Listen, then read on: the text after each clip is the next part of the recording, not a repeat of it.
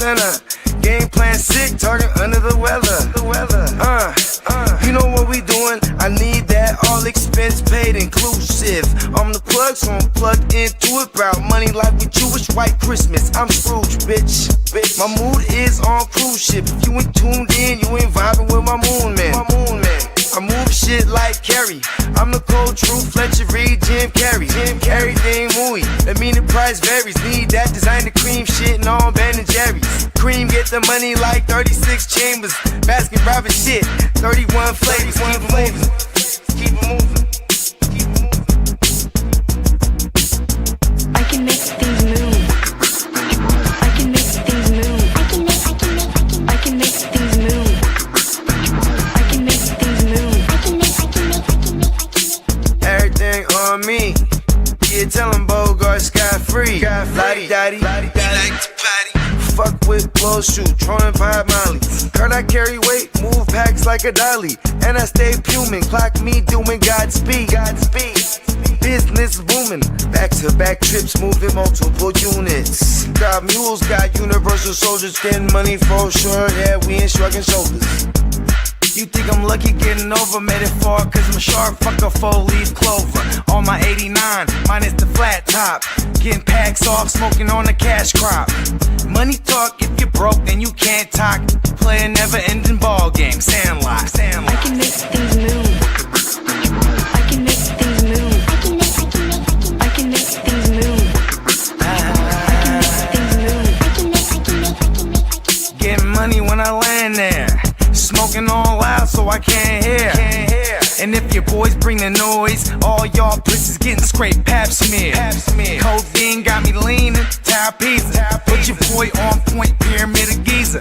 I'ma rock like this till I'm an old geezer. No pizza parlor, but we deliver pizzas. Ask Uncle Sam, I'm taxing.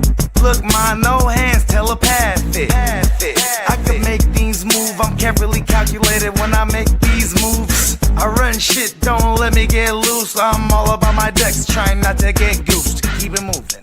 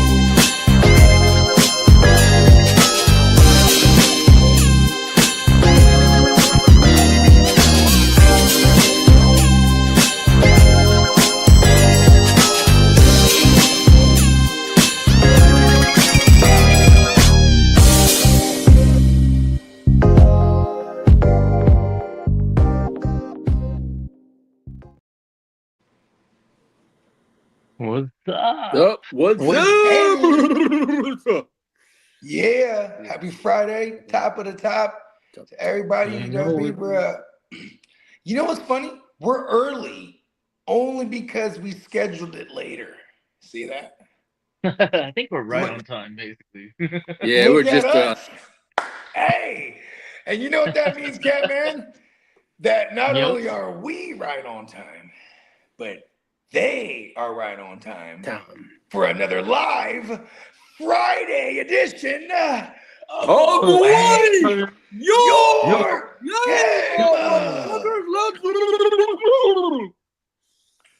Salute, Chase. What's up? Yeah, I know, Derek. I just saw that and put it in the thread. What was it? But not playing. We just lost Sam Porty Potter for the rest of the year. What? Laporte is done for the year. He had back surgery. Damn. He's the Laporta potty this year. Yes, sir. Yeah. I was never necessarily a Laporta supporter. I didn't get any shares of him in redraft. Yeah, I don't even know if I have any dynasty teams. I used to have dynasty teams with him, but I used to have a dynasty team with him, and that rookie year, I didn't even realize I had him. He was in my taxi, and it wasn't until I had bye weeks and I go scrolling down. I go, oh, hey, look at that! I have Sam Laporta, and I missed out on like the first however many weeks of him going crazy. Yep, I just got the notice from Sleepers. Yeah, you heard it here. We got Laporta on the On the IL. Hopefully he can come back and play week I'm one. not necessarily But running to go pick up Brock Wright either. no, it's a wait and see pattern. It's a hold pattern with actually I'm quite disappointed last week. I was shouting Goffel when I saw those numbers. I was like, oh God damn it, Goffel. Right. That's the first time all season though. I have to give him some credit. Yeah, well, I guess you can go back to week one. I didn't. Week one is tough for me to judge. Yeah, but and it was like against it was week one against the Green Bay, and they got it was the new look Green Bay Packers all in Lambeau, and they had Micah Parsons, and you had the new look Lions with their brand new OC, and they were literally trying to figure it out in real time. So yeah, I guess we won't count that game, but yeah, outside of that game, it's just those two. Goffle's been he's been Jared. And it's been multiple seasons. Yeah, and he was definitely only referred to as Goffle for several years until he got to the Lions for me, and he started like doing his thing. I was like, oh, okay, Goff. You know what I mean? And then even if he back then, he'd be like, oh wow, you called him Goff. I know. You know who hasn't had a nickname as Goffle? Who? Is that Judge Davis Mills Lane? I know, right? Yeah, We let's got get it on. It's much. Was it Money I want to Mills get now? clean fight here. We got Money Hey, Mills man. now. He is the GOAT right now. Hey, you know what's funny is like before that game yesterday, we're like, man, the Buffalo Bills are pretenders. Like they could really do this with Davis Mills here. Then, and then but then when they win, you don't go, oh, well, they beat up on a bad Bills team. You go, yeah, they beat the Bills. Yeah. Yeah. You know what I mean? Can Davis Mills actually play himself into starting for a team next year, though? I think he's under contract. No, it says right. Just reading this: 2021 quarterback class had several first-round busts. It now has a late bloomer in third-round Davis Mills, who could be playing his way onto the radar screens of teams that will be looking for quarterbacks next year. I mean, he's got to continue to win these games. You know what's unfortunate for him? The moment Stroud is ready to come back, they go back to Stroud. Yeah, exactly. I don't think there's a QB controversy at all. I think he's a backup. Yeah, pretty much. He's best suited where he's at, I feel. Could you imagine, like, if the Jets are like, yeah, we're going all the way? Or Kevin O'Connell. Kevin O'Connell goes, let's bring in a Davis Mills so he doesn't seem too threatening to JJ, but then he beats the shit out of JJ. Watch. What, just to give him competition? Yeah, but then he's going to beat him. Look they were afraid of Sam Howell being too much competition. They got rid of him, traded him to the Eagles, and then signed Carson Wentz. They're so trying to fluff JJ, like, without anything threatening. I mean, think about this. He might have PTSD from Sam Darnold just almost ruining his career. Like, just be like, yeah, if they would have signed Sam Darnold, we would never, JJ would have been on the bench still. You know what I mean? What do you think that it's not a lack of reps for him because he is the youngest, or is Dart younger, or he's JJ's the youngest out of that class. Yeah, and maybe it's a bad comparison because you have in the NFL. The Bengals just ruled Joe Burrow as questionable for Sunday's game. He's going to be a game time decision. Yeah. Cool. Why would they start him? 12 to 14 weeks was the timeline estimated. This is 10 weeks. That's why we call him Mighty Joe. I'm just saying.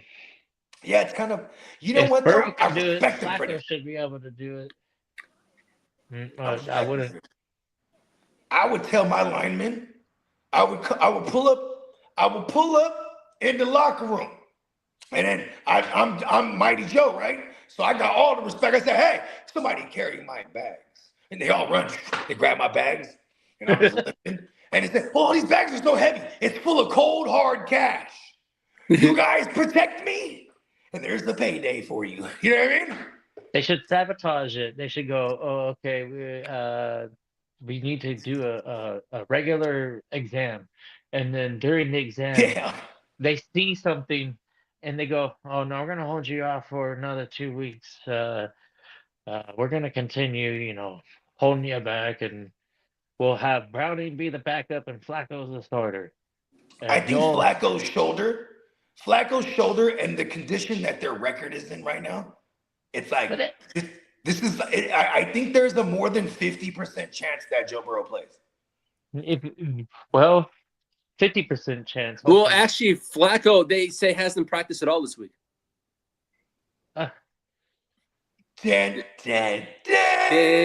Exactly. Okay. Oh no! What if the dun was for Jake Browning? Oh, that Jake Browning starting. Dun. Game time decision. It is Browning. Dun. 10 minutes before kickoff. They're gonna pick up Jake Browning right now. They're gonna figure it out. There's a deadline, right, for them to announce. And it's 4 p.m. Friday, Saturday for Joe Burrow. Wednesdays and Fridays. Okay. Wednesdays and Fridays, you're mandated to give a current official injury report. So Wednesday, we had Joe Burrow. He's fully practicing. Thursday's fully practicing. Get to Friday. Now they're mandated to tell us what's going on again. They say he's officially listed as questionable. I think there's some more. And then couple that with Flacco's injury report, not getting in there all week, nursing the shoulder. He old as a motherfucker too. He's fake Joe anyway. Mighty Joe, he's on the way. 1 foot. We seen the Karate Kid do damage with just 1 foot, bro. You know what I mean? Blue Albert. We got Albert in the building. Yep. What's up, Albert? Got the bad news. Yeah, Albert. Yes, Potty Laporte is done for the year. Yeah. Laporta Potty, you mean? Yeah, either or. He's like a step away from calling him shitty Laporta. He's like, fuck it. The nicknames might not be that creative coming from the league, but they involve some kind of defecation. It was nice acquiring him during his rookie season. So yeah, that's all I have to say. It was nice while it lasted, as I said. I'll always have some respect for Laporta because of his rookie season. Yeah, I think he set a rookie record for touchdowns in his rookie season. I don't think he's one of the 1,000-yard rookies at tight end. No, I think he was right under 1,000 that year. I think he was 970 or something like that. He was close to it, though. He might have even been closer, like 990 or some shit like that. Maybe it's not his fault. Maybe it's golful. I mean, he's golful. He's pretty golful that last game. Okay, here's one thing I'll say about golfing. Left a bad taste. Golful, he needs everything to work. Like everything needs to be in sync. He needs synchronicity with everything that's going on. He's not a guy that could just go like. All right, he did 889 his rookie year. Okay, so we were both off. Yeah, he didn't have no 1,000. He definitely got I think 11 tugs. And he had 120 targets that year too. Not bad. How many touchdowns? 70-something. He had 120 targets, 86 receptions for 889 yards, and in touchdowns he had 10. Yeah, double-digit touchdowns, 86 receptions. That's pretty nice. PPR league. Yeah, I mean, I think like when it comes to 1,000-yard rookie tight ends, I think it's like Kyle Pitts. Then you got to go all the way to. Didn't Gronkowski do it? To what's Brad's name with the hairspray and everything? Da Bears. What's his name? Ditka? Mike Ditka as a player. Didn't Gronkowski do it his rookie year? No. Or was it the second year he did 1,000? We're talking about rookie years. Oh, rookie years ago. Yeah. So I think, I think there's only a few of them. I know Mike Ditka was the first when he played as a tight end. I'm not certain if Kyle Pitts had a better rookie season, but I think him and Kyle Pitts are like at the top of the rookie. And that's how rare it is, though, right? That a notable tight Okay, end. here the three players are Mike Ditka, Kyle Pitts, and Brock Bowers. Oh, there you go. That was the more recent one, bro. Yeah, 2024 Brock Bowers. Yeah. That one made all the sense in the world. I think y'all are Brock Bowers last year. Mike so. Ditka did it in 1961, and Kyle Pitts in 2021. There's your three players. Yeah. It took 50 years for that motherfucker to get matched, and then a couple years later, they matched it again with old Bugatti. Yeah. And you know who really the true number one tight end is? It's that tight end Gonzalez. Trey Mc. Oh yeah. No, I mean like I think McBride is the best tight end. Oh yeah, right now, yeah, I'd say so. I mean, and it's not just because he's putting up the numbers compared to everyone else. It's that like he's actually proving a lot of people wrong. He's not just some magnet for targets. He's actually good. You know what I mean? But his touchdowns. McBride. He wasn't scoring too many touchdowns in college neither. So then he gets to the NFL, and it seems like something that translated, right? That he just doesn't score touchdowns. I guess it was just whoever been throwing him the ball all those years, because here comes Brissett, and this motherfucker just finding the kid. Let's go. Mark, he's a veteran. He's been playing for 23 years for a reason or whatever. I think Jacoby Brissett was a 2018 rookie. Oh, 1928. That's pretty good. Yeah,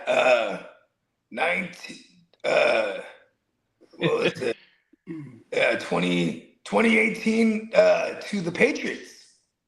No, before that, 2016. He was drafted 2016 to the Patriots, and then when that was the year that Brady was suspended for 4 games, I think it was. So the first three.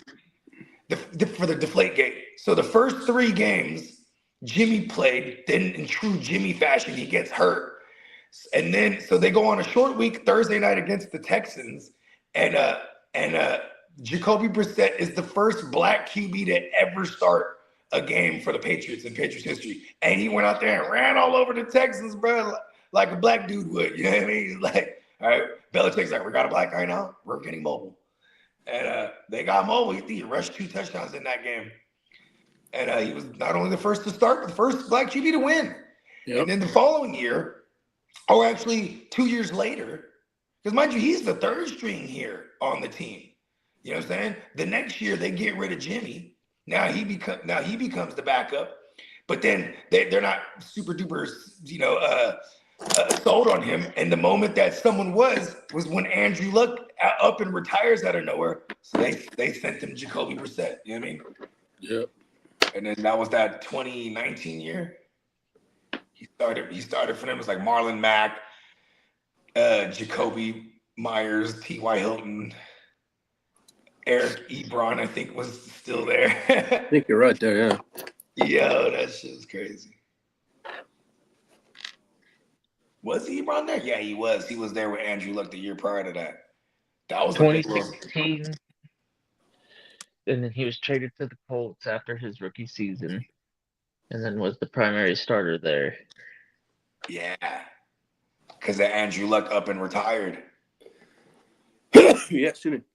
Man, I miss Andrew Luck, bro. Andrew Luck was my favorite, bro. Like in the modern day era, he was my favorite, bro. I loved watching him play, bro, because he was the shit in Stanford, and he was the shit in the NFL, and talk about a guy who had to carry an entire team for years, plus they couldn't draft worth the shit.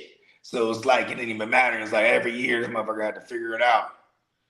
At least they got him T.Y. Hilton in 2014, I think it was. Yeah. 2014? Might have been around then. I was like, all right, they got him a guy, lightweight. Getting tackled hurts. Especially when you're a big fucker like that too, huh? I mean, he had all the injuries you could imagine. Labrum over and over again, right? In his throwing arm. and then many surgeries and stem cells and all the shit, and then all kind of ankles and hip injuries, lacerated kidney. I remember it was the Bills. They just destroyed him on a play. It was early in the game, week 3, 2016. It was week 3 or 4 or something. It was early. And he got hit, spun around. It was one of those ones where there's 2 guys coming at him. Wow! He spun around and the other guy hits him. Wow! And then boom, he was down. They're like, oh, Andrew Luck's down. Lacerated his kidney. And they said when he got up, he was like, okay, he goes to the sideline. He's like, I have to use the bathroom. And then he pissing blood. Oh, shit. I guess I would quit football too. Yeah. All right, so I think it was his wife. What do you guys think about Pearsall this week? I need him. Well, I do too. Me too. I got him in every goddamn lineup that I have him because I'm banking on that connection that they have to pop back up. And last week, they made sure the Kittle was working. He was probably a main focal point of the game plan because and throughout the course of the week you had, and this goes for everybody. When you're limited in practice all week, you know what I'm saying? You better be one of them super duper superstars. Otherwise, you're probably gonna be limited in the game plan too. You know what I mean? Was it a lack of repetitions, or was he just not He had 2 targets, and his snap count, he played 30% of this. They were literally snap counting him and fucking ramping him up. So I think this week now, every single run went away from where he was lined up. That's a fact. And Kittle was that was our plan of attack. We were just gonna Kittle them to death. Yep. Yeah, and this week it's another interesting matchup because they aren't the greatest Carolina against the opposing tight ends, and but they've just been in all kind of shootouts. You know what I mean? And it's these ugly shootouts, these back and forth affairs where they've just been able to eke out the win at the end. Except for maybe last week, they absolutely destroyed the Falcons. But that's also probably just really, really good film study. The Falcons are one of the best secondaries going into last week, and then they dropped 50 plus through the air. That's to me, that's great film right there. That's great film watching. The motherfuckers they had a sound game plan. See if they can do that to my bad Niners defense too. I don't doubt they can. Let's just see. It's a really big game to follow up with, It looks like the international games were a hit this year for rating wise. Of course. Yeah. Why wouldn't they be? It was the most watched NFL international games series on record with an average of 6.2 million viewers across 6 games, up 32% versus 2024. The Commanders and the Dolphins did 5.9 million views, and that ranks in the top 5 NFL Network international games on record, too. They kept showing when they were in the Spain game, they must have showed 50 people wearing Merino jerseys. Yeah. And that's pretty dope because it's in another country, they can give a fuck about this current team. They go, yeah, that Merino, baby. You know what I mean? Mm-hmm. Maybe there was some John Riggins jerseys out there, right? I just didn't see any. The old school jerseys, yeah. You ready, Lee? I'm ready. I'm always ready. Do it.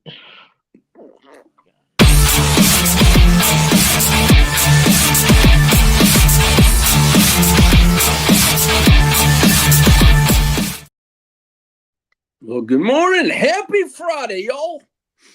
Well, coming out yesterday, the Browns and defensive end Alex Wright reached an agreement on a 3-year, $33 million extension that included $21 million guaranteed.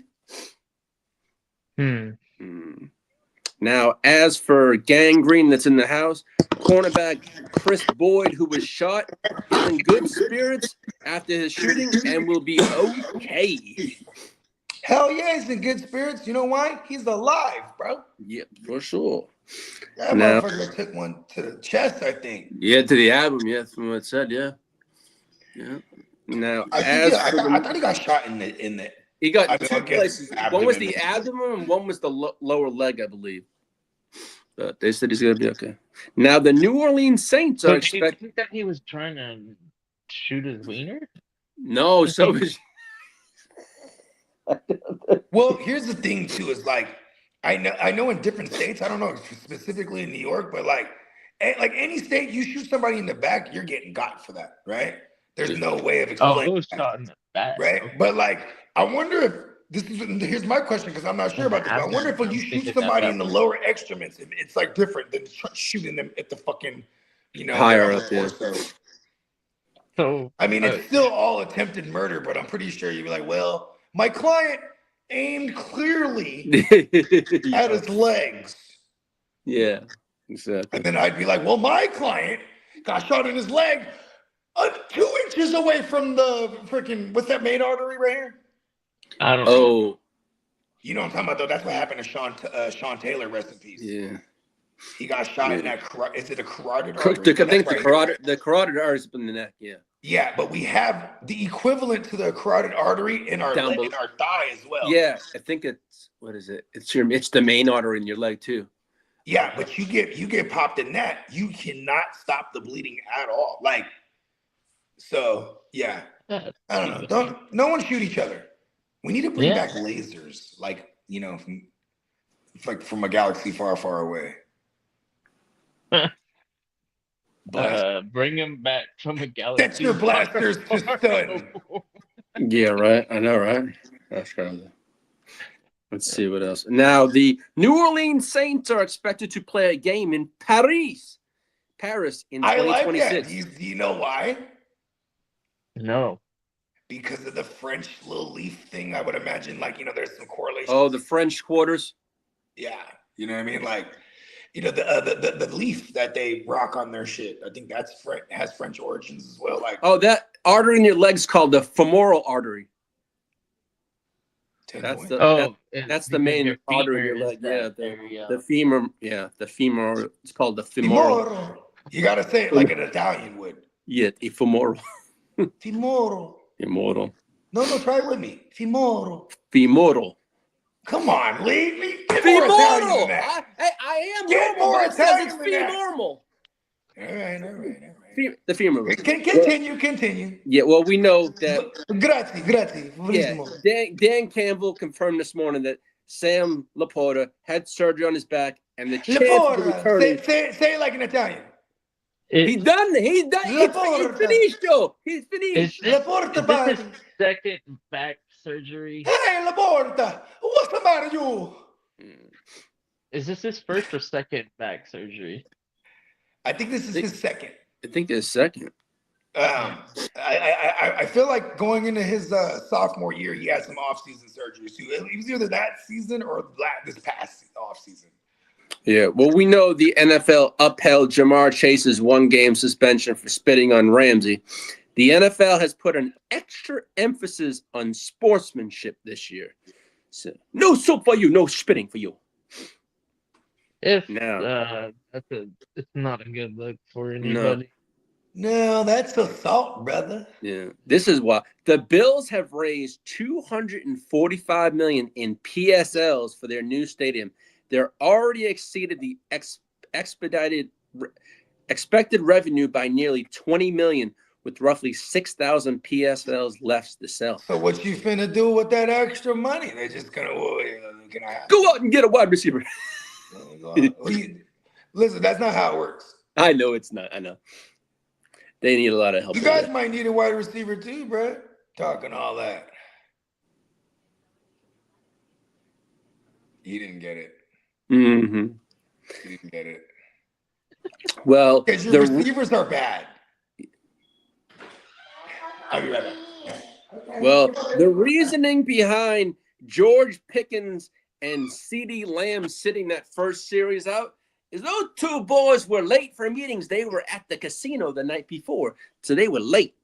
So that's why they were not in that first series. And also, the Cowboys do want to extend George Pickens to a long-term deal, and they're going to hopefully do it. I think they want to try to get it done this season, but I did read they also want to tag him too. So I think, which I think is like 20, and I think 20, like 26 to 27 million. Now as for Falcons offensive coordinator Zach Robinson on Darnell Mooney, at some point here, Mooney will get a high amount of targets and he'll start taking off. Now that you don't have any Drake, what was it? Who are they missing over there now? In the Falcons now. Who's up there this week? Who's out? Drake London's out this week. Yeah.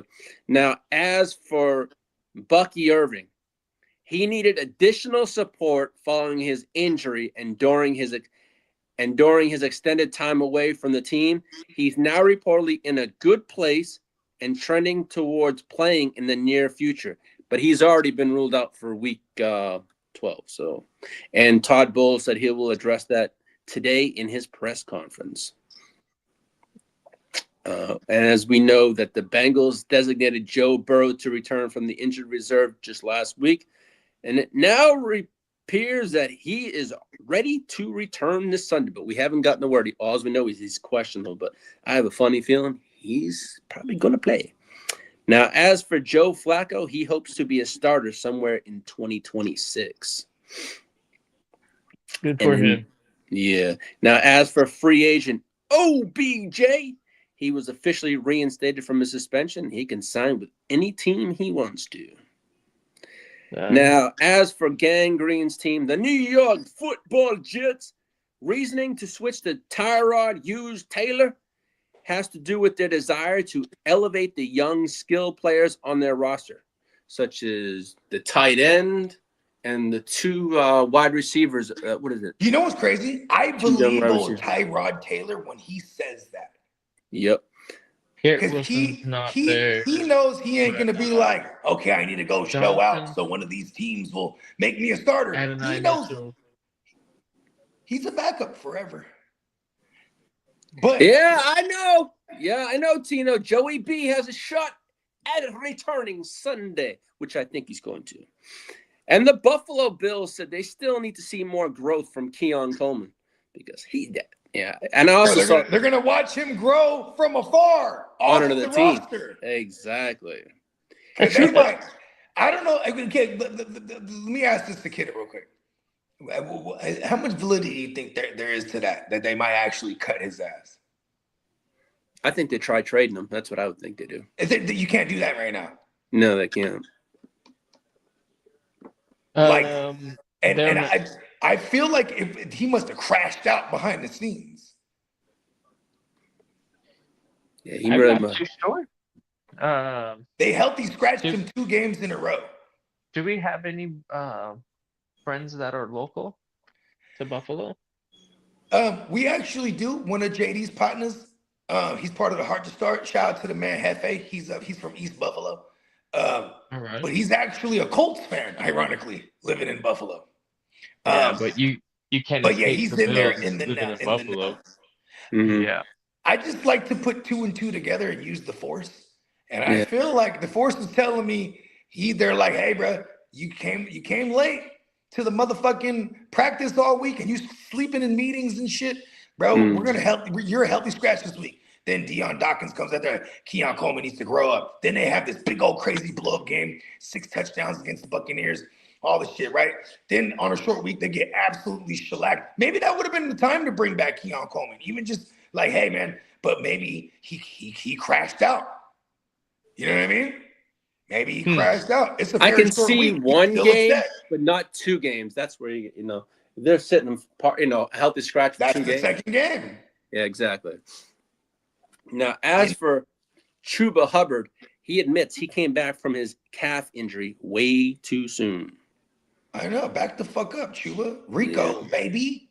Yeah. Now, as for some 49er news, What? there's serious chatter about 49ers quarterback Mac Jones as a potential Vikings off-season trade target to challenge J.J. McCarthy and other. I think as an organization, we're going to make them pay up way more than anyone else outside the conference. Speaking of that, several GMs have said that the 49ers could now get at least a second-round pick for Mac Jones. It's a fact, but like in conference, I don't see us doing that. No, I don't think it's in conference. No. Yeah. Now, as for Lions, Dan Campbell says he wants to get running back David Montgomery more carries. He should. Good for me. Yeah. He should. You know why? That's the different attitude that gives to their team. Yeah. You know what I mean? Like okay, you want to just get super explosive every single play with Gibbs? That's cool for us, the fantasy, right? But like, you need someone to demoralize them between the tackles and pound them down their throat. That's not really Gibbs like that, bro. Yeah. The New York Giants. Yeah. The New York Giants, Andrew Thomas says the Giants are embracing the use of the silent count for home games from now on. Why? I have not a clue. Why not? Now, I'm wondering why. Like, what's the logic? It's not like they have the loudest crowd. You know what I mean? yeah. They need silent counts over the boo birds or what? Yeah, it's probably about it. Well, as we know, coming out yesterday, the Texans' Joe Mixon will not return this season. But Joe Mixon and his agent took issue with that report, saying that Mixon isn't expected to play in 2020. So he's not happy with that. Look, read it. It says in that article who his agent is. Read it. Oh, I don't have his agent. Bogart Scott Free. Yeah. And no agent of mine will play for that team again. Yeah. Well, as for Patriots running back Rahamador Stevenson is targeting every turn this week. What do you fellas think about that? Or is Vrabel gonna switch it up and go back to how he ride the hot hand, man? Henderson's killing it. But I think he's gonna switch it up and go back to how it used to be. He answered his own question in mid-question. That was amazing. Yeah, I want to see it all Henderson, but I know we're not. I agree with you. I believe Henderson should just be the outright 3-down back, and Stevenson can work his way into a role if he earns it. But as of now, Henderson has earned it. Those last 2 games are pretty impressive. I'm really kicking my butt not fucking having any shares of Henderson anywhere. I'm really upset with myself. I think it's also because he got priced up too much in the fantasy. I needed Dart in one of those leagues, so I took Dart. Nice guys. Yeah. I think that's the one because Henderson ended up going like pick 10 I think overall. I have him on Genwell. Yeah. That's what it was. On the Genwell? Yeah. Well, we do know about Falcons' Michael Penix. He's going to be out for the next 9 months. He had a fully partially torn ACL, and he's out for 9. So possibly 9. He's going to be in time. In time, correct? Yeah. This is a good thought. I mean, we trail off and we kind of run off course, but going ahead and trying to trade Dart. What would I go off and talk to the Henderson owner and say, hey, Henderson plus, obviously, but or Henderson and QB, like, you know, less of value QB plus Henderson, or Henderson and, you know, multiple picks with player, like, you know, you know what it is, right? It's like in these super flex dynasties, everyone is fully aware that these are very rare commodities to come by. Yeah, so absolutely. So people should never be shocked when you get an offer that's like, listen, especially if you're not asking for a QB in return. You're like, I need Henderson plus. Oh, I need to get Henderson. Yeah. And well, I do. Because in that aspect, bringing back QB kind of hurts the deal. But 9 times out of 10, people would want to bring one back if you want to keep your, having 3 on a roster or whatnot. Or and you know me, I'll be quick to only have 2 QBs and then switch mines up to try to keep top heavy in them more. Hey, you know me, I'm trying to win it all this year. So yeah, if I'm fortunate enough to actually accomplish that, you know who's going on the block? Josh Allen. No, I'm not that crazy. Oh, okay. I thought you meant like I'm about to sell like Josh Allen for everything. Baker Mayfield. Okay. Oh, there you Baker go. Mayfield. We'll talk. We'll That's talk. for anybody in the league, you know. Now I know we have You know some. how I like to advertise it. I I'm love not Baker. bashful from the. Everyone trade hates block. Baker right now. Yeah, fuck Baker. I know we watch do have this. Rams When he fans. gets Godwin Hold and on, Lee, Evans just back, wait. and they get to the playoffs and they have a run, Baker's gonna have all sorts of fans again. That's the type of faith I have in this kid. I want him to. Me too. You know, Baker he has that winner's chromosome, bro. You know I what I mean? really wouldn't celebrate a Super Bowl victory because Levante David and Baker Mayfield are some of the more likable players in the NFL, and those are the two team captains. So great organization. I'm not a Buck fan, but I do appreciate that organization for what they've done because Baker is cool, huh? Like I they've would been hang pretty out with solid. Baker. That division. I would hang with Baker. The I bet you NFC South, if I started goes calling him the through Tampa Rooster, Bay. he would be like, "Why you keep calling me the Rooster?" Then I'd explain it. You know, you kind of walk around strutting, got your chest out. You know what I mean? You're smaller than everyone else on the field, kind of, right? And you talking a bunch of shit, and you be waking people's game up. He goes, "I like that. Yes, true. I like that a lot." I gotta say, that's right, Baker. Call me Rooster, remember? Oh, sorry, Mr. Rooster. All right. Enough of the Jim Wells dynasty talk. All right, Lee. Go ahead. Hit us up with some more news. Come on, what else you Okay, got? we have. Okay, I'm just doing something. Okay, so let's see what we got right here. As for I know we have Rams fans in the house. Let's see. Yes, we do. I'm one of them. Yes, so the Rams safety Quentin The Lake best team in that stadium. had Yeah, Quentin for sure. Rams safety Quentin Lake had successful surgery for an elbow injury, though there is a good chance for Lake to return later in the season in the playoffs. And Quentin Lake killing shit this year. Now, as for Cardinals running back Amaro DiMarcado, he has an eye ankle sprain, and he's already been ruled out for this week. Trey Benson had his 21-day practice window opened up a few days ago. I wanted him to have a Kamara day. I think I told the chat on Sunday morning. I was like, I wouldn't be surprised if he had Kamara as a day today. And he got hurt, so. Yeah, now as for the Jaden Reed. DeMarcado was killing it before he got hurt, though. Mm-hmm. I wanted him to have a lot of volume in the passing game, and then it didn't really matter what his yardage numbers was. I just wanted the volume. Mm-hmm. Now, as for Jaden Reed, his shoulder injury, he did not have his 21-day practice window open up. It didn't open up on Wednesday, so that's another week for him. Now, as for the coaches that are for the coming up coaching cycle, you're looking at Bills offensive coordinator Joe Brady. The Patriots, their passing coordinator and tight end coach Thomas Brown are both up. You got the Jaguars. That's funny, but not Josh McDaniels. Yeah. Jaguars defensive coordinator, the Colts OC, Bears OC. McDaniels is a lifelong Panthers defensive coordinator, Notre Dame head coach. Notre Dame head coach Marcus Freeman. No. How old is he? And Josh McDaniels? He's probably like 50. He's probably like 50 something. I would imagine maybe almost 60. Somebody check that out because he was Josh McDaniels. I think I'm older than him. Okay. I thought he was in his 40s, but no. Let me tell you right now. No, that would make sense because he was definitely the young gunner. He was the young hotshot head coach when he was with Denver back in 2010. You know what I mean? April 22nd, 1976. He's 49. He's just. Oh. So there it is. He's right, 50. You said you were just a little bit older than him. Yep. No one's older than Lee. He's from the 1800s.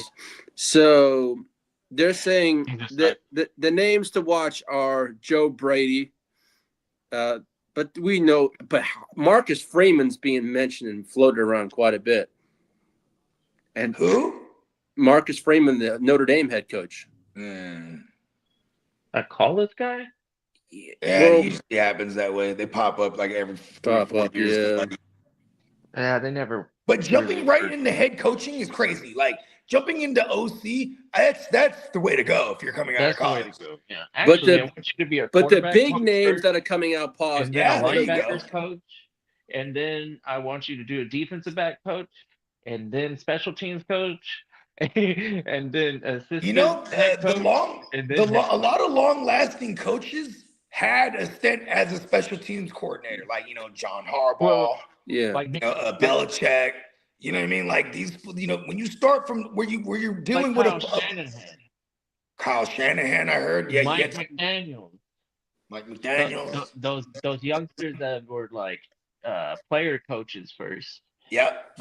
Now the other names that are coming out, position coaches. Yep. Yeah. the other names that come out are mainly from the Rams. It's going to be their offensive coordinator, Mike LaFleur, who's 38. Their pass game coordinator, Nate Hayes, who's 35. And their DC, Chris Shula, who's 39. Those are the three other hot names that are coming out. Ooh. I don't know. I'm not. Mike I'm not LaFleur seems like a Shula, Tennessee Titans hire. Yeah, I agree with you on that one, Bucky. I do that. Like they're gonna hire the Shula, these names there's that a are head Shula in scratchers. college right now too, but I'm not sure if it was a player or a coach. Yeah. Now let me get to the Week 12 news. The Packers' Josh Jacobs' worst case scenario is he's a question mark, but they say he's probably going to miss this week, but they haven't ruled him out just yet.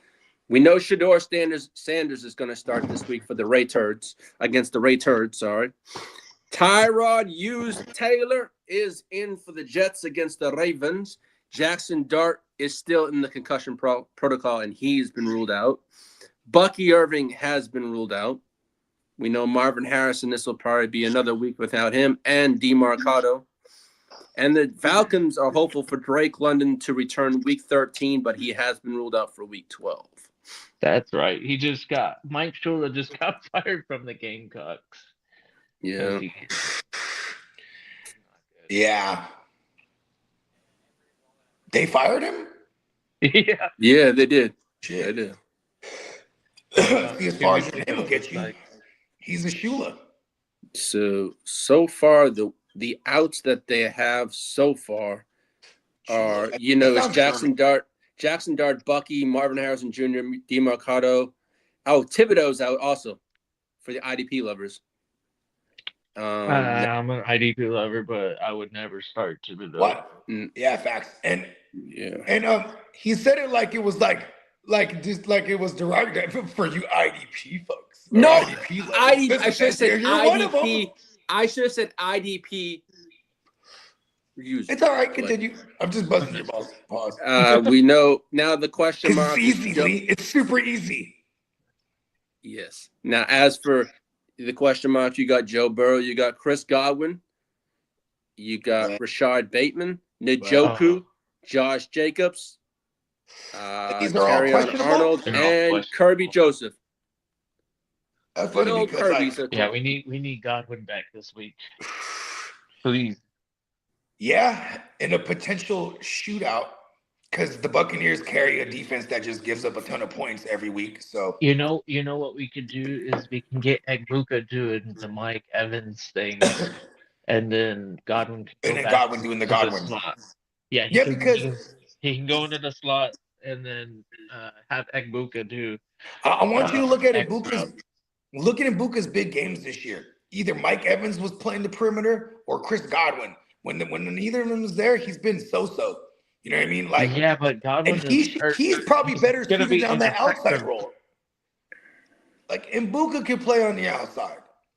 I believe in Egbuka and believe that he can play on the outside. Whereas Godwin working his way back from injury and expecting him to win man coverage because they could just throw cornerback and they keep it on an island, and that's just useless. Chris Godwin, his first game back this year, 10 targets, less than 2 yard A-dot. That was his first game back, and he had 2 receptions, but like they were just trying to get him going. Then he re-aggravates whatever it was he was dealing with, and then now he's finally coming back. So I tend to believe if he plays, we should be okay starting him. because the targets should be there. Maybe the ADOT isn't going to be super crazy, but they're going to consciously try to get their guy back in the rhythm here. Baker's one of those guys too. All right, God, when you're back, we got to get you going. You know what I mean? Hey, Mike Evans, when he was alive, hey, Mike, we got to get you that record. You know what I mean? Like Baker consciously, you know what I mean? I feel like he'll want to get Godwin involved. He goes.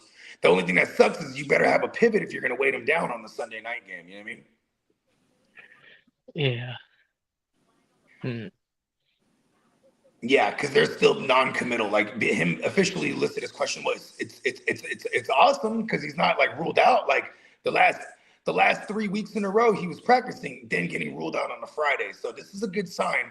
It just sucks that it's a Sunday night and like anything can happen like in a warm up or something, and then they're like, oh, he's not going. You know what I mean? So definitely have a pivot. Hey, what's up, Peacock? He said Money Mills is on the block. Yeah, that's how it usually is, and certain managers take advantage of that. They're like, okay, what do you like? You gotta basically take advantage of the best opportunity for these guys to be able to trade them. Because right now, I'm going straight to the CJ Stroud guy. What I'm seeing now about Bucky Irving, we may be looking at not seeing it all the rest of the season. Oh, I don't know, Lee. Where are you reading this at? I don't know. Practicing for the last 2 weeks, so this former Buccaneers led run. Okay, I just put it in the thread. You guys can read it. Mike Florio even confirmed that it's not looking good at all for Bucky. Mike Florio is the worst to like have any credited behind. Well, I'm gonna wait. I'm gonna watch the Todd Bowles press conference when it comes out today. What's up, Dennis? What's up, Dennis? Yeah, shout out to Peacock too. Josh Jacobs is out, and maybe next week. I would expect them out next week, unless like everyone around them wins and they lose. Maybe they force him back because they're getting into a little bit of purgatory here. Green Bay started off really hot, and then ever since they had that tie with the Cowboys, then they dropped the loss to the Panthers, which fucked me in week 9 in the goddamn survival. They've just been really like ugly out there. They've been getting it done. I mean, maybe not against the Eagles. They did drop one to the Eagles in a stinker too. The Eagles just won 2 stinkers back to back, actually, and then now they got the Cowboys here, who are, new look on defense, and they are like the fucking Splash Brothers. That's what on NFL Network this morning they were comparing them to, like the Splash Brothers, the Warriors in their heyday. Like you got these 2 fucking number ones with Lamb and Pickens. Yeah, it's a great duo. I'm a fan of that whole passing game, and Dak is the perfect quarterback. If Javonte's contract, what is it extendable, or do you think they just let it play out? Josh Jacobs, his contract, I think when they brought him over, they gave him a 3-year joint. So this is year 3. He will have still year 3. And he's still Javonte Williams. Oh, Javonte. Ooh. That you got me there. Was it a 1 year? Extendable, or what do we think? Do we just let the current contract play out and then let him? Okay, how about this? If you're the Cowboys, if I'm the Cowboys, I let the contract play out. He's probably going to ask for more money in the offseason. Say he continues and he doesn't get hurt. Because if he gets hurt, he can't demand this money because that's his rap sheet. That's on his rap sheet, getting hurt all the time. So then he would probably and that's an Uncle Jerry a signature maneuver there. Go in there, pay the guy while he's hurt. He did this with Dak. He did this with, you know what I mean? He did this with Deron Bland. This is recent history too.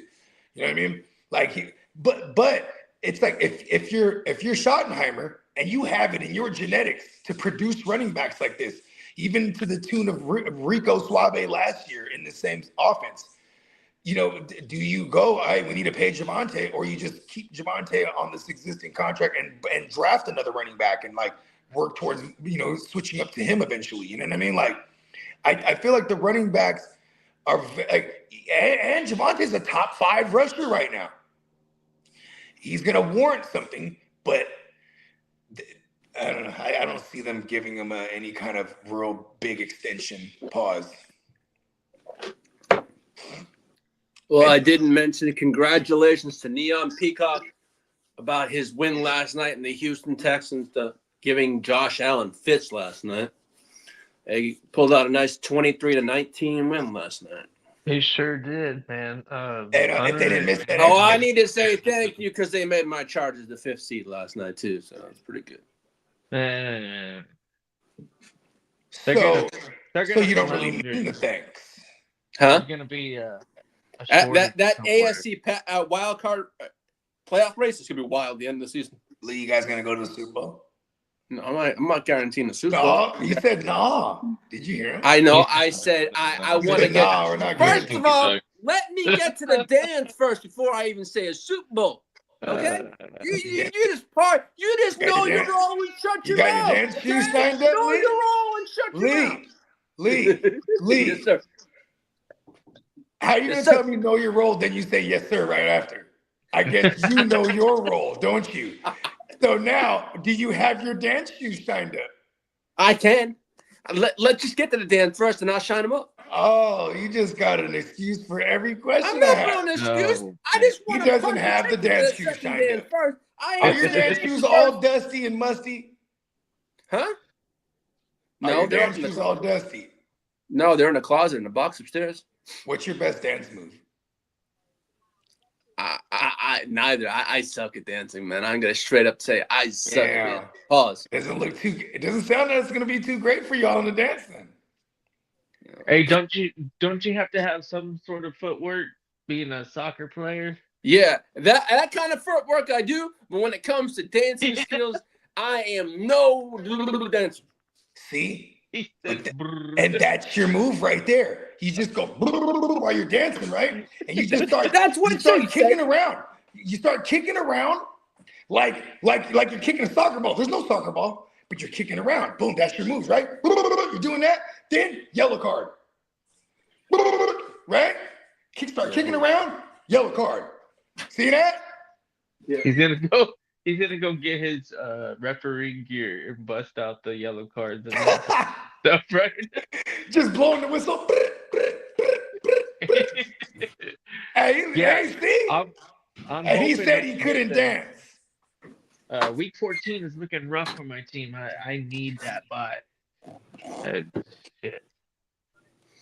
I just want to get into the dance. I got some bye weeks better. Shout out they're all to hanging in the balance. Dennis is number 1 in that league. Oh yeah, the big old 32 man, the World War. Yeah, what do we call it? Is it called the World War? Oh yeah, the World War 32. There were 31 before this. Well, the World War 32. So far, so good. I have Hunter in that league, so he scored 31.5 with those 2.5 sacks or whatever, 6 total tackles, bunch of quarterback hits. It was nice night for Daniel Hunter, and I'm not too sure what Anderson's stat line was at the end of the night, but they did get it. I think he had 2.5. There you go. Yeah, they both. Yeah, he had 2.5. Yeah, he had 34 points in the Brotherhood. Yeah, you know they're in right now. They're in a competition on to finish with the most sacks on the year. So that's a good thing to have for the team. You know, when you they get genuinely upset when the other guy gets a sack. Competing and like, I'm gonna beat you. No, I'm gonna beat you. And then D'Amico Ryans, every time one of them leaves the room, the door closes. Hey, Will, did you hear what Daniil said about you, bro? You know what I mean? He said, bro, I'll be going lax just so keep Will's confidence up. What? You know, Will Anderson, fun fact, he's afraid of the dark. No. On God. Get out of here. Yeah, I saw that. Yeah. Look this up.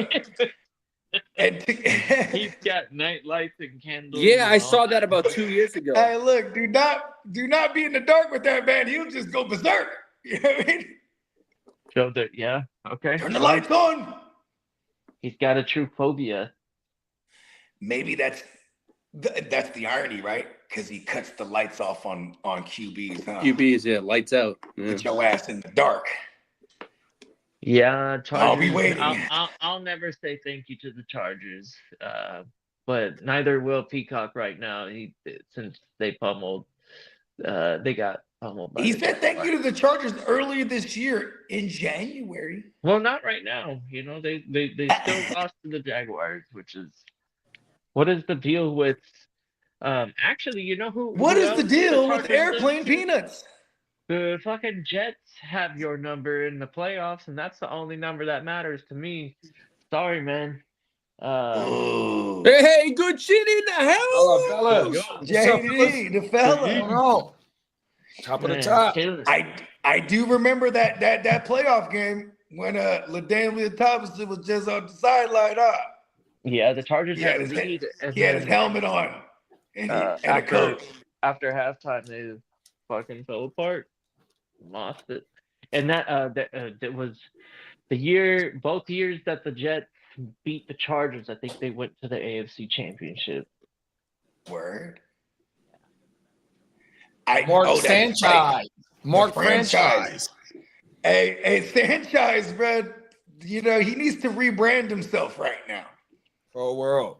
He needs to go speaking at a bunch of seminars, the dangers of being blacked out drunk. And anger management, too. These are things you'd have to do. And that's probably what ESPN, they're probably kind of happy, too. They're like, fuck it, we was going to fire him and most of everybody anyway. Because maybe that's why he was upset.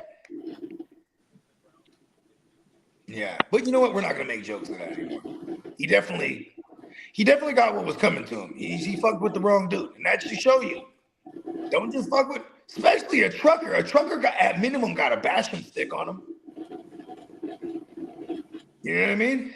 He pulled out the shankaroo. What up, PBJ? What up, PB and Dub? Fella. He's in the building. I'm grabbing beer over here.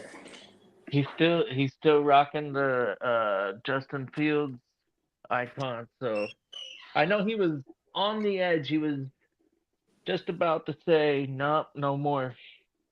But shout out to you for staying strong and sticking with Fields. In my heart, I think he's still the quarterback of the team too.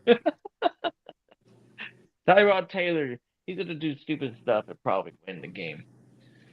So was Justin Fields though. Come on, Jets, please stop winning. Last game was great. I hope that was the one game that we wanted to win and we ended up losing it. So that was hopefully for the rest of the season we can just throw in the towel and accomplish a 101. We need a 101 draft pick to move back and get more picks in the first round of the 2026 or more picks in the 2027 first round. That 2027 is when Jeremiah Smith get to come out. Oh, I think we'll be in a battle with the Browns.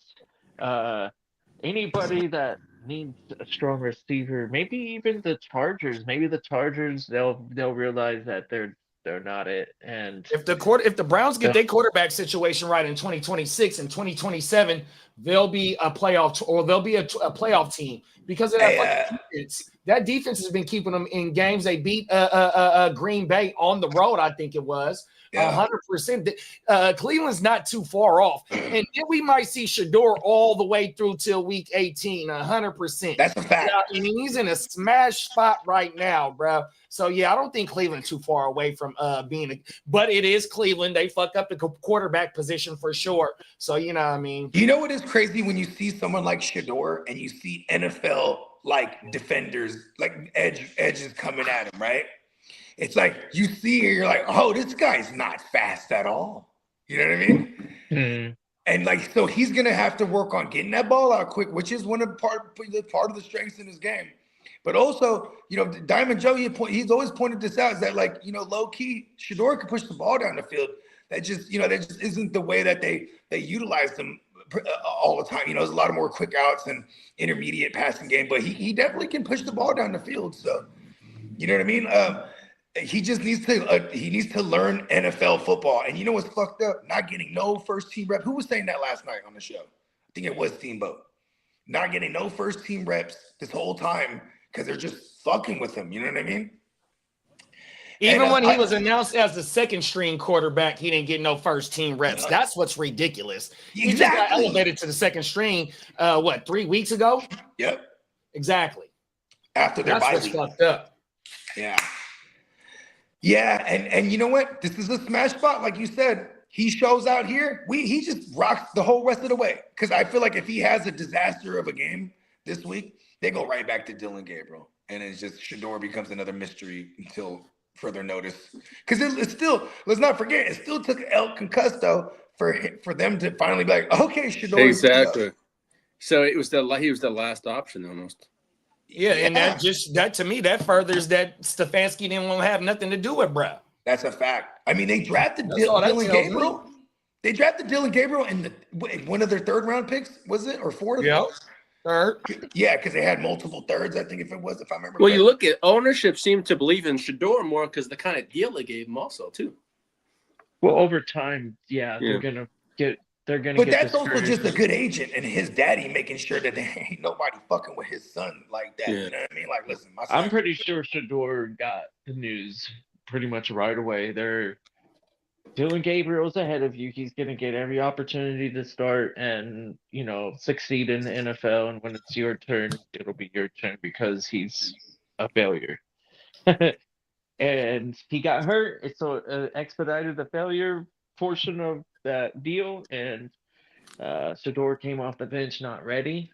And let's see what he could do with the full weeks of practice. Yeah. Let me ask you. We also got to give Shador credit. Remember, the Ravens called and said we want to bring you in. He said no. Eagles, I think, wanted something to do with it. He said no. He chose to go to the Browns because he seen Dylan Gabriel get drafted in front of him, and then they got a 50-year-old fucking quarterback that they traded out. That bruh saw he had the motherfucking vision to see, like, look, I can do something here, bro. 100, or I can get on the field here. 100%. This is when it really starts. Scrap that last week and focus on this week, and then we'll be able to truly judge him.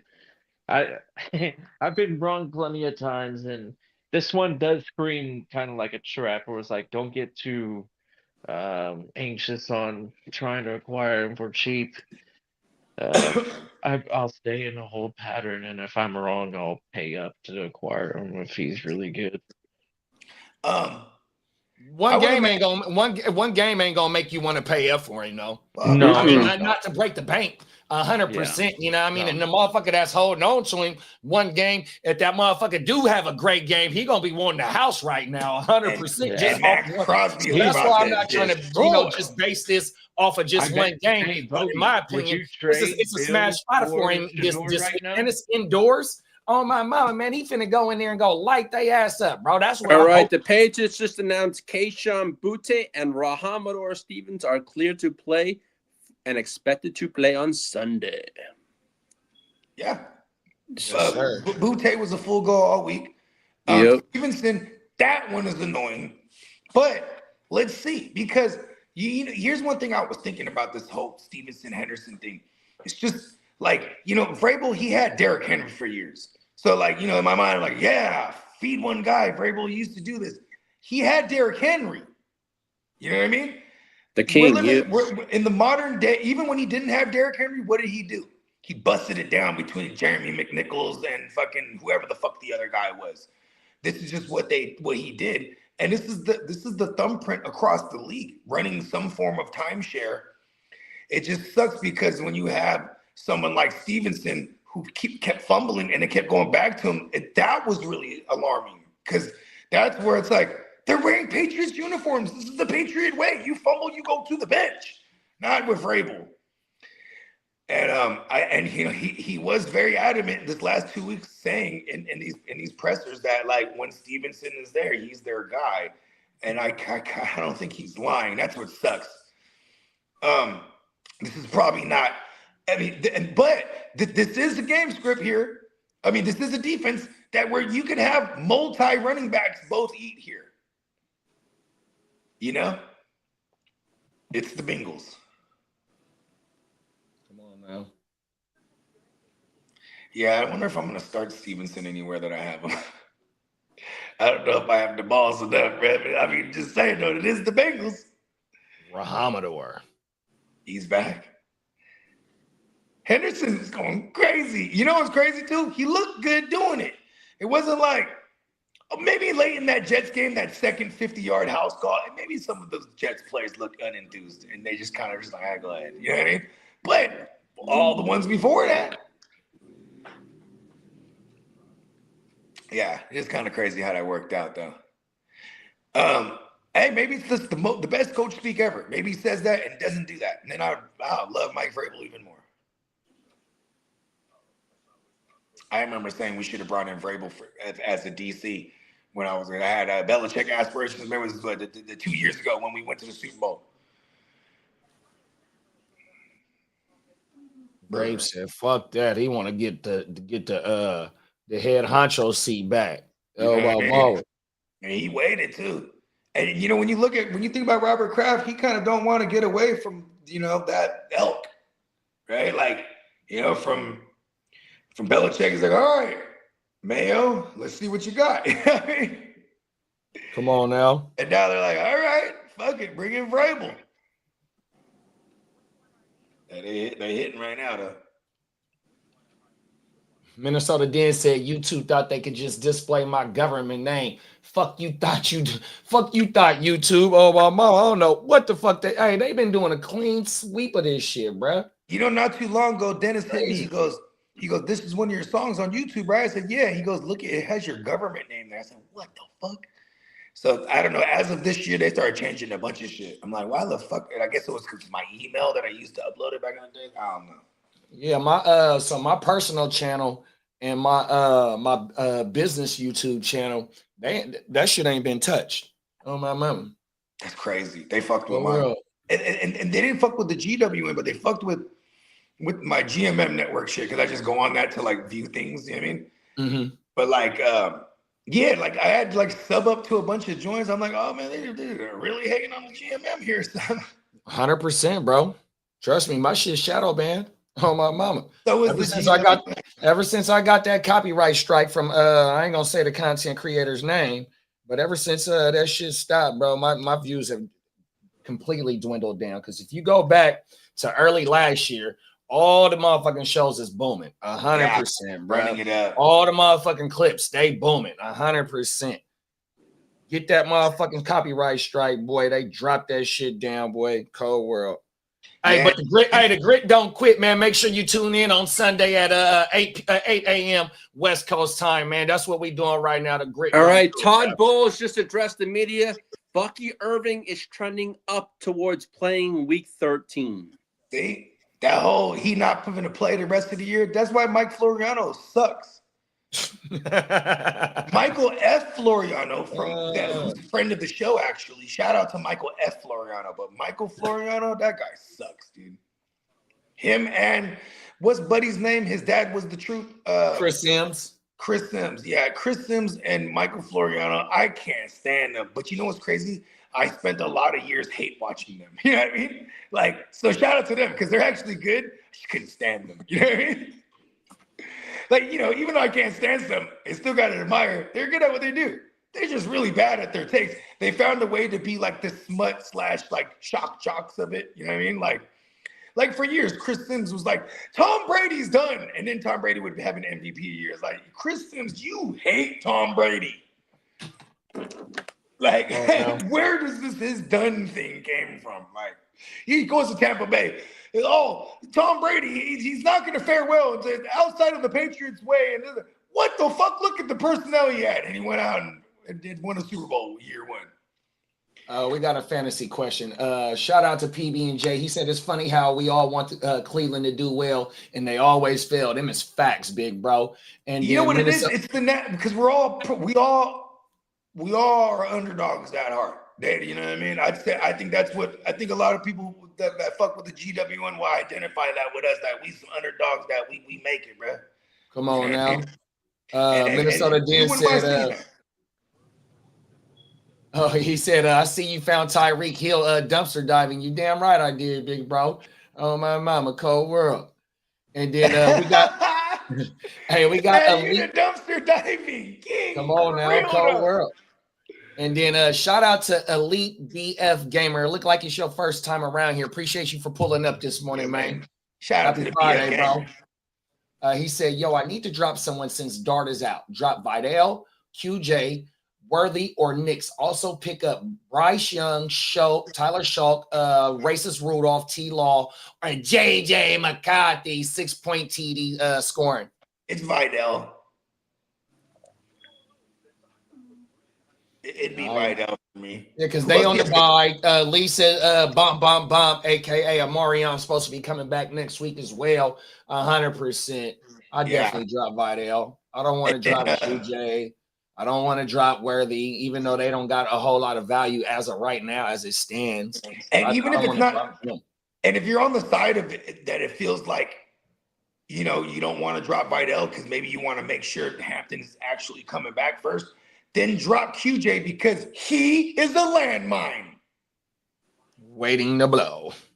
Yeah, on someone else's roster with a donut. You know what I mean?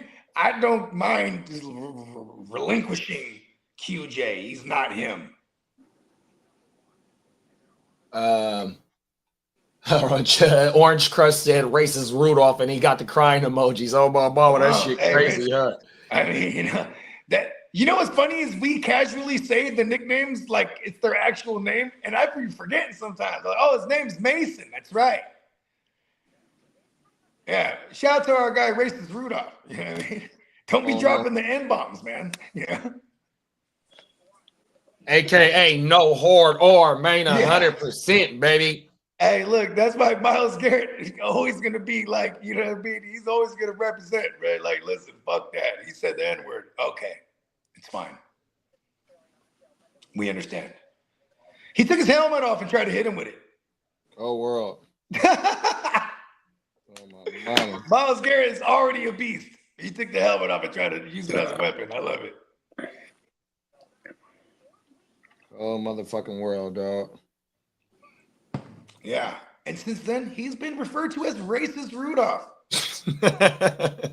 Yeah. Oh, that's Brad's name. That is really his motherfucking name, dog. That shit is crazy in the motherfucking Z. You ain't lying. I mean, it's crazy that we're in 2025 and we're still dealing with these things. See that? All right, Rudolph. And Mike Tomlin. Mike Tomlin is the G, bro. Because for real, he brought back Racist Rudolph on purpose. He's like, listen, come back over here because we got something going on. He got into the playoffs with him and Kenny Pickett the other year. Come on now. Racist Rudolph is like he's right there lockstep with like a Davis Mills, if you ask me. You know what I mean? He's gonna always have a job. Exactly. Hey Lee. Yes, sir. What's the word with damn it, it was just in my head. Pause. Fuck, bro. It in your head. Zombie. My bad. It'll come back to me. Pause. We was talking about Racist Rudolph.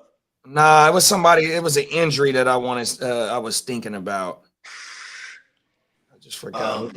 Go ahead and run them ins and outs again, Lee. This is just for anybody that might have missed it. Some of the latest and greatest of the ins and outs that are official. All right. So you can fire up Lamar. You can also Charvarius Ward Sr. You can fire up Danny Jones. Wow, Charvarius Ward's coming back finally. Yes, he cleared concussion. That's a big addition because they've been really lacking. You got Butte, Stevenson, Njoku's fired up. Now Joe Burrow, Chris Godwin, Bateman, Josh Jacobs, Terrion Arnold, and Kirby Joseph are all question marks. Now, as for the outs, Jackson Dart, Bucky Irving, Marvin Harrison Jr., D. Mercado, and basically that's basically it for now.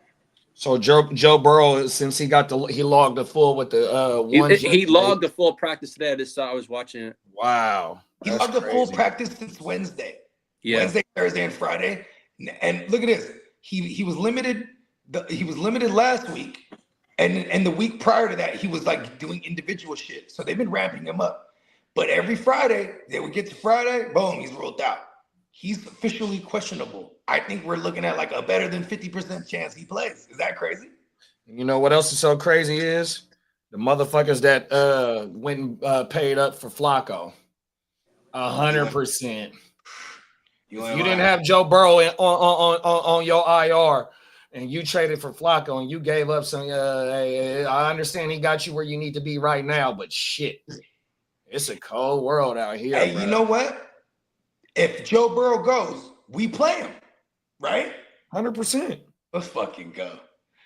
I mean, look at Brock. Look at Brock. And I was shitting all over Brock 100% because of how sus the offensive line play is, how much the offensive key players, key offensive weapons that have been in and out the lineup. And here it is, his first game back. That motherfucker looked like he didn't lose a step. 100%. You know what I mean? Doing athletic shit out the pocket, extending plays. Also, almost threw a motherfucking pick. I said that last night. Almost. Yeah, it was a classic ugly Brock pick. Like those classic. Like, what are you looking at? Like But it was his first game back, and it looked like that motherfucker didn't have no rest. All he needed was the complete rest in order to get better. 100%. You know what I heard? I heard they made a real specific adjustment. They said, "Hey, go ahead and leave all that money in the locker room." He was trying to carry all of it on him, bro. Come on now. He's so happy to have it. He don't even have a bank account. He got $40 million on him all the time. He said, "Listen, we're gonna get you a bank account because now you weigh about 230 again." You know what I mean? He was out there about 400 pounds because he had like several large on him. Pause. You know what I'm saying? Sometimes he throw money. He didn't even know he's throwing a brick of money. You know what I mean? That motherfucker bought all of his offensive linemen fucking Toyota trucks. He went right up in that Toyota. He said, "They want the whole showroom floor." Come on now. And he had, guess what he had? All the money on him. Come on now. He said, "Right here." He just started throwing bricks of money. 50,000. Pop. Hitting the sales rep right in the chest. Nah, he didn't even have to pay for them trucks. He told the Toyota people, "Look, bro, I'm gonna do like 10 commercials for free. Get my offensive linemen all brand new trucks, 100%." Now I don't know if that's true or not, but you know, what I mean, that sounds like what the Brock would do. I'll run some commercials for free, you motherfuckers, but take care of my old linemen. 100%. Hey, look, lifetime warranties. You know Come what? on now. They're like, "We can't do that." Okay. 10-year motherfuckers. Lifetime, 10-year 100,000. lifetime free oil change and rotations of tires. Come on now, 100%. Tune-ups every 5 years for free. 100%. And he threw a big ass brick of money right at him. Shout out to the Brock, man. Yeah, that motherfucker did his thing. Hey, Lee, Minnesota Dan said, "What's the word on BTJR?" I haven't seen their practice, but he was limited yesterday, so we shall see when I get the report. I'll send it the thread. In my professional opinion, I am a doctor. I don't think he plays this week because they didn't say it. They keep calling it an ankle, but initially they were saying high ankle.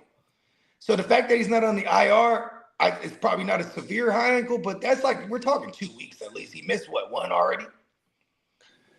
Mm-hmm. That's how I feel. Peacock said Petrie and Stroud should be expected to return after the mini bye week.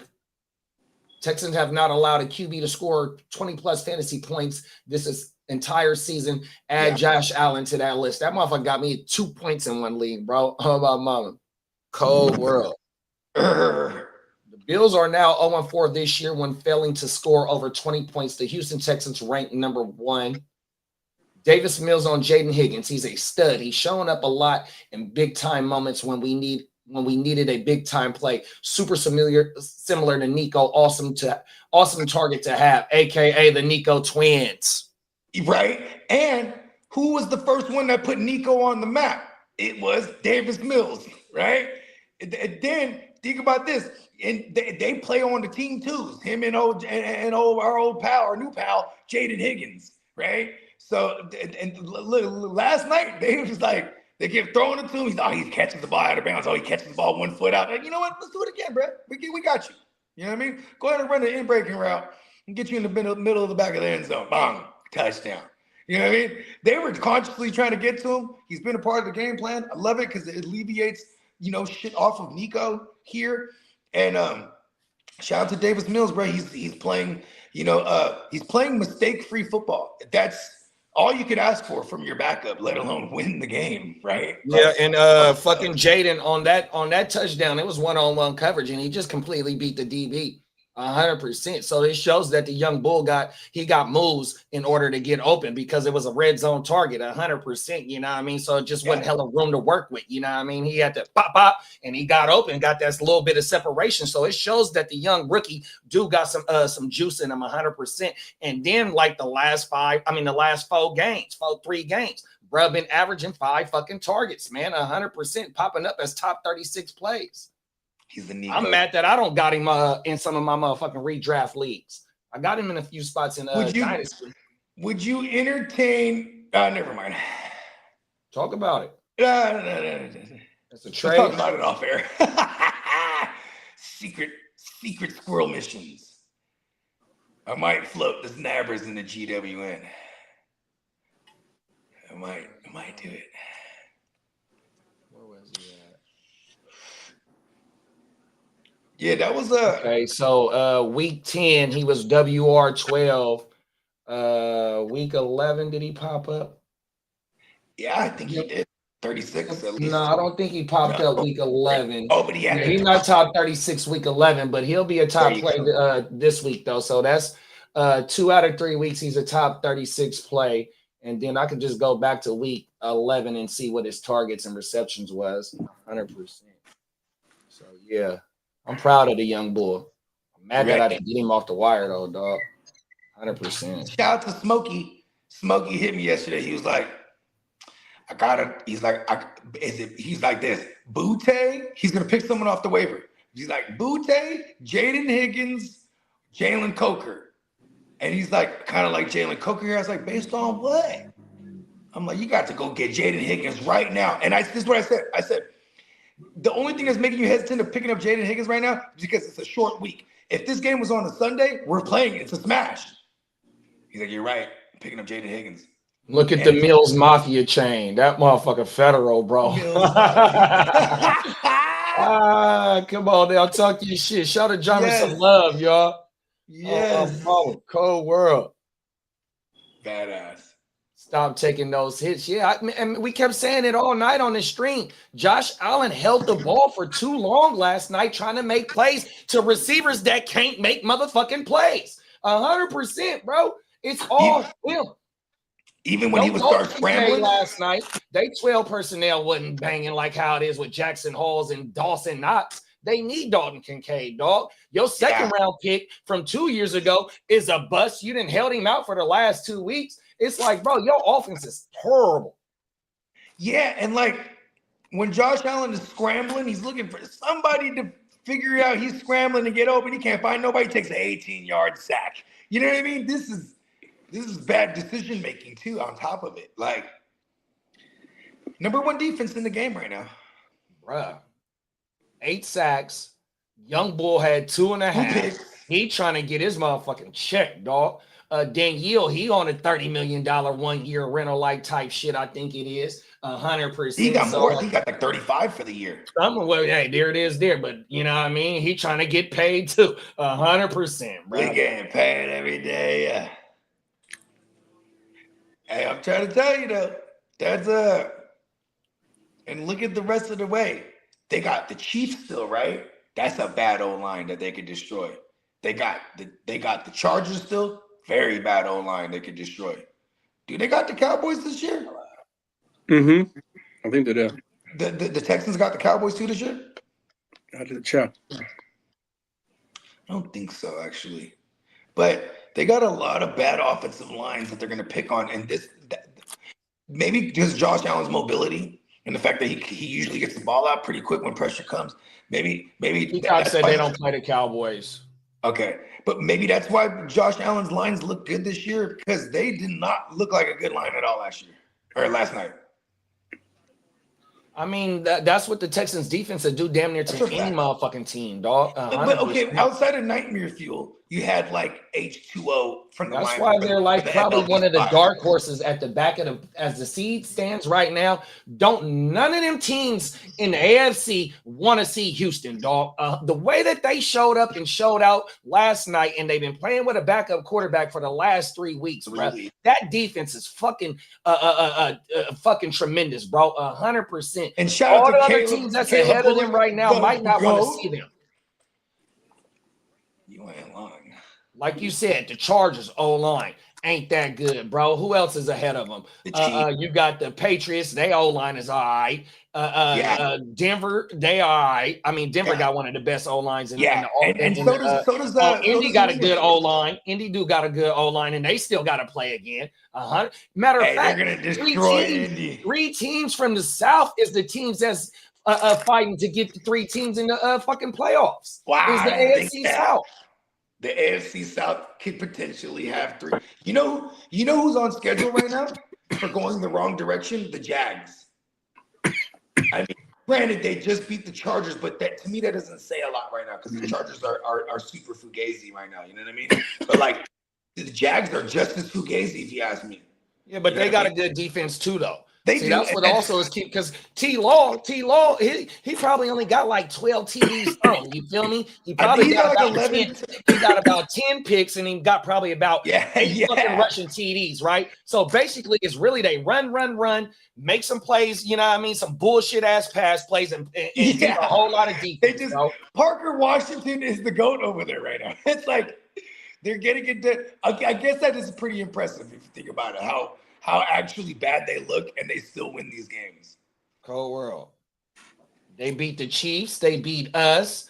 They beat Lee's team. Now I'm not, I'm just going through their schedule. You know what I mean? It's like, hey, and I mean, they all. It's really just based on their quarterback because they not putting up a whole lot of slam dunk plays and shit like that. It's kind of like the same thing with the motherfucking Eagles. It's like even though the Eagles got only 2 losses.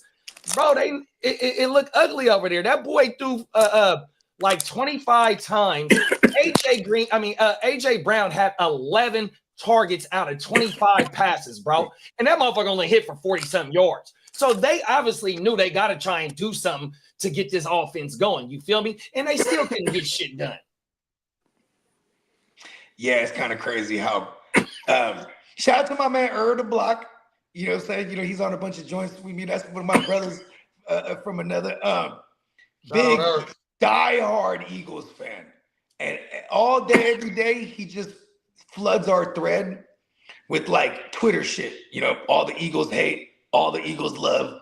And like we got a couple Cowboy fans in our thread on our label. You know what I mean? And all week they're respectfully going back and forth, but it's like, hey yo, all due respect, fuck the Cowboys, bro. Hey, but look, with all due respect, we cook birds before Thanksgiving, bro. Fuck the Eagles, and it's like I love it though, because this is one of the best rivalries in football, Eagles Cowboys, and I think I like the Cowboys this week, bro.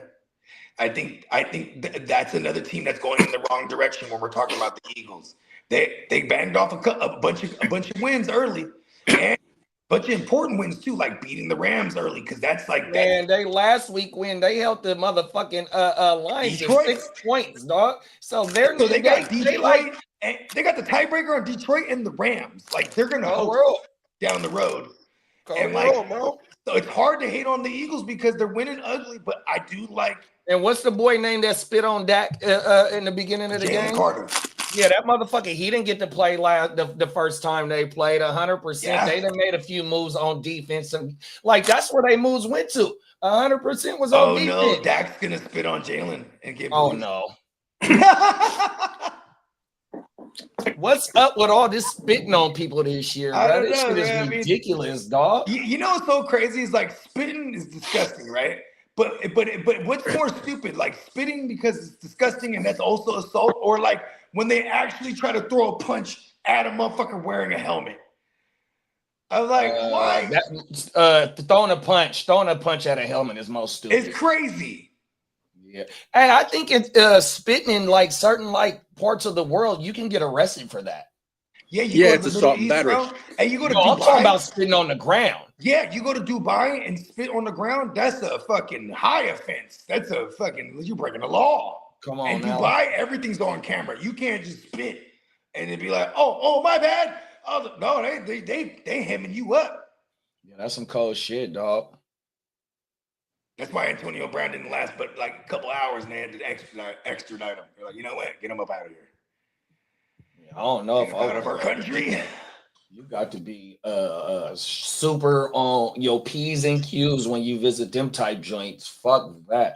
Even though I be on my P's and Q's when I'm on vacation, but you know what I mean? Like, fuck that, bro. I'm like, wait, shit. I don't want to go that way. I want to go down south. Mexico, the Bahamas, the Caribbean. Oh, my mama, South America. Oh, everything. I'm a little scared of going towards Europe and Asia and all that, dog.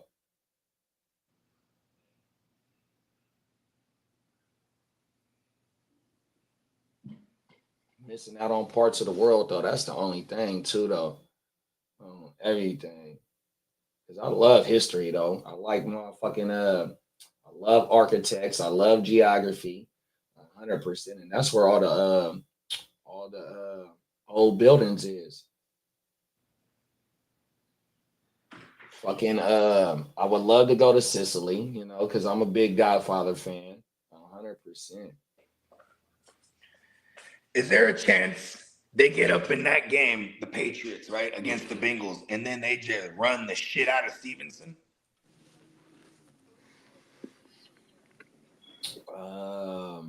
Okay, how drastic? From what we've seen Travion do, I don't think Travion just disappears, bro. They gotta continue to allow him to eat too as well, bro. He in the spot field, bro. He's going crazy, 100%. Okay, good. It's not like we're not starting Henderson. People are crazy to not start Henderson just because. Yeah, I got him in all three of the. I got him in the 2 Ashy dynasties, and I got him in the Hard to Start dynasty, and I'm everywhere I got in all 3 of them. He's not sitting. Locked and loaded. And that's why you drafted him 100%, bro. It's like, look, he was a first round pick for you in your rookie drafts this year, 100%. Even though it was just a 3-game stretch, we got to see what his potential was, and they still fighting for. I mean, you know, even though they only got 2 losses, they still fighting for. They play for the number 1 seed, 100%. Dude, Lee, are they the number 1 seed as of right now, or Denver's the number 1 seed? Who? The Patriots or the Broncos? Right now, the Patriots are. Oh, okay. Hold on. Yeah, and we went over their schedule. I can tell you right now, because I sent you something this morning for tonight. And we went over the Patriots schedule. It goes Denver, New England, Indianapolis, Pittsburgh, the Chargers, Buffalo, Jacksonville. And we went over the Patriots schedule. We got like 4 out of their last 6 as wins, 100% for the Patriots. So we got them going like 13-5. If they don't rest their players, week 18. But you just said like Denver's still floating around, Indianapolis is still floating around. It depends on what happens that last final week, I think, for everything. Yep. And then Indy still got to play Jacksonville and Peacock team, bro. Yeah, they do. On everything. So Indy got Patty Mahomes this week on the road, 100%. I feel this Chiefs game this week is their season. Yeah, because what are they, 8th or 9th? They're 10th actually right now. They just beat the Colts and then win out. Is what you're saying? They ain't gonna beat the. I don't know, man. I don't know. What's your prediction for the Colts and Chiefs? I want to hear this. I don't like it. I don't think the Chiefs are gonna win, but I could be wrong. Any given Sunday can happen. But I fuck the Chiefs. Yeah, they're gonna have to be able to get JT once again. Doesn't answer the question. No, you come on now. You are so good at that. Against the run. If JT, you are super good at that. If JT runs all over them, it's game over. Who's gonna win the game, Lee? I have the Chiefs. I know the Chiefs win. I have the Colts winning. The Colts winning. I ain't never gonna root for the fucking Kansas City Chiefs. Hell, It should have been an easy answer, Lee. Because you know what? Hey, it's a fantasy show. I'm telling you the truth. The Chiefs fucking suck. It was the reality. Fuck the Chiefs. I hate You're them. a 49er fan. They've hate outed them, you twice in the Super Bowl. Lee. You should fucking hate the Kansas City Chiefs. You know who we beat in the Super Bowl? I don't be like was that my I said why they you gotta beat bring you up my twice. Niners? You should hate the Why you fucking gotta bring Chiefs. up my Niners? I was just asking about the Chiefs and the Colts. Because I'm just spitting out facts. They beat you twice. 1994, Lee. Yeah, Spitting 30 out years ago, facts. yes. But recent history, who's beaten you twice? The Kansas City Chiefs. Who's never you're beaten right. us in the Super Bowl? So I'm just speaking facts. I know you beat me 30 years ago. You think I give a shit 30 years ago? Fuck that shit. And I'm talking about think you recent still memory. do. Who the fuck is beating you twice, Bogey? The Chiefs. I asked you about You the should Chiefs fucking and hate the those Colts, and you motherfuckers. came at my Niners. No, I didn't come at you that way. Whatever. Hey, this reminds me of the movie Step Brothers. Yeah. Lee and Bogey is the real life stepbrother movie. Yes, we are. But he is my Oh. brother from And another mother. I just caught him rubbing his scrotum on my drum set. Hey, that's Hey, Will I'm not- Ferrell and who Oh, I else? took my fucking tongue. He could totally be Will Ferrell. I'll be the other bruh. Who is it? Who else is the other bro in that movie? I forget his actual what? name, but yeah, The bro with the curly hair, right? Dale. His name is Dale. Is it the boy with the curly hair? Dale. The fat No, white boy? that's Will Ferrell. The other guy's Dale. No, I'm I Dale. know who Will Ferrell is. Will Ferrell, that motherfucker is He's funny. San as a Diego motherfucker. Anchorman. What's he's Anchorman. Yeah. I And know Ron who Will Ferrell Burgundy. is. Yeah, Ron Burgundy. That's his Hey, name. Yep, Ron Burgundy. I just seen that shit not too long ago. It was on, and I saw like the first. Oh, it's John Riley, wasn't it? Who? Yeah. Oh, that's his name. I never knew Brez's name, but yeah. I'm John Riley. Yeah, it's John C. Riley. Dale Doback? Yeah. John C. Remember- Riley. Remember, he comes home. Why y'all sweaty? Oh, I'm just watching Cops. 2008, that movie came out. Crazy. Hey, that movie. I slept on that movie for like Hey, 5 years. Peacock. That's the new T-shirt right there, Peacock.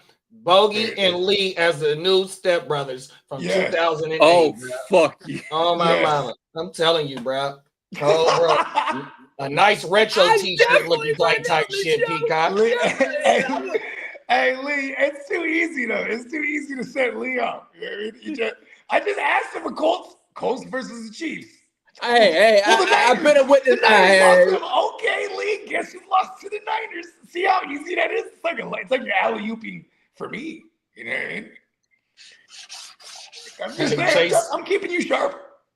Chase said, if Indy wins, they'll be in first Sunday. what? Yeah.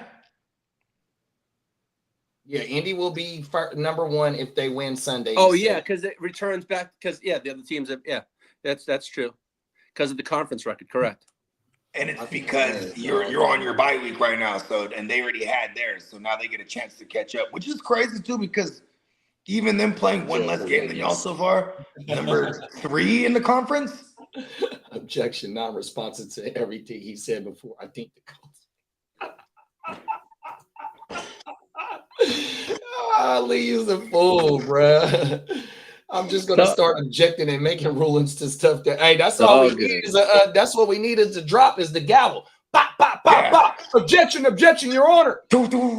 And we need I'm gonna put this on my board. Is and this is a viral sound. Is what is that shit? What's the name of Ice-T show? Law and Order. Law and Order. Yeah. Now, if Kansas City Yeah, we has need a the tiebreaker Law with and Order sound bite. if Kansas City has a tiebreaker with Baltimore, they win it because KC They has beat the shit out of Baltimore. has the head-to-head. Yeah. Oh, I just remember, Lee. Yes, sir. Give me the word on AR8. Who? Aaron Rodgers? Yeah, what was the word? What Yeah. was the word today's The word? on last AR8? thing he was practicing today, and we're gonna know this afternoon because he has a brace. But they say he's been playing with the brace. Okay, I wish I had they my want to know Twitter how he on, does with the brace. I know I have like 2 shares if I want to switch out Rodgers. Has anybody seen any video of him practicing? I did this morning, but it For was real, only like he's 3 or really 4 throwing seconds. the ball and shit.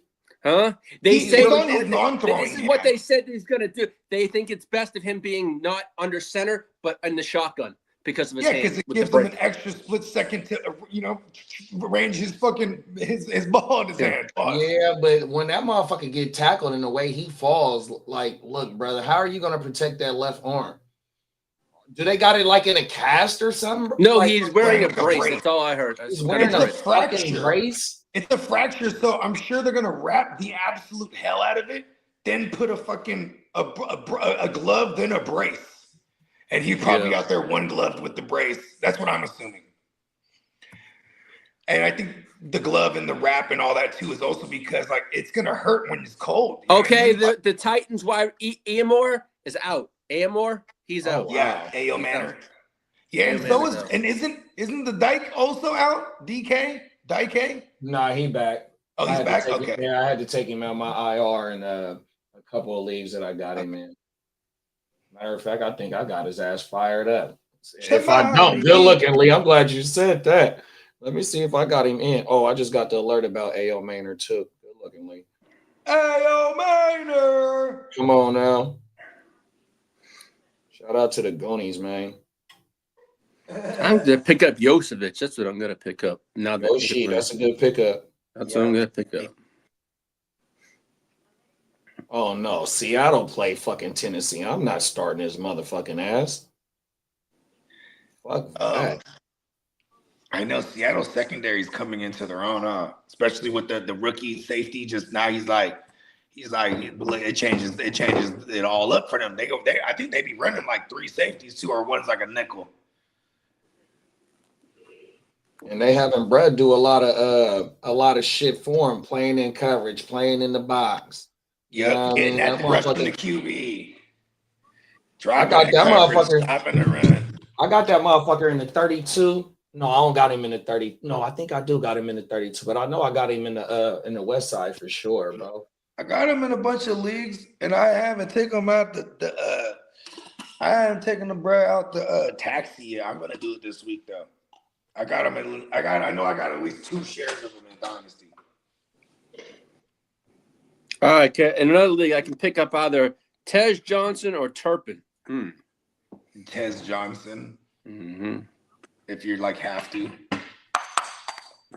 Like you're obviously gonna play this guy. Oh, here go a video of 29 minutes ago of him.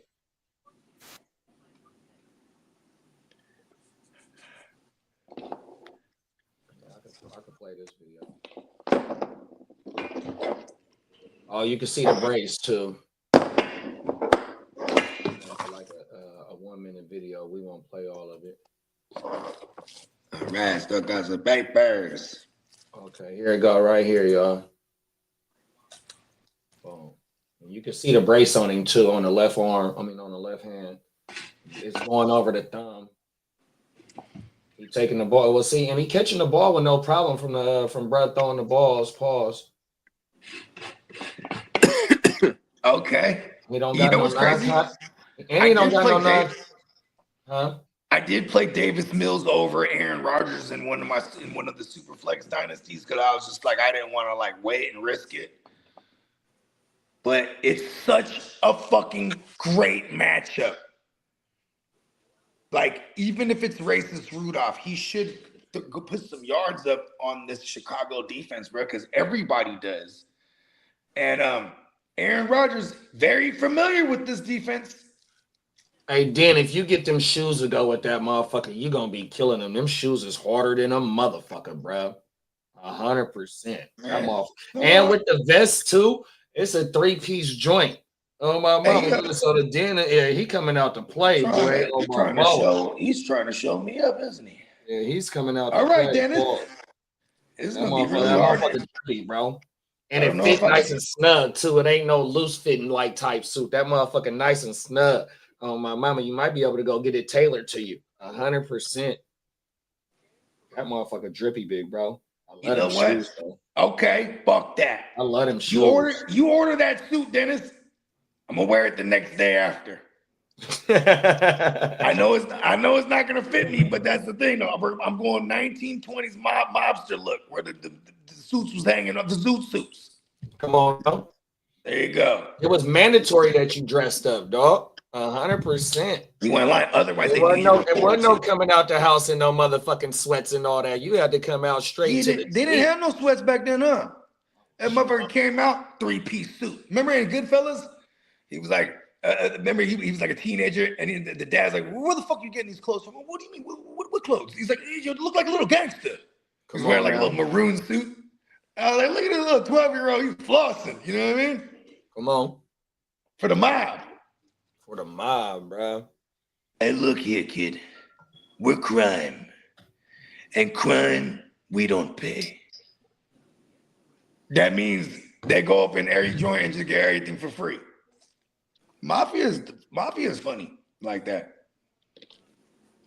Hey, you gotta check out this fucking Richard Pryor, the Live at Sunset. If you've never seen it, I think I might have sent you it one time. I don't know if it was the whole thing. Oh, it should have been. But that shit, he busts us out. He talks about, yeah, back in the days, I used to work for this club. You know, it was a club, and then they had a dancer. You know, it was like a stripper. But you know, back in the days, if you had a club, you had a singer, you had an MC, and you had a dancer. You know, her name was Satin Doll. Yeah, and she was fine, man. Woo, Nina Horn ain't got shit on her. You know what I'm saying? And she was crying backstage. Like, oh, they won't pay me. He said, who won't pay you? The club owners? Oh shit, they won't pay me. Bet that. So he says like this. This is how ignorant he was, right? He says, I grabbed a starter pistol, and I went up in the club owner's office. You know what I mean? I just kicked the door in. I was like, hey, give me the money, motherfuckers. And he said, them guys over there, this is what they did. They just started laughing. Hey, Rich got the gun. Hey, Tony, come here. Hey, Rich, hold on. Hey, Tony, come here. Okay, Rich, do the gun. It's a stick up. This fucking kid. Hey, you're funny. Hey, and then he said the mafia, they funny like that, right? He grabs him, like to hug and rub you. All right, go here, you fucking kid. He said they always be saying shit you don't understand. This fucking kid, he coming here with a gun. Huh? The fucking kid, he got a pair of cuckoosies in there. The fucking kid, Then he says he makes sense. What the fuck are you gonna do with that gun? Right? It's a fucking stuff. He coming here with a fucking stuff. And he said, hey, there's a phone call. Oh, who is it? Is it Carmichael? Oh, tell him I'll call him back. Tell him it's the stick up. You fucking kid. Come here, you fucking guy. And he said, sends everyone home, right? He sends everyone, hey, Rich, you stay here, Rich. You know what I mean? He kept Rich like a pet, right? Hey, Rich. Hey, you hungry, Rich? Hey, you want some Hunda Brasana? Hey, get him a little Hunda Brazzini. Let's fry it up. They like fried. Hey, Rich, you like fried? Yeah. And then they start telling mafia stories. Hey, Rich, Teamster, Cleveland, hurt a lot of people. That's how I made my bones, Hey, ice pick's my thing, Rich, So, we take a guy out, what I mean, has some drinks. We take them out bowling. You know what I mean? Hey, let's get some broads. We had a hotel set up, and we walk into the hotel, and then they say, now, and I start hitting him with the ice pick on his neck. And then Richie's just there terrified, right? He's going, and we're laughing, all blood squirting every which way. And the fucking ice pick breaks. Rich, a fucking ice pick breaks. He said, hey, what are you doing with it? I don't know, asshole. Wait till it melts. Those were the good old days. Hey, Rich, what's the matter with you? You don't look so good, Rich. And all he wanted to do was come in there and get his money. That's all he wanted was some money. Oh, my mama. He was scared shitless. I seen that. Oh, my mama. Hey, look, Rich. We're crime. That motherfucker had crime, we don't pay. Yeah, that's it. Richard Pryor is a fool, dog. Oh, my mama. Cold. I'm telling you, my dad, when I bought my lack, so that lack that I'm standing next to in that picture with the suit on, so I had one of them joints, right? So my dad bought it from my mom's first cousin because the car been in the family ever since it came off the lot. So my great auntie, when she was alive, may she rest in peace, that's all she wrote was lacks, right? So my dad ended up buying that bitch. I buy it from him 100%, bro. So when he bought it, he fixed the 8-track. He spent like $400-500 to get the 8-track fixed. It's the Richard Pryor, it's all types of motherfucking 8-tracks in there, right? But when I buy that bitch, you know what I do? I take that motherfucker smooth out and put a CD player in that bitch. Yeah, you put a deck in there. Fuck this motherfucker. But see, when I had my 77 Nova though, right? I smartened up. I put the motherfucking deck up under the dashboard and had that bitch mounted up in that bitch. Oh my mama. I had my lack when I was like 21, 20 years old. Yeah, I wonder. I've never listened to music off an 8-track. What's the quality like? Man, I probably don't remember that shit, bro. I probably We're put that talking shit like in like a straight few analog. times. I had to slap. Fuck that. I'm not slapping no 8 tracks. Oh, well, I need to be pulling up. I need to be pulling up. This is not my job. Yeah. Oh, my mama, fuck Not that. my job. I don't do that. Come on now. I was pulling up. I feed my bitch with nothing but game. Nothing but game. The last nigga trying to do it, but it ain't the same. Oh, not the same. Oh, shout out to Bart. Oh, my mama, Bart was a fool on that song. He was killing it. Yeah, that was that. I need an 8th, huh? Boom, boom, boom, boom, boom. Womp. No, what's that? The boom, boom, boom. That's it right there. Oh, my mama. I feed my bitch with nothing but game. Boom. That's a slap right there, bro. Cold word. Even the throwback one, I needed an 8th. Come on now. Sticky gooey. Come on now. And when I get this 8th, I'm blowing it with the Louis. Help me out. Oh, my mama. I need an 8th. Who did the original? Was that Too Short? I Need a Freak? I need a freak. Yeah, that is Too Short. With long hair. I need a freak in underwear. Cold word. That beats the slap. Boom, boom, boom. Hey, Dennis, from the day after the Super Bowl till Vegas, it's 194 days. Oh, shit. And the countdown begins. So that's February. So 3 months to knock off 90 days. We're 79 days until the Super Bowl. Oh, wow. Cold world. And we're 273 days until Vegas of next year. And then after the Super Bowl, that's spring. March is spring. Hey, so look, this will be our full second year of the whole covering the whole fucking off season, dog. You ain't lying. Hey, I swear to God, fucking the next trip is gonna be another adventure, bro. Every trip we make, every goddamn trip we make is an adventure. Come on now. And we're actually gonna have our very first GWN prize fight. What, Bones and myself? Nah, we got security. Ain't no violence. Yeah, you're right. We got security, man. We got the MRBs pulling up, bro. Oh my mama. Don't worry, I'll have to hire a Vegas hitman. Lee, you better quit saying that on camera. I didn't told you that's not funny. Of times, bro. Hey, look. You know what it is? He's white. That's why. He's like, I can get away. And he got a lawyer. And he got a lawyer. Talking white boy. Yeah, you got a lawyer on deck too, boy. That boy, he said, "Fuck it." He got the what they call it, the complexion for the protection. What do they say? Pay to play. Oh, wow. Hey, you know what's funny though? Remember when the security came knocking though, right? When the boys came knocking, man, I think Lee just stayed put too. He's like, fuck that, I ain't talking to them. I'm like, I smooth went pew. I went to the room. Like, fuck this shit. Cold, no, I went out. I stayed actually right there because I wasn't going anywhere. Yeah, I was spooked. I knew what time it was. I knew what time it is right off the rip from that knock. Because we was live. I got the shit on the. And I think we were kind of live. We was live, man. What the fuck is this police knocking at this door like this for? Oh my mama. That's hella funny. That was like right in the beginning of the show too. Right. Yeah, it was. Mama, about we had just started Wake Your Game Up too. No, that was I think it was a Playmaker show. Yeah, Playmakers. It was that night on my mama. Yeah. You know what? I got one regret. I don't ever really have regrets. when we were Alvin all there. Kamara will be questionable for Sunday. Kamara? Yes, sir. Yeah, it makes sense. But listen to this. We did when we were all there doing Wake Your Game Up. It didn't dawn on me to live Vegas edition. Oh, you know what I mean? Come on now. Everyone there would erupt. Come on. You know what? Next year, watch this. And I'm gonna get me a pair of them fucking the Meta Woo Wops, bro. Oh, them motherfuckers is hard. Yeah, I'm gonna get me a pair. I'm getting a pair of sneakers next year that walk on cobblestones because my ankle.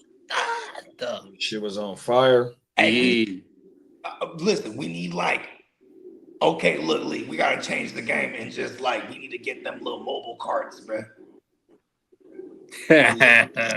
No, we just mob. Me. Get out the way of the sidewalk. Come on. Isaiah Pacheco's been ruled out. Damn it. And I was just fucking picking the players too. God damn it. God damn it, motherfucker. What, was Brashad Smith down there? What happened? No, I just was going through my lineups and I just Yahoo hasn't got him out yet, so. That's why I hate Yahoo. So that means it's a Kareem Hunt Smith game. They are playing the Colts. Colts ain't the greatest against the run. They're all right. Aaron Rodgers was a partial participant in practice today and is listed as questionable for Sunday's game. At least it's a morning game. Actually, the one spot I had Aaron Rodgers, I'm not playing him. I already played Davis Mills, so I don't have to worry about it. I hate that scramble, that early scramble.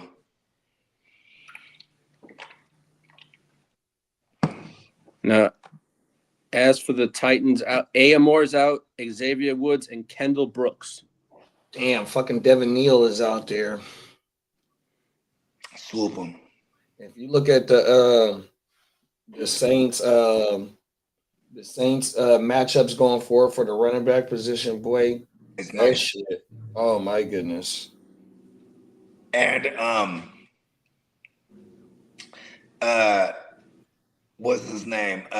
Who they playing this week? They're playing the Falcons too. Cold world.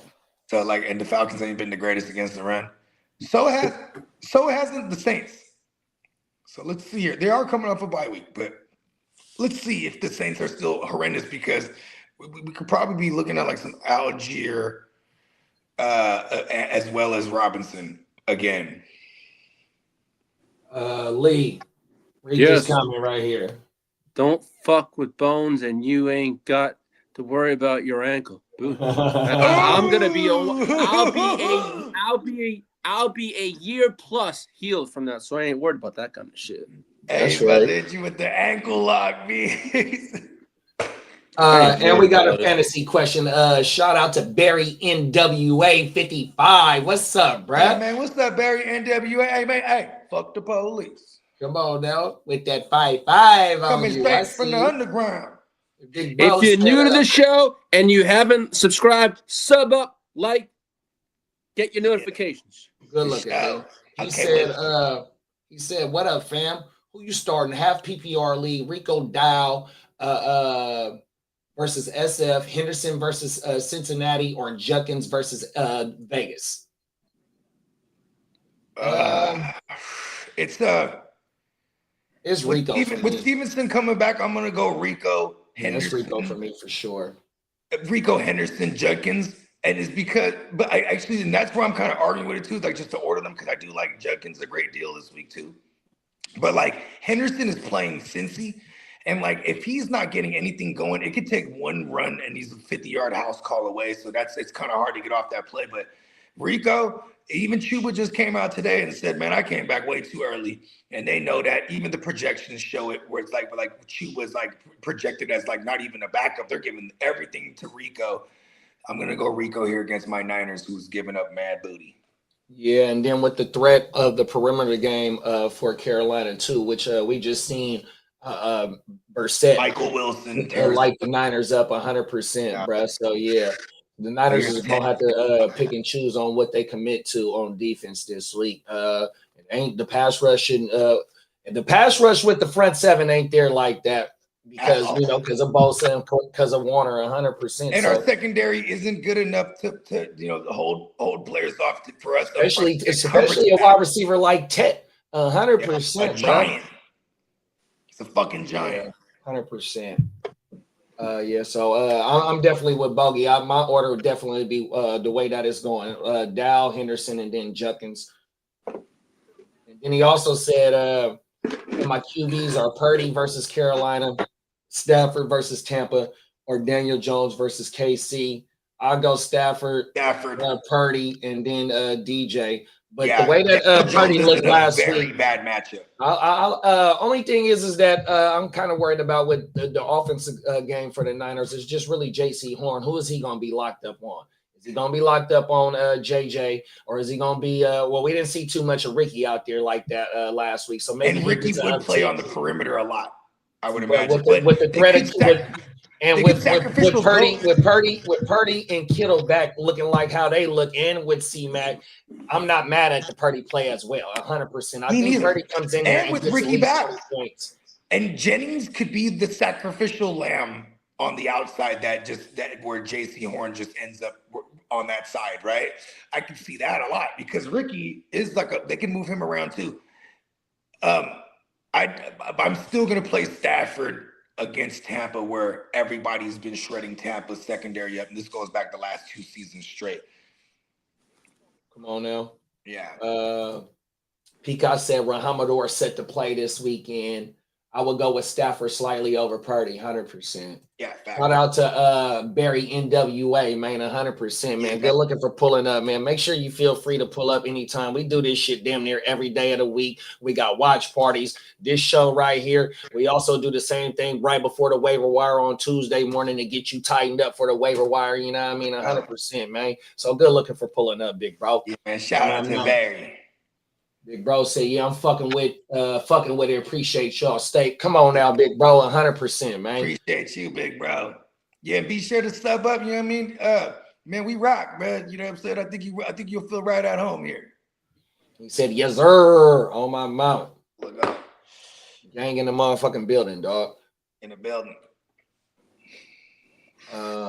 Any other injuries, ins and out, Lee? I was just going through them right now. I like how Peacock had the schedule pulled up. We can go through some of the games and just talk about some of the fantasy relevant players as we just go game through game. Yeah, I like that. And then we'll answer any questions we got along the way, and then after that, we'll go ahead and close this thing out. All right, Tremaine Edmonds is out. Also is T.J. Edwards. Wow. Noah Sewell, Travis Homer, and Rashawn Johnson. Noah Sewell's out too. Yes. Okay, you guys are in the next gen with me, right?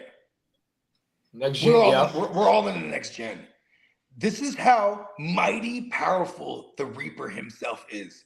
Just look at the trade I just made. I just made a trade with Titans for life, like 2 days ago, and with the Kelsey, like he wanted Davis Mills. And I'm like, okay, I looked at his situation. I'm like, oh, you need QB. So I tried to go for the gusto. And I'm like, and I was trying to get Cedric Gray back from him because early in the offseason, I was able to send him Cedric Gray because he was a believer like me. But then now we're really seeing it. I'm like, I want him back, right? So I'm like, I should be able to get this off. He counters me. He wants Mariota and Noah Sewell. And this guy just murphed Sewell in 48 hours. He's amazing. Cool. Amazing. Theo Johnson is a question mark also. Oh, world. Shout out to the Reaper. The fantasy Reaper. Yes, listen, he's the GOAT. He's the GOAT, bro. Oh, he put Noah Sewell in the dirt real quick. Damn. And I understood the trade initially. I'm like, oh yeah, because TJ Edwards and Tremaine Edmonds is out. And Noah Sewell too. He didn't even have no Q tag like that. He must have got hurt or something. That shit crazy. Wow. Okay, so This motherfucker got 4 motherfuckers injured on his team, and we only got 2 IR spots in this team. Oh, I'm trying to make a trade. Any Jalen Warren news? Because I haven't seen anything just yet. Whoever's running for Pittsburgh is gonna run all day, bro. Bro, I got Gainwell off the wire, dumpster diving in the TFL. Oh my mama, I got his ass in. Hey, I got him in the lineup right now, bro. Oh my mama. I got him off the wire. Motherfucker, I need to be in. Hey, you know what? Next time you in that dumpster, you go, oh, what's up, Bogey? I'm like, yeah, I'm in there too. Fuck it. I'm gonna call you. We can pull hey, you know how motherfuckers be going thrift shop. It's like thrifting. Hey, just like thrifting. My mom and my daughter, they do that shit, bro. Me too. Everything. My oldest, they're on that hype, man. Cold world, bro. Hey, you know what it reminds me of? Like when I used to go out with my DJ homies and shit. We go out like digging in the crates and shit. You know what I mean? Go out to the record stores, like, but you gotta put some Tower Records, bro, was the shit. That was damn near like a hangout spot, bro. Yeah, it was. 100%. Because you can go and sample anything that you want to. Bro, they had video games in there. They had like I bought my Tupac autobiography from that motherfucker. Oh yeah, they had the Tower Records, and then they had the Tower Books right next to it, right here on fucking Broadway. On my mama. Yo, Tower Records is throwback. We had one in the South Side, and that was cool too because it'd be like, all right, we're hella out of Dodge, like we're cutting school. Fuck it, let's go to Tower now. You know what I mean? Such and such just drop something. You know what I mean? Go buy the album, kick it over there, smoke weed in the parking lot real quick, allegedly. Come on now. Ooh, some dumbass kids. Hey, motherfuckers couldn't wait for album to drop. Getting it. Hey, album release was almost like Christmas time. Tuesdays, right? Was it Tuesdays back in the day? No, I can't remember now, big bro. I ain't gonna lie. Yeah, it had to be because I think they like Thursdays or Fridays. They was Tuesdays. Because they switched that shit up. Them dudes be dropping their music on Thursdays or Fridays if they don't just do a surprise drop. Mama, but yeah, motherfucker couldn't wait for a certain album to drop. Motherfucker be in that motherfucker reading the credits, looking to see who on the production, looking to see who on the feature list, 100%. Looking at the shout outs on everything. Yeah, them was the days, dog. Oh, world. I'm still waiting on the Edrin Cooper fucking news too. Why, he hurt too, bro? Yeah, he's questionable. He's been all week. He hasn't. That's why McDuffie was on the field last week. Yeah, McDuffie and Quay was a little banged up when I was reading the blurb on McDuffie why he had an uptick this week, but I didn't know. Yeah, he has been. I have him in a bunch of my redraft leagues. God damn, it's been. It's kind of hard in Yahoo leagues to get a IDP player right now. Unless you know what the hell. When I always do these IDP leagues, I always get 1 or 2 extra players. Hey, I was a couple of weeks ago. I forgot who they didn't rule out, right? So when you get the alert on Sleeper that they was ruled out, I was in the comments. I'm like, man, y'all need to hurry up and make this motherfucker IR relevant because I can't make no move right now. I was madder than a motherfucker. Mm-hmm. Sleeper, they be on it and they'll interact with you on Twitter and shit like that 100%. They do. But I was madder than a motherfucker that was taking too long. Not like Yahoo, though. Yes. Okay. You know what's dope about Sleeper is that there's a bazillion motherfuckers like us that are just complaining about some shit, though. Like, we won't complain. But the shit that we want to make happen, somebody's complaining about it already, and they'll make it happen.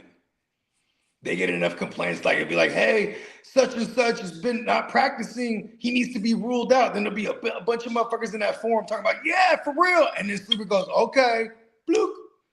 You know what I mean? Like I've seen the shit like the 1, 2, 3 scoring format on IDP.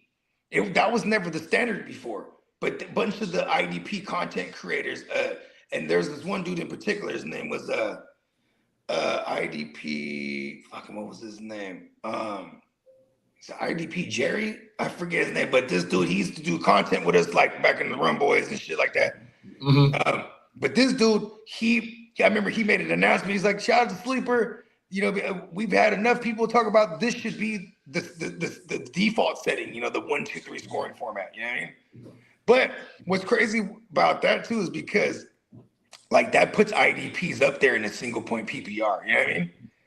You got like shit. H2O. What did he put up last night in a 1, 2, 3? He put up a decent amount of points. H2O. What he put up like 20 something. Look up Henry. Just click in Henry and then TO, and then he'll pop up. Yeah, check him out real quick. In one of our dynasties, because that's 1, 2, 3 scoring format, right?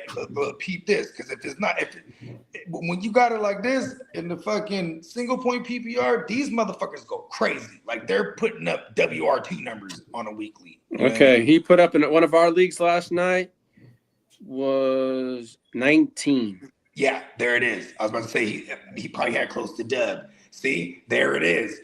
Imagine, so if we're doing a single, and this is the standard now, the default.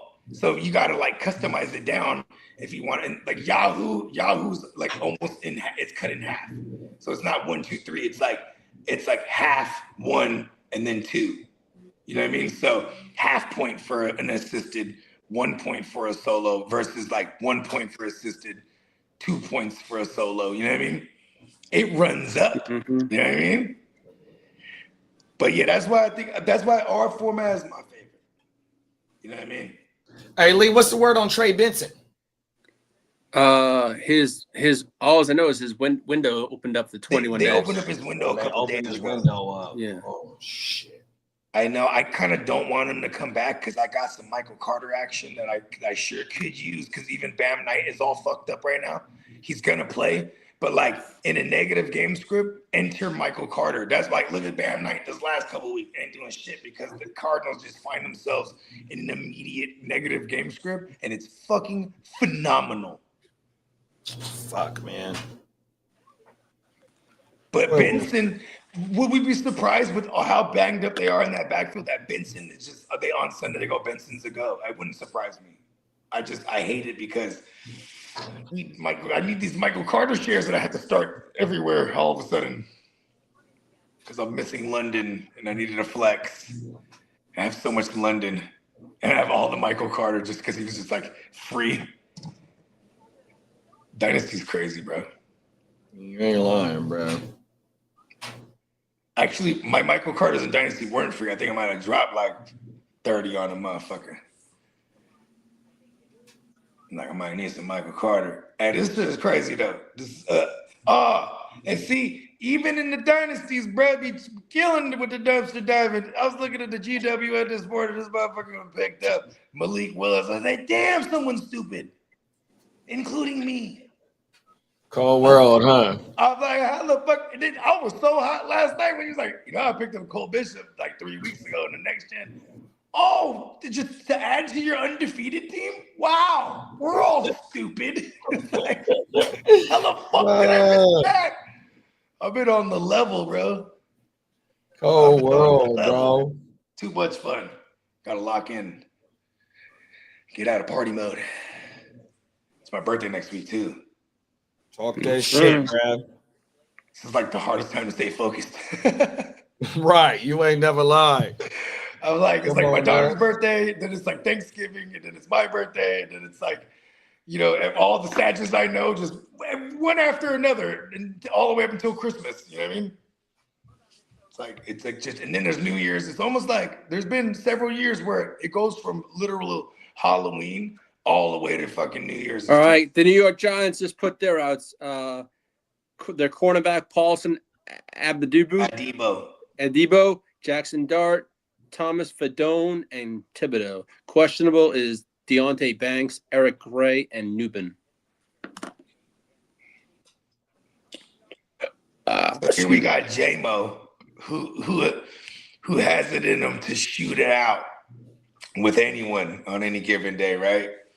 He doesn't really have too much weaponry here, but this is going to be interesting because he's playing Detroit, and it can go one of two ways, right?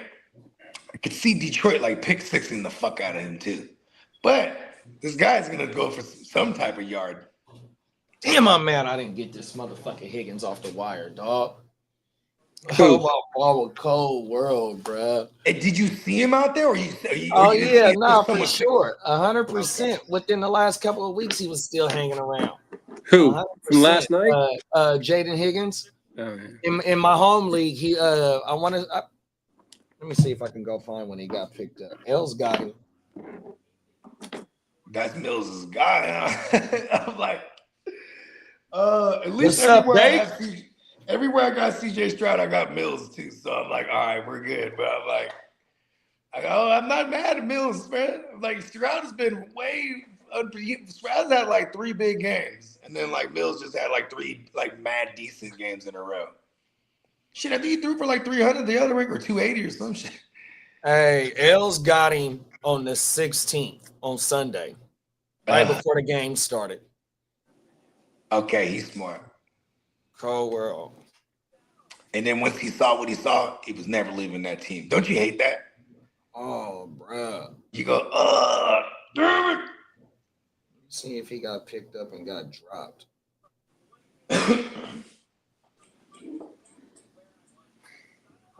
Better Higgins.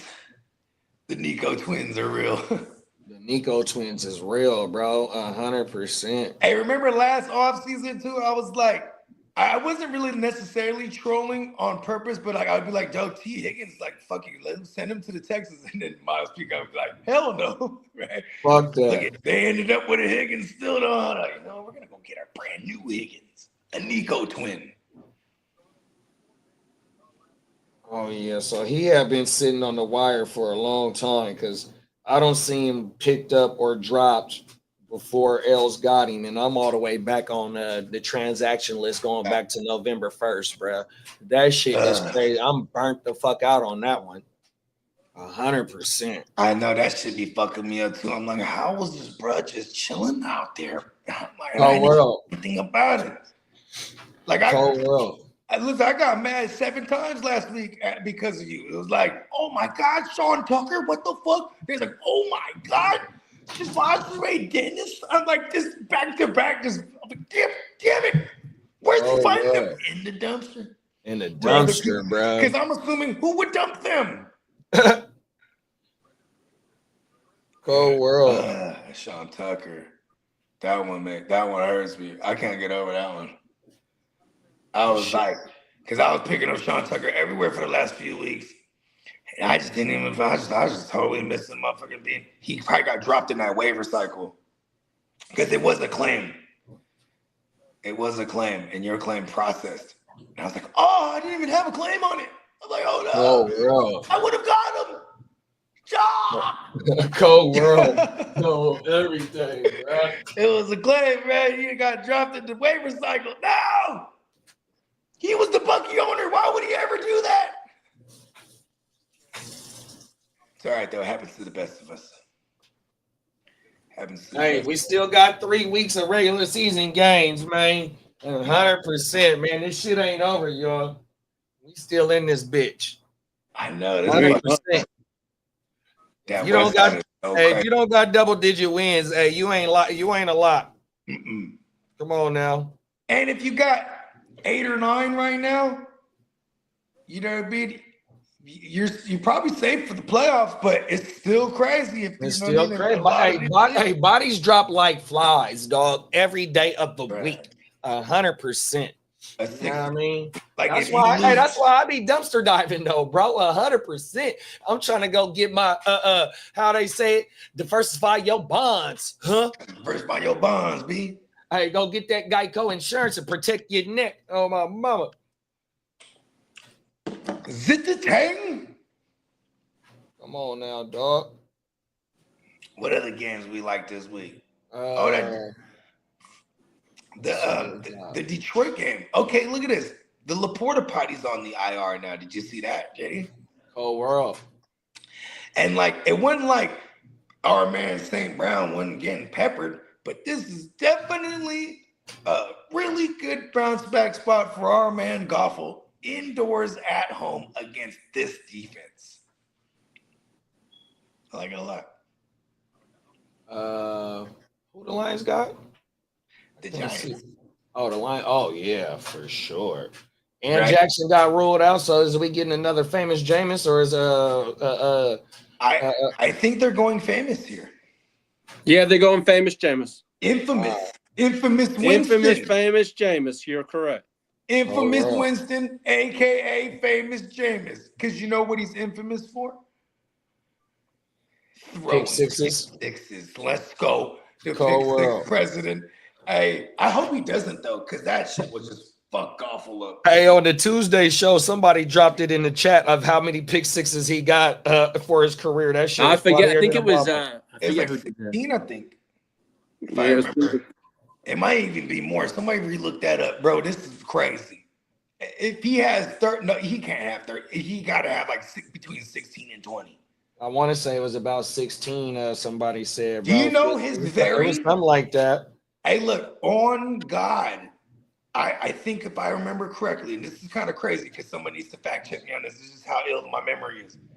Remember that there was him and old Mariota. So famous Jameis and Mariota. They were the 1 and 2 pick overalls that year, 2015. That year, they played each other in week 1. Well, the quarterback with the most pick sixes thrown is Brett Favre. Okay, but hold on, Lee. Hold on. So they played each other as rookies week 1. Guess what famous Jameis's first pass attempt was? Pick six, right? Whole world. All right, the leader of pick sixes goes Brett Favre, Matthew Stafford, Dan Marino, Joe Namath, Drew Brees, Peyton Manning, Phillip Rivers, Carson Palmer, Vinny Testaverde, Eli Manning. Then it goes Norm Snead, Kerry Collins. Where the hell is famous Jameis? He's not on his fucking list. He should be. I should put in recent memory. Oh no. Bake said those tracks from Prime 1 was slapping, Bo. Yeah. And you know, it's so dope. Prime, like, because they, you know, like I said, we was we had to move some shit out of one of the rooms because you know, leasing and things of that nature, they just weren't gonna. Anyways, and bruh, he just barely got back in there for real. Like he ain't been flipping shit for like the last 3 weeks, and that's how crazy All right, he works. famous Jameis has 14 on his career. There you go. 14 pick sixes. Was his first, Google this, was his first pass attempt a pick six or was it just a pick? Because I guarantee it was a pick. In 2019, he threw 7 of them. Yeah, okay. His first pass attempt as a professional. Well, okay. Well, this is the first pass as a professional. Scuzzy. I don't know why the fuck my Wi-Fi's acting up today. Swizzy. His first pass was intercepted by Tennessee's Cody Sessenberg. Okay. Yeah, pick six. Yeah, pick six. And the infamous Winston was September born. 13, 2015. Let's fucking go, bro. My memory is the GOAT, man. I told you. He is the pick six president. You know, it's crazy. We got a fantasy question. Shout out to Jason Ortiz. Brody been around this motherfucker before, What's man. up, Jason Ortiz, man? Welcome back.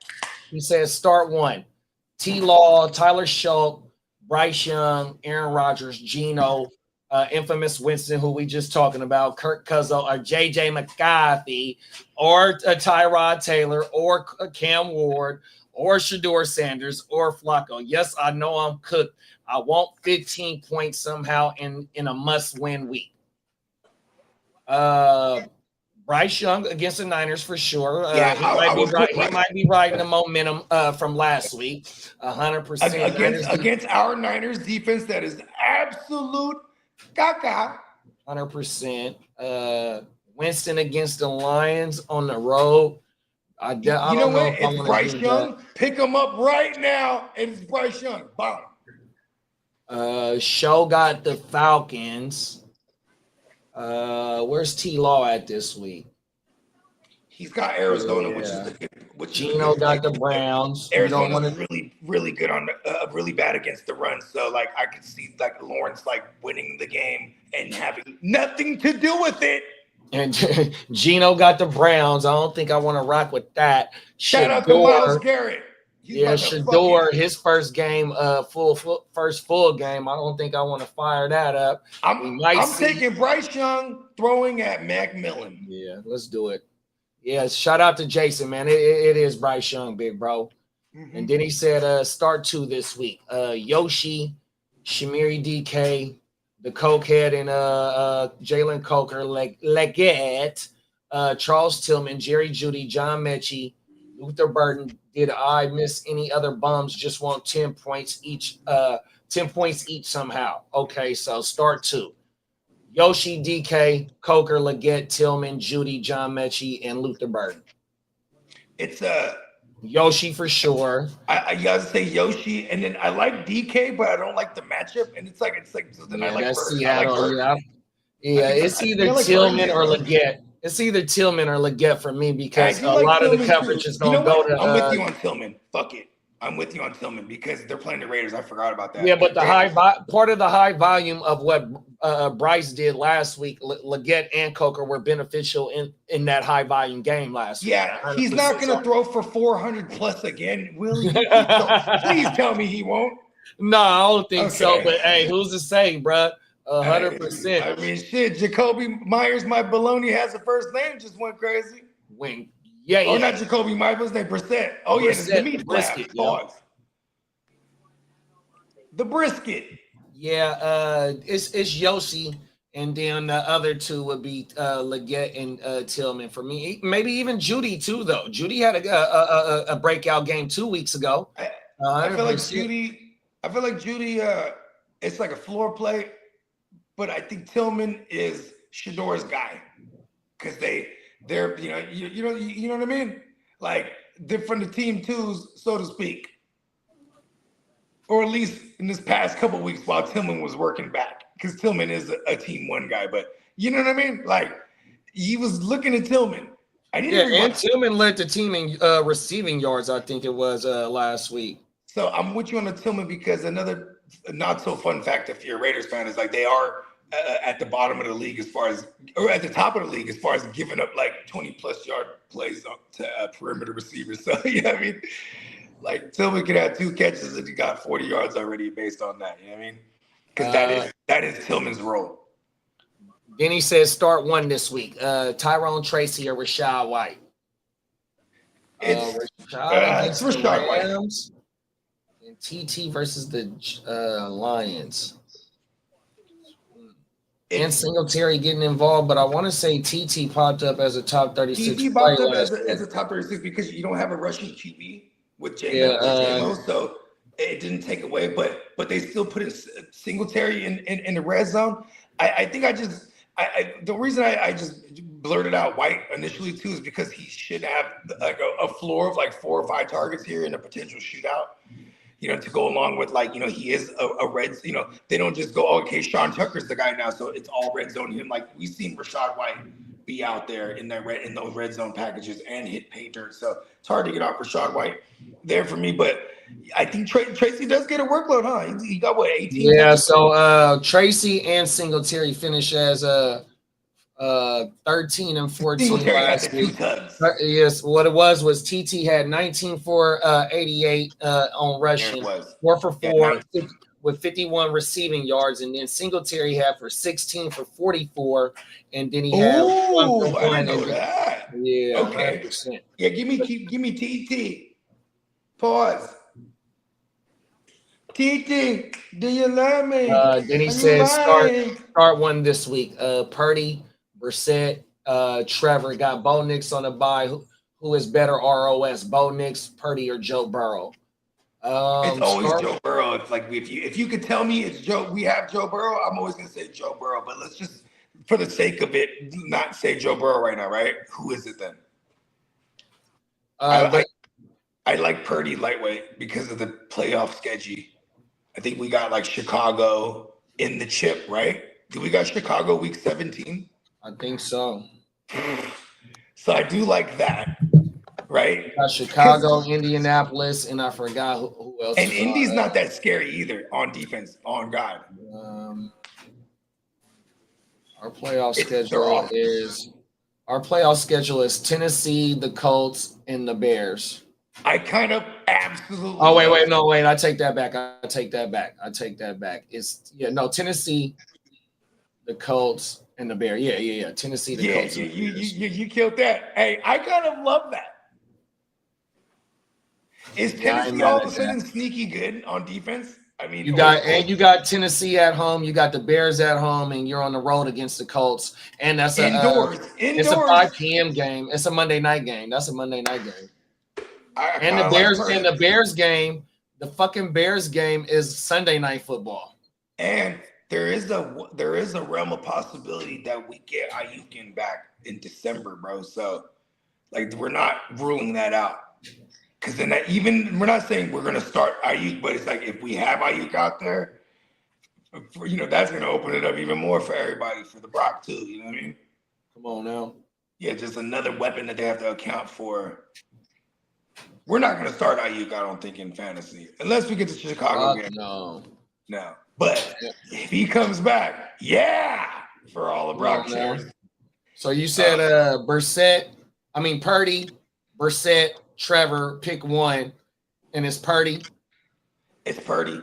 'Cause here's the thing with Brissett. Does he throw 50 times a game for real?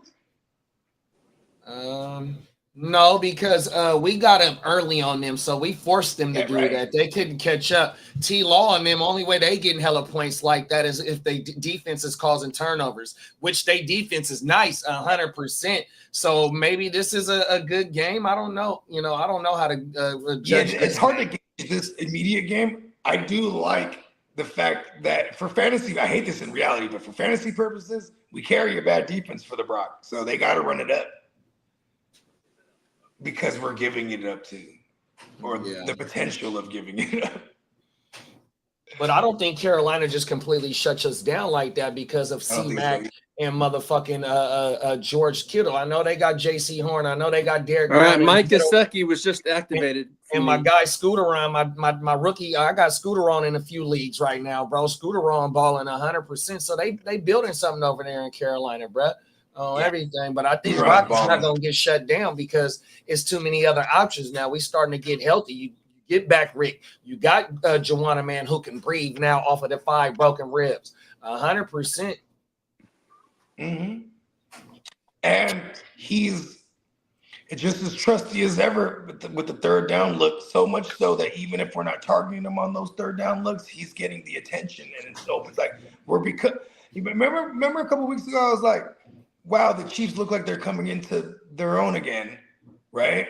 Because they were getting healthy, but then they just kind of been looking shitty until they faltered. They can't run the ball though. They have no run presence at all, and that was part of our problem as well when Kittle was gone. That's why when Kittle first game came back, he played nothing but on the line. 100%. It's like, look, bro, once Kittle came back, we offense starting to pick up, and here it is now. Brock, who can decipher this motherfucking offense and can rely on his athleticism to buy time and extend plays. 100%. It's like, look, this offense has the capability of putting up 30 points. 100%. So that's why I'm not too worried about our offense this week. It's really about the defensive side of the ball going into Monday night.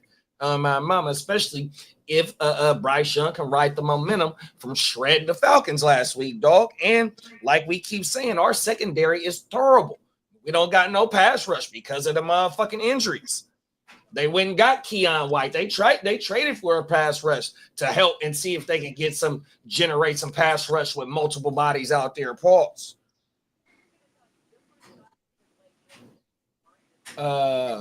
Jay said Wandale, Rashad, and Sticky Ricky also got Purdy as well. And see, last week being a Niner fan and having a whole lot of bias, I said fire up Ricky coming off that first game back. I would love to see what he does in this game. Wandale, he's hyper targeted 100%. Hey Lee, what's up with Slate? Darius Slate. Oh yeah, I just got the alert that he's good to go. Oh, he's good to go. So that's another target added to the repertoire. But like I said, Wandale is one of their best healthy weapons over there, 100%. So he's going to have a great floor. Rashad White, like Bogue said, he's going to get used in this pass game. They're going to have to And use him in the pass game. As much as Sean Tucker went crazy last week, let's just remember, yeah, he's had these blow-up games before. It was the Bills. They're one of the worst run defenses. But when you look at the way it broke down as far as touches goes, Rachaad White was out touching Sean Tucker in that first half. And it's because he could pass pro. You know what I mean? Rachaad White could pass pro. So it was a 21-12 split. Rashad had 10 attempts and he had 2 catches, and Sean Tucker had 19 attempts and 2 receptions. And he had does it have the first half breakdown? Because I remember this is I'll pull it up. This is my data entry. Yeah, I'm on my data entry page. But like you said, though, the Bills is one of the worst rushing defenses there is, giving up a lot of points to the and the Rams are a very formidable run defense. Oh my mama! But the pass catching running backs, they can do some damage here. Oh, Sean Tucker right there, 19 for 106, 2 for 34, and a hat trick. And then there go Rachaad White, 10 for 51. And then with the 2 receptions right there, no tutties, but he still finished as a top 36 place. So that's fantasy. That's flex worthy right there. Yeah, and that's where we're looking. We got and 5 points. Rachaad White, we have to temper our expectations. He's the flex. You know what I mean? Sean Tucker is the start. Rachaad White, he's the flex. You think the Bucks will be able to establish the run in this game? They're gonna have to, so they don't become one-dimensional and get boat raced like they have been. Because they don't. Here's the thing too: is like it's all the Baker numbers have been bad too. You know what I mean? Because they don't really got nobody. Like Godwin coming back could actually help this entire offense, and the fact that Sean Tucker has given them life on the ground. You know what I mean? They're going to try to run, but getting boat racing, you become one-dimensional. So that's the thing. It's their secondary still to this day. For the last, this is the 3rd season straight now that Baker's been getting into these absolute shootouts because they can't stop nobody. So, but Bucky was a blessing in disguise last year because it was like, here's a team, you move hella fast. You're basically 50-50. You weren't even 50-50 with the run. You were just like you were like 60-40 even, like in favor of the passing. You know what I mean? And like it's a significant drop down from what we saw last year, but it's a different ass team. You know what I mean? Right. Even with Ibuka there, like now with Godwin, and now he has Godwin, Ibuka, Tez Johnson. Now you're like, okay, now Baker can cook a little bit more. Because he ain't been cooking with the best ingredients. Yeah, but he also need motherfucking Buck too, though. Buck is a difference. Yeah, Buck. And that's why I'm excited for Sean Tucker at least, because at least Sean Tucker gets them going early downs and between the tackles. They didn't have that. Come on now. He's been gone. So with the pick 2 for Jay, Wandale, Rashad, or Slick Rick, but he got the Purdy stack for Slick Rick. I'm gonna play Slick Rick. And then Sean Tucker. My bad. It's Rachaad. Yeah, I'm gonna go Wandale with the solid floor. Wandale and Ricky for me. Yeah, man, Ricky. Ooh, I started him. Here's my thing. I like Ricky this week. I think he gets a full complement of snaps. I hope so. Then I'm gonna go with my bruh right there. Yeah, because I'm also not mad at Rachaad White, but if you're gonna ask me Rachaad White versus Wandale, I'm playing Wandale, and Rachaad White versus Ricky. I like Jennings. I think is the sacrificial lamb that takes a lot of the JC Horn shit, bro. Come on now. Yeah, which I like a lot. Jason said, "Oh my bad." Go ahead. I was just talking about JC Horn. He said since it's handcuff season. Hey, you motherfucking right, it's handcuff season, aka the winter back time on my mama.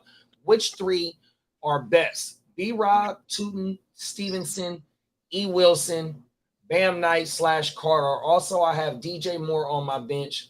Is he droppable to get 4 of those guys? Definitely love B-Rob. He's starting to get more acclimated to getting carries for sure. So he's getting used to. So, you know what I mean? I'll definitely love him.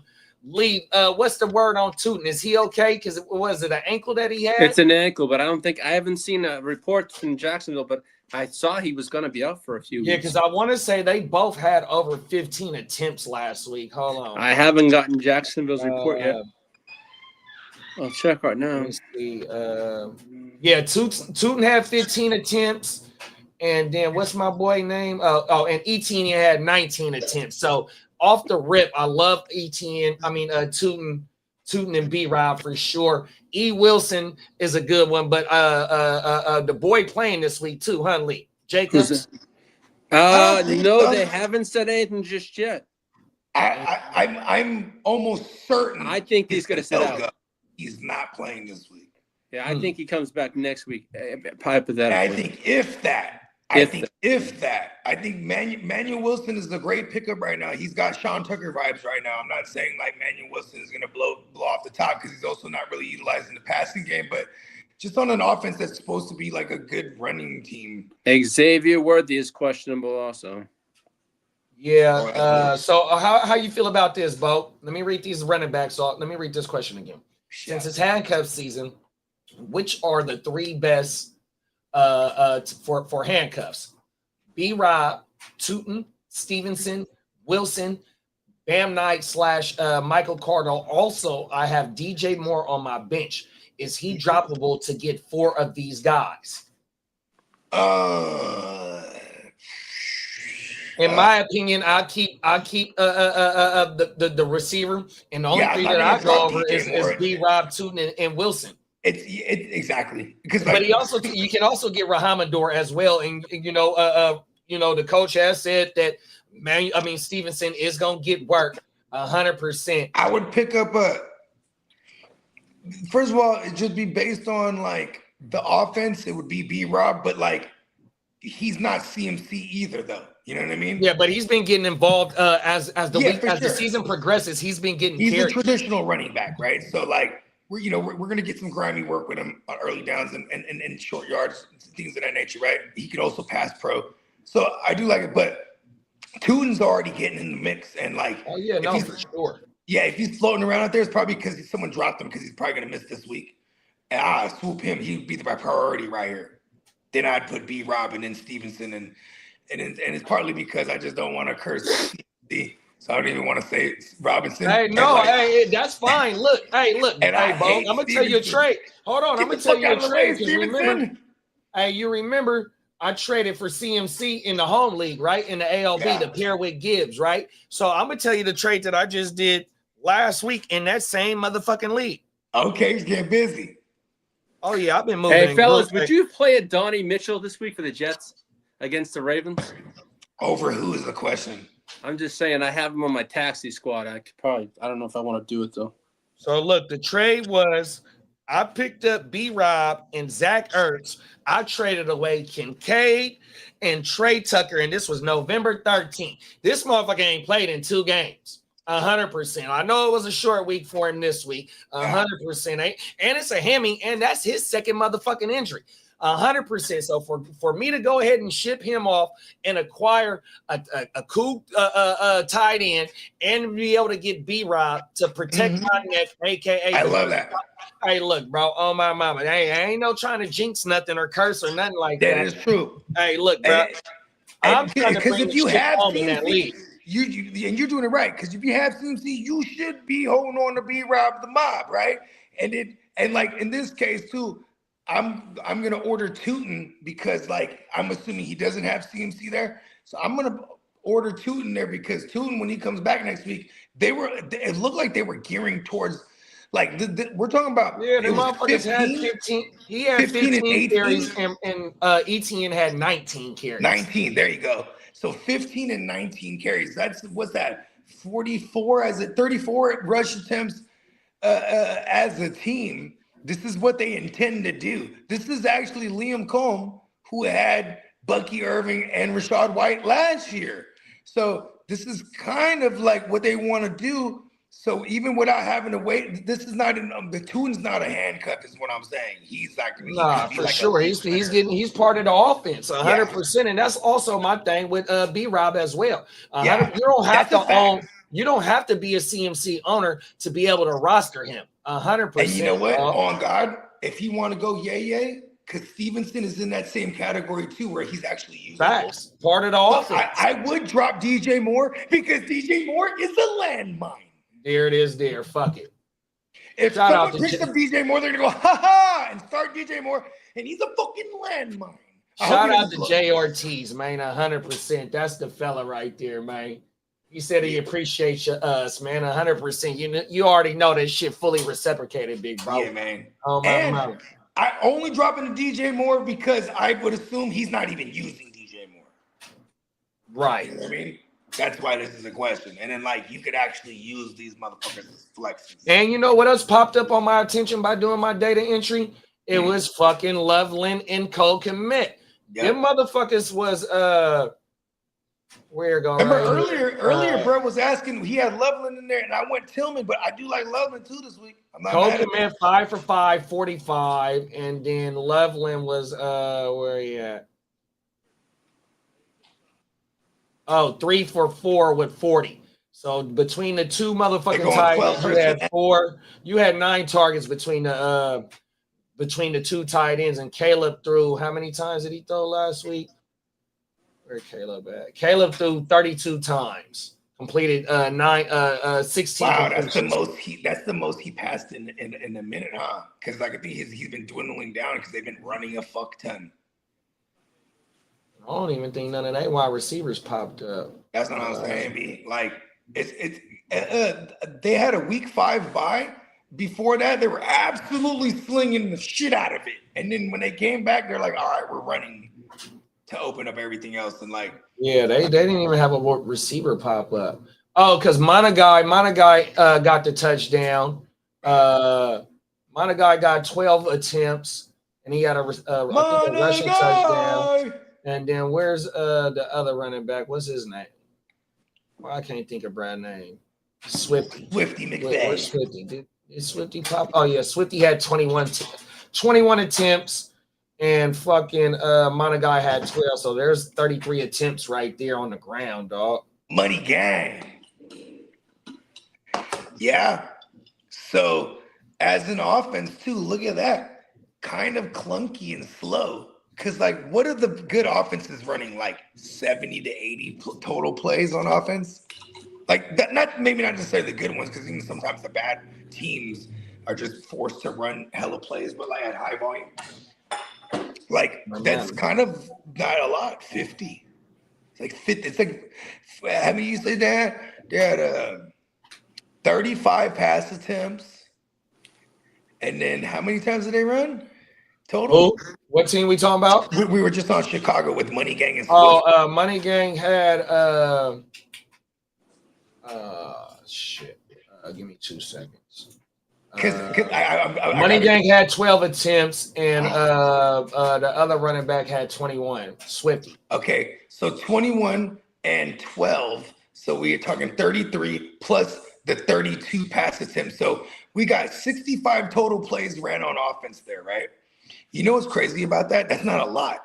But Ben Johnson, when he was with Detroit and he had them humming, how fucking efficient was Jared? And you know what, too, though, big bro? It just depends. You go like 15 for 18. But it also depends on the time of possession, because when you got 30 rushing attempts between two running backs, and they were playing the Giants last week, huh? And Swift was hitting for 4.3 yards per carry, and Monagai was only hitting for 1.9. So maybe the time of possession might not have been over in favor of them. But that also what I get out of it. If you're trying to run the ball 30 times a game, you're trying to keep the ball out of the other team's hand 100%. Yeah. Or in this case, defending the lead, because I think they were winning pretty much the whole game, and then they lost. Wasn't that the Minnesota game? Wasn't that a 16? Yeah, they came back in the end to win it. That's like their third, fourth quarter comeback, I think, in a row. Chicago is hella fun to watch right now. They're going crazy.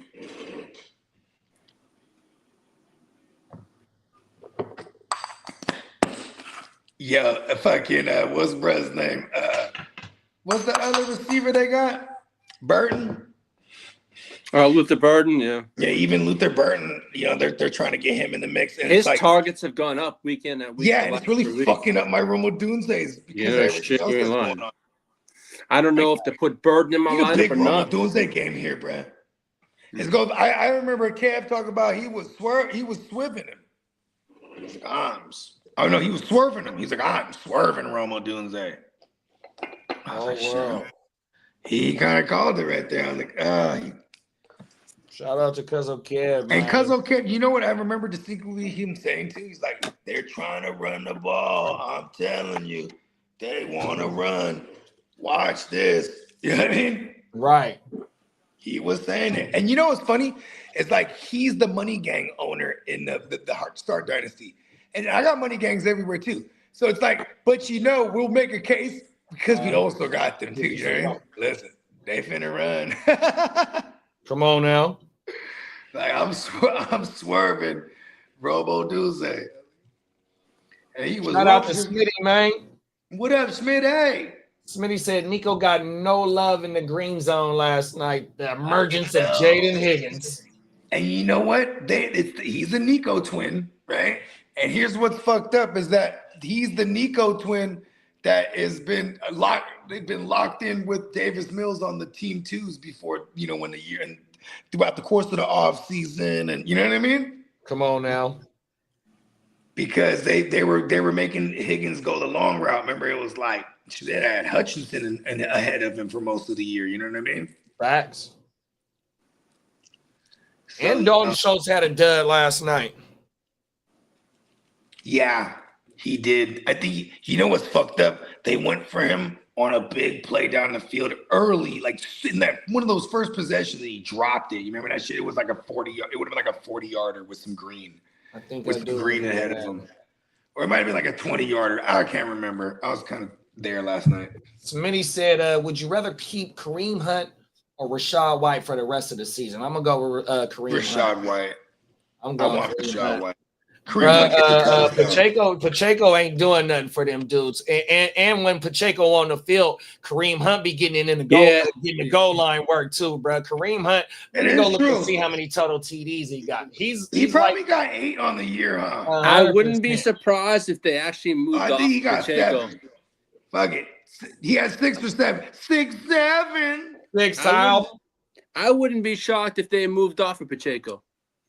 Yeah. I mean, why would you be shocked? He's a 7th rounder that they're not going to pay. Like he's out of it. Because he's great.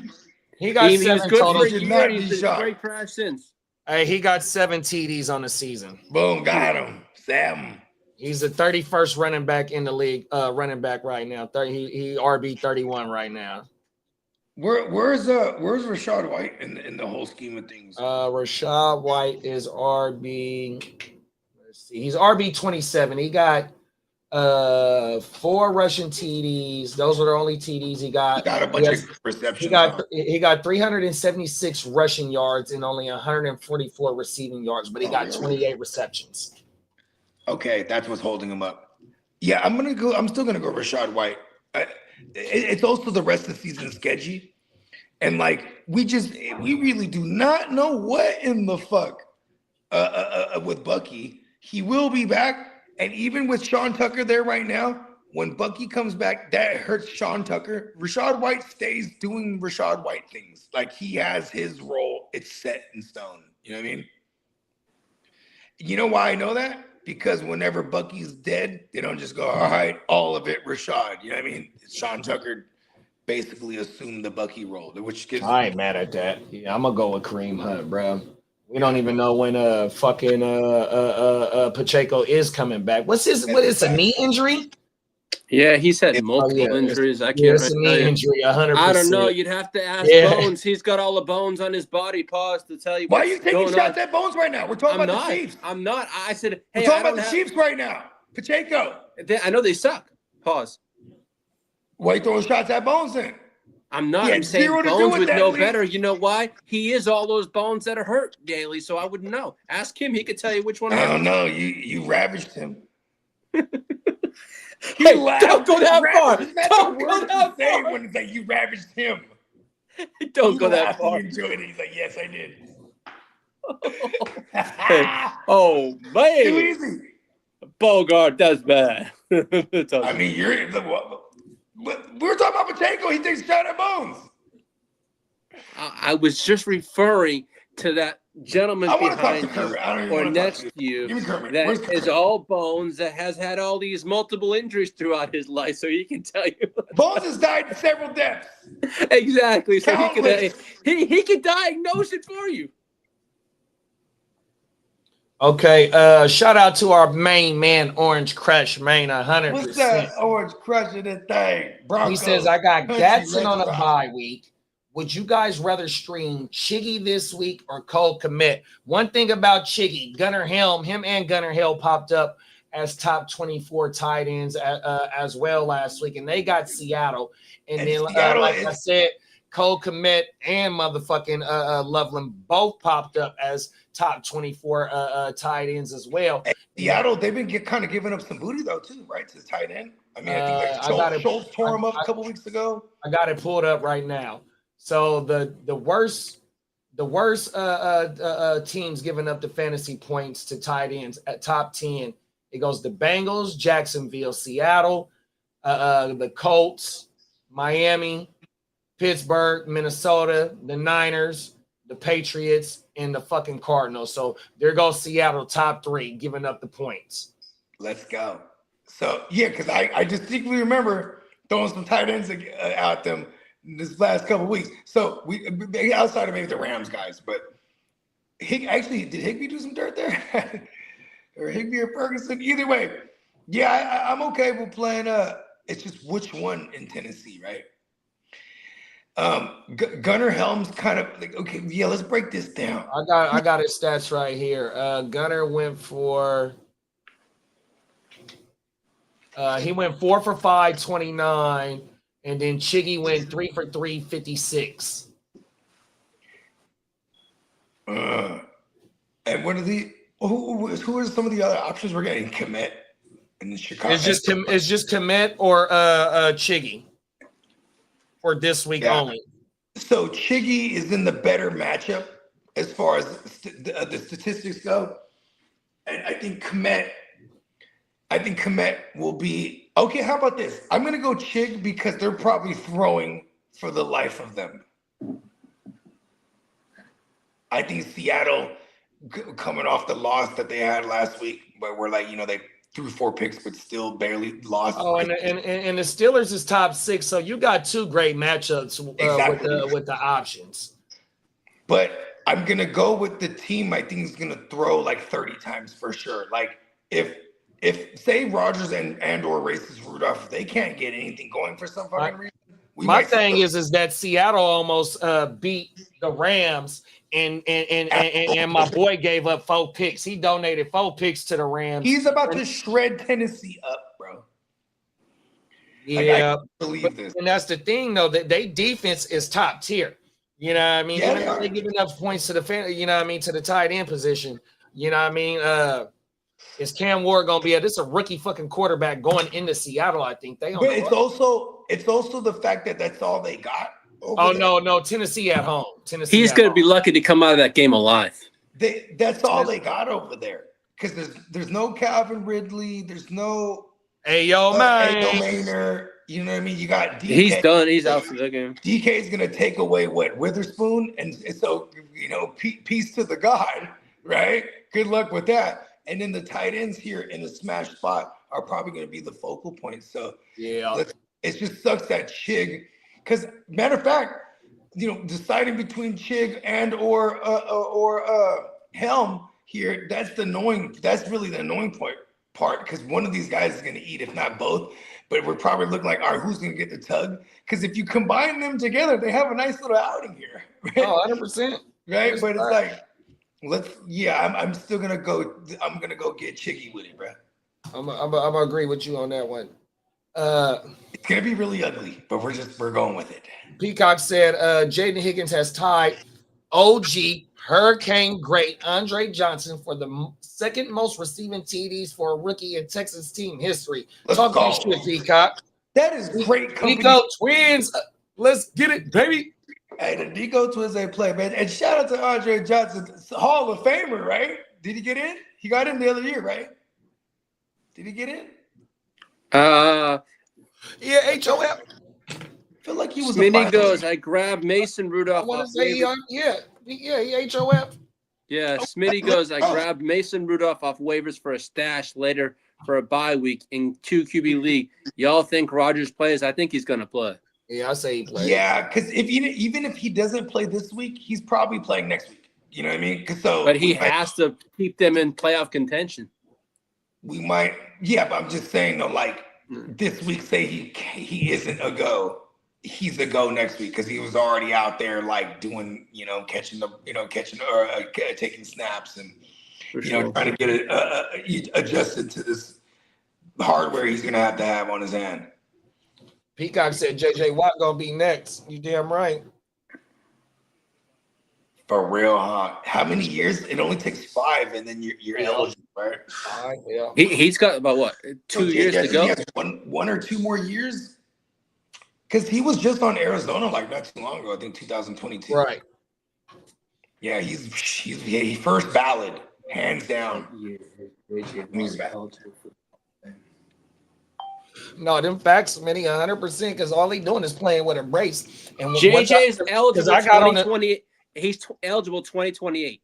For sure. Because I got on the stream kind of late, and that was one of the questions that I had. And then we pulled up some video of him throwing, like, look, how is he going to protect himself when he gets fucking tackled? A fractured wrist, and he just playing with a fucking brace on that motherfucker? It's like, look, bro, is he going to be able to protect himself during these whole 60 minutes? That's my only thing. We know. They better throw Darnell Washington out there and be the other offensive lineman, the extra offensive lineman, 100%. We know 2028, JJ Watt and Brady are both locks for a Hall of Fame. Easy. Sure. You can always guarantee those two automatically. They would both be unanimous decisions right there. Well, Brady's going to walk right in there. Facts. JJ is probably one of the best defensive players of this generation. Just, Come on now.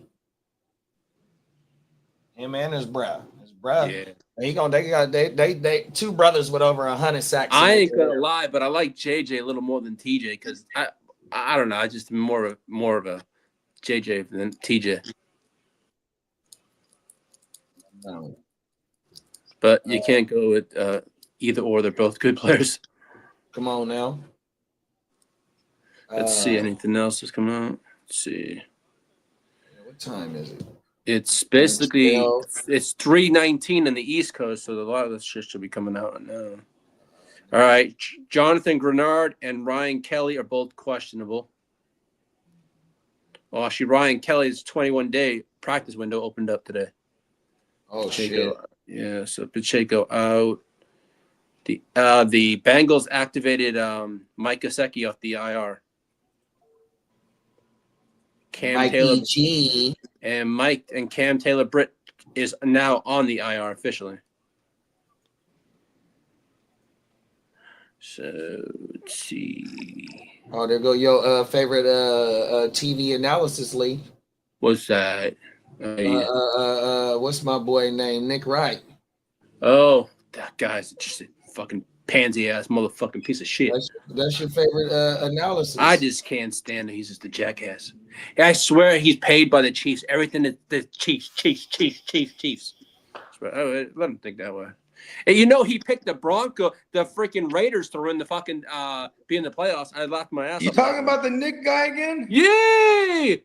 JD just brought him out. He's my favorite person. That's Lee's favorite TV analyst. He hate watches. That's called hate watching. No, listen, I do it all the time. There's like content I watch where I can't stand it, but I watch it because it's I can't stand them.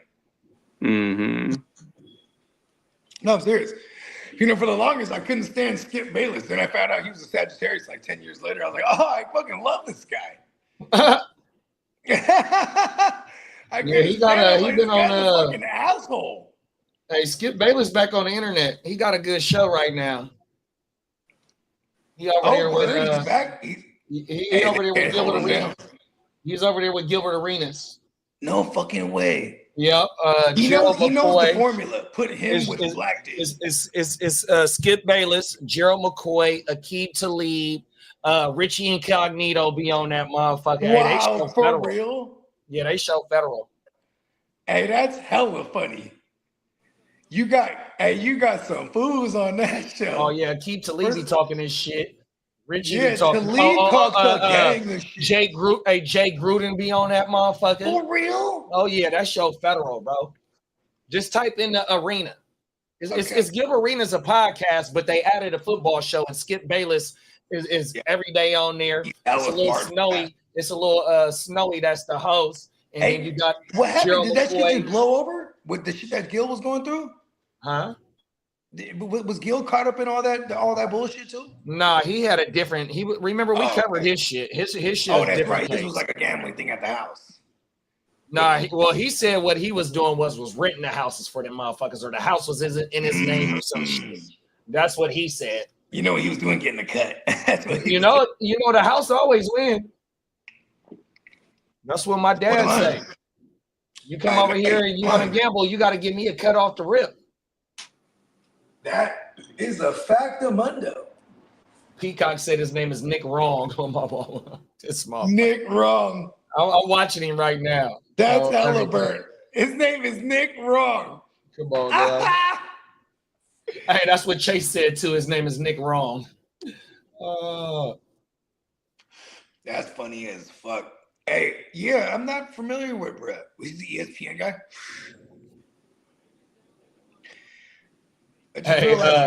Smitty talking his talk right now. He said an all Niners team is dogging every all team in the league. Oh my god! I'll stand by that because we have Jerry and like look at our QBs on the roster. We have Joe Montana and Steve Young as the backup. That's our all-time team. Fuck it, the Brock's the third. Fuck it, we're doing it. Jerry Rice and John Taylor and T.O. 100%. You got Brent Jones. 100. Oh no, you got Dwight Clark moving the tight end. 100%. Rest in peace to Dwight Clark. Craig Roger. What's my brother's name? Craig Roger Craig. Roger Craig. I'm sorry, I'm dyslexic. Roger, but also my favorite 2000 all-purpose ever. Oh no, my favorite running back though for the Niners is Ricky Waters though. Ricky Waters was a dog. Waters. Hey, look, man! Shout out to all man. What was that? That was I think that was right when I got into high school. Who was it? Like Barlow. Oh yeah, I remember Kevin Barlow. Kevin Barlow. That was when I was in high school. Who was that? Because we had Garrison Hurst in the late 90s. There you go.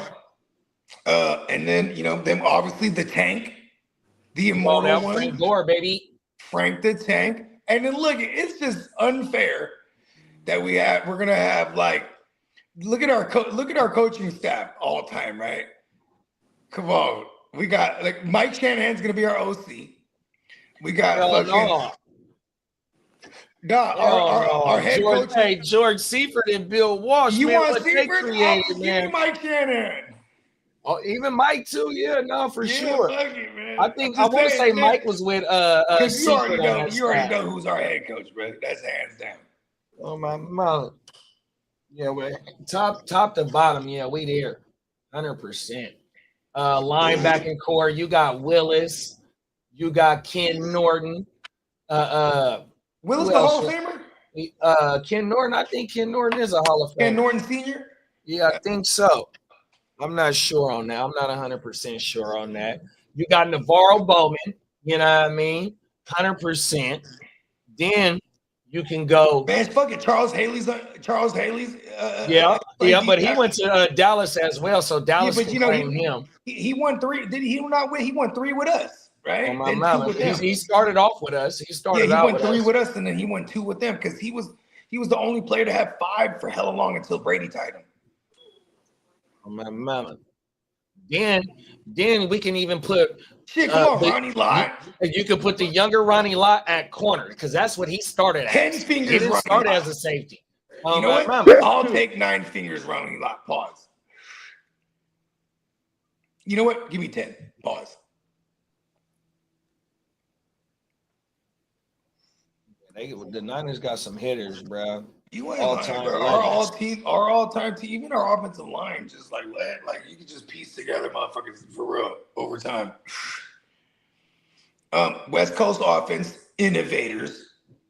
Bill Walsh, obviously head coach. I'm gonna nominate at least even if Mike Shanahan isn't the OC, he's on the staff. Fuck it, Andy Reid's on the staff too. Fuck it. Come on now. He was there.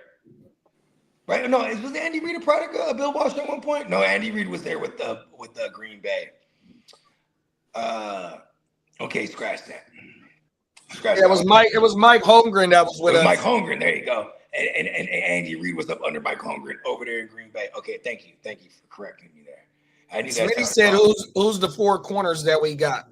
So we don't got to put Ronnie at corner because we could go Dion for 1 year. Yeah. We can go. We got primetime in there for Shelley. We can go. Motherfucking. Let's see. Complete shutdown. Let's go. Sherm's in rotation. Sherm's in rotation.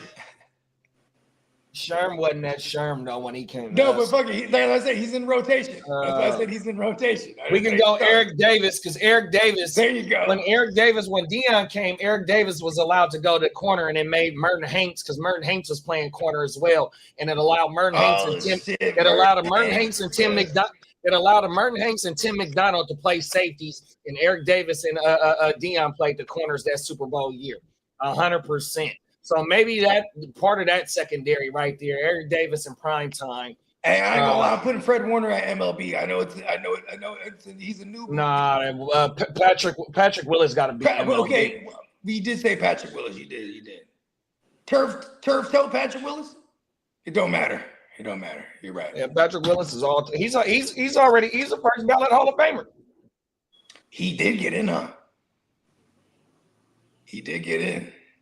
He retired, 2014? No, what is it, 16? 15. I remember his last 2 years, he basically didn't play because he was dealing with the turf toe. Brennan Davis and Kittle, yeah.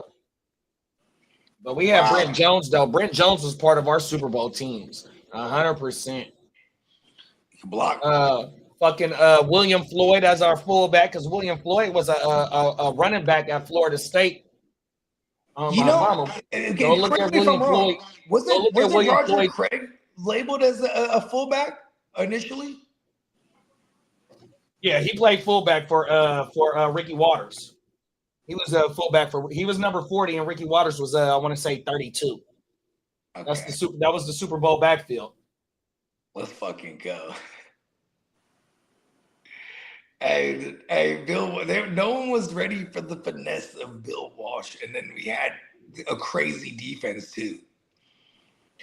That gave us They gave us an attitude. We weren't soft by any means. Because remember, they were like, "Oh, the Niners offense is soft. They're just throwing the ball. There's no hard nose and this." Get the fuck out of here. We're changing the game. Hey, go ahead and read that question, Lee. Aerial attacks. Dynasty football. Would you trade Nico Collins for Rashid Rice and the 2027 first? Yes. Because I'm getting the first. As a player, I like Nico being a number 1.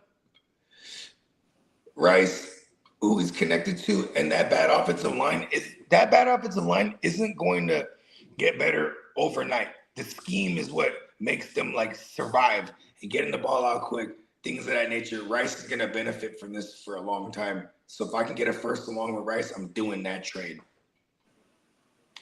Obviously, this is a PPR, I'm assuming, too.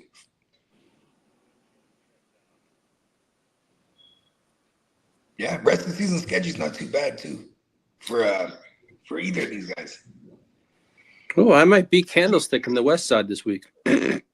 After one game, you already got it. You got it wrapped up. No, I mean, I'm looking at the projected score. I'm supposed to be in 143 to 101. I'll have you know, I've been projected to annihilate damn near every opponent in the last 5 weeks. I've lost 4 out of the last 5 in the West Side. You never know. I'm just saying because Yo, I hear you. I think I could beat him. I just want to make sure this year I don't finish in last place. That's it. I want to walk into Vegas. Huh? She named way higher than that. I know that. So I'm not going into Las Vegas next year as a last place team. Hell, fuck no, I'm not going there. Hell no. Because the last place guy has to push Bones around in some kind of wheeling apparatus. If it does, that's fine. I'll take that out. If that's the case, I love that. You're not going to be allowed. I don't have security around me. You would have security making sure that you do your job. Nah, I'm good. What if you didn't come in last place and I just said, hey, you want to make it up to Bones? This is how you do it. You push him around in Vegas. Yeah. And you show some respect. You become security for him too, alongside with Bakes. Yeah. Okay, it's agreed.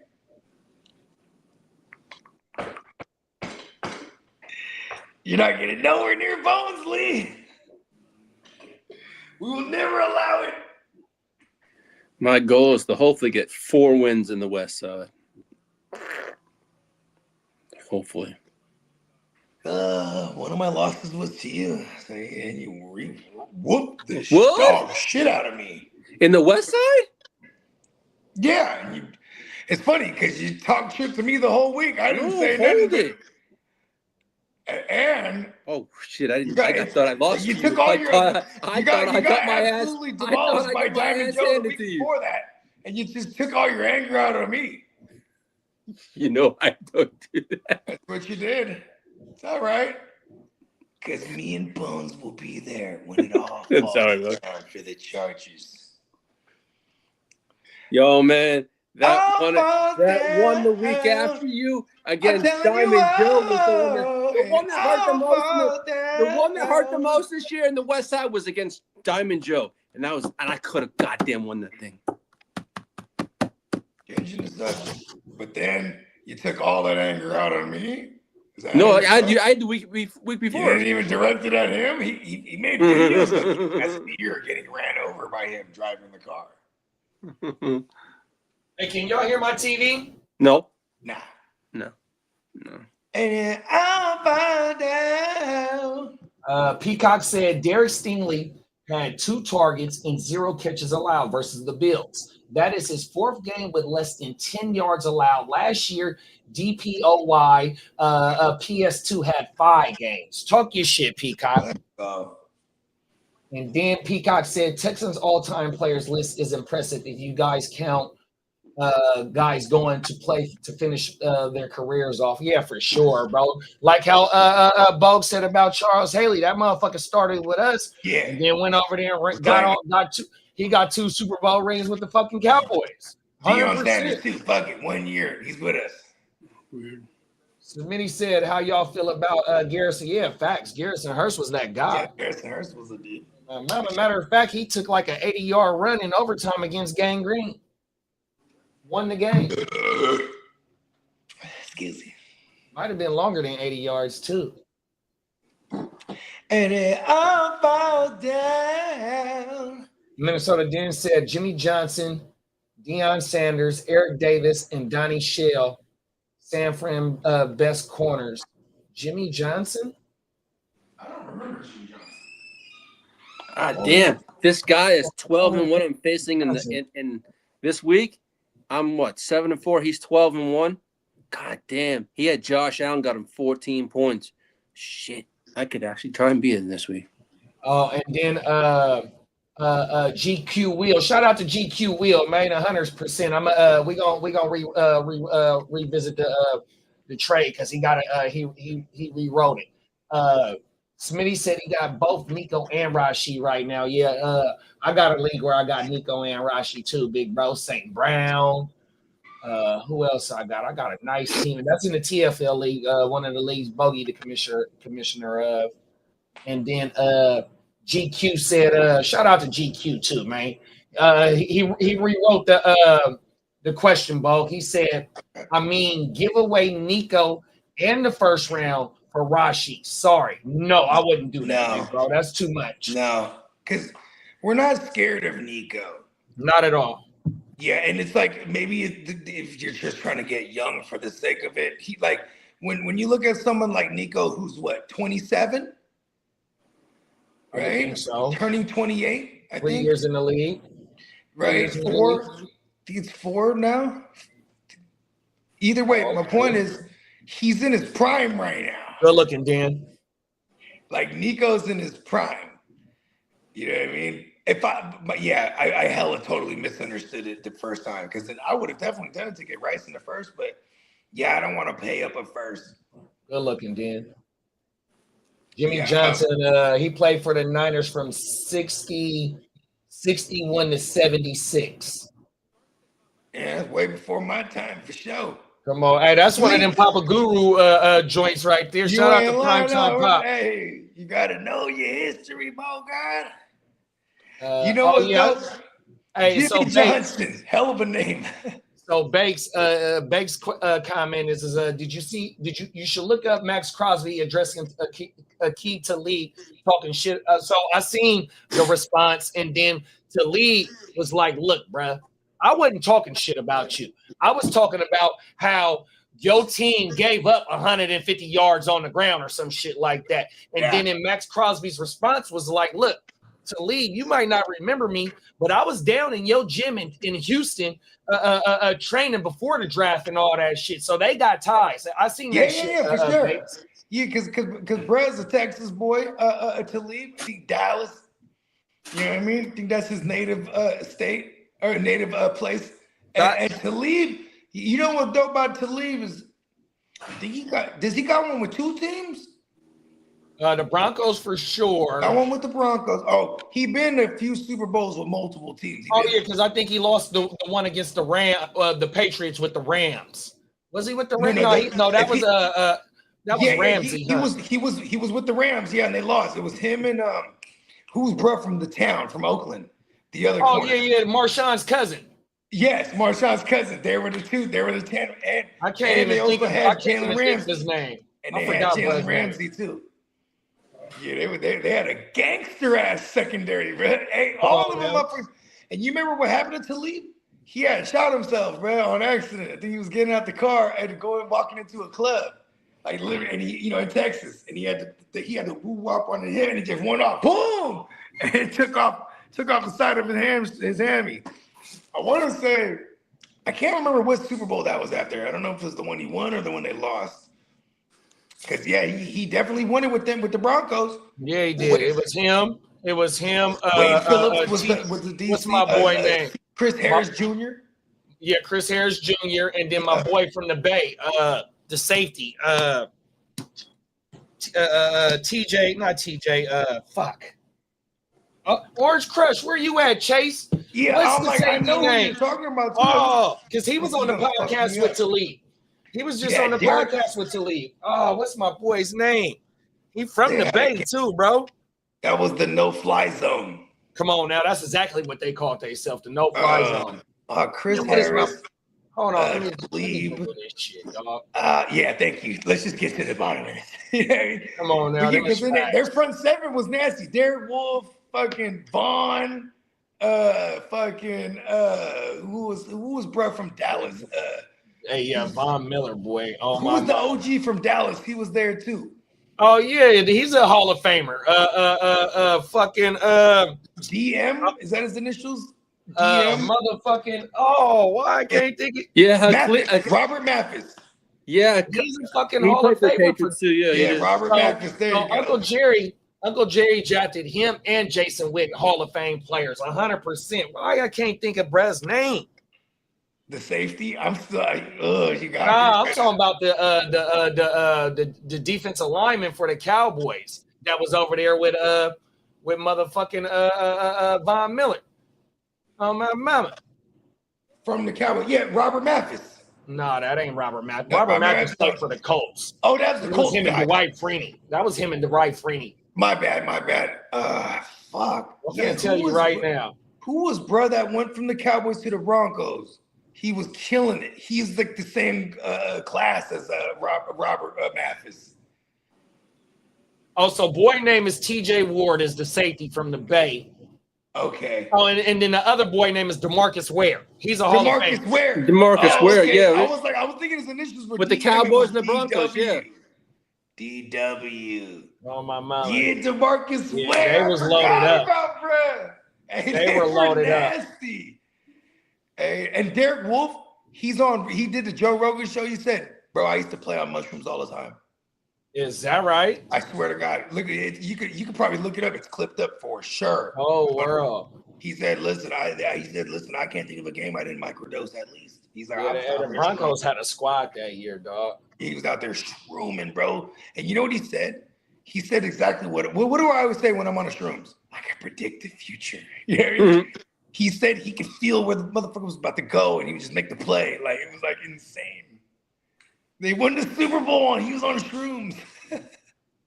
Hey, we got Diamond Joe in the building. What's up, big bro? What's up, Diamond Joseph? Hey, he said 96 yards to be exact, talking about that Garrison Hurst played it in overtime to end the game.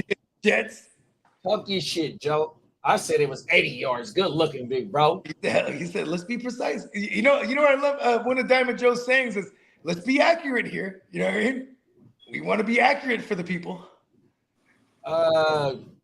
Bake said Vernon Davis went to get a Super Bowl ring with the Broncos. Peyton Manning after you got, he went to Washington. It was like we definitely traded him that year. So 2014, when it all went to shit for Jim Harbaugh, I don't know if you remember this, but Deion Sanders, he's worked for the NFL Network, and he'd be like, all right, man, I got the inside. All right, so Vernon Davis' career. He was like, I got the inside on the 49ers, and I'm not going to say his name, but he says it's all in turmoil, and it's not. And there was a whistleblower. It was Vernon Davis. And you know how we found out? Because we traded him. We were like, fuck this guy. Yeah, right? but the Peyton Manning run was Julius Thomas. Yeah. Yeah, 2006. Like Peyton Manning was setting. Vernon Davis just was on the team. That's all he did. He was Vernon Davis, 06 to 15. Yeah, when they won the Super Bowl, Vernon Davis was on the team. Yeah, he was there 2015 for 1 year. That season yeah, only. For 1 year. I was. This is what I was saying. Lee, hold on.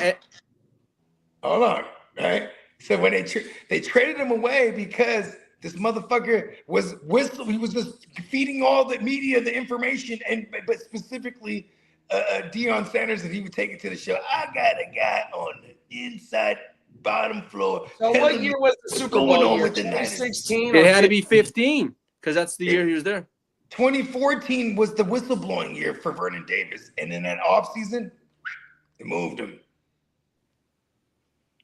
It was there was another. They had a blocking tight end there, and then they also this was the Gary Kubiak year, the first Gary Kubiak year, and they won it right out the gate.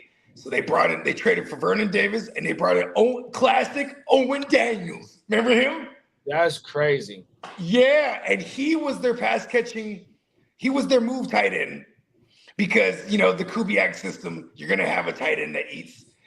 Hence the Njokus of the world because he's in a Stefanski system who's a product of Kubiak. That motherfucker had 28 targets and 20 receptions that year.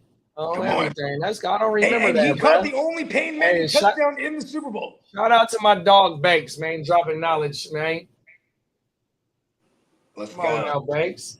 Yeah, he was. I'm trying to remember the name of the tight end. I remember Talib as a Patriot too, Joe, on my mama. Mm-hmm. Do you remember Wes Welker? So Marcus they're in the Peters, AFC that's title Marshawn's cousin. Marcus Peters. The AFC title game to send the Broncos. It was the Broncos versus the Patriots AFC title game. They were going to go play the Seahawks in 2013 Super Bowl, right? So you had Wes Welker. He ran across the field like on a fucking like a deep crosser, and he just sideswipes Talib, tears his ACLs. Do you remember that shit? Wow. And then Talib was pissed, and so was Belichick. Like Belichick spoke on it after. Bake said Talib cheddar bobbed himself just like Plexico, huh, bro? Yeah, but Plexico was in the club though. You know what I mean? He had an ornament club.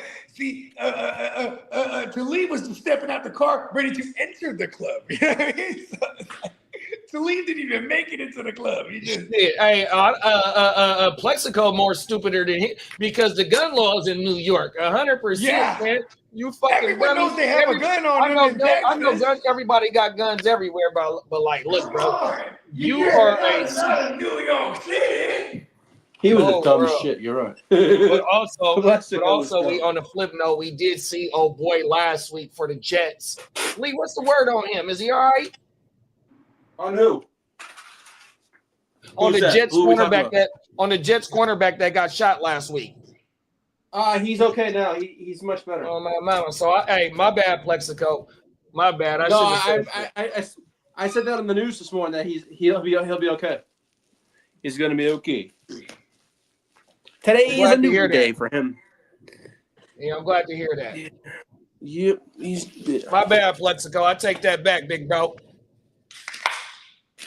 Hey, Plaxico had them jewels on him, huh? I wouldn't doubt it. That's why he was strapped. Hey, look, that was the Dipset era too, huh? He was in there with the pink woo-wop on.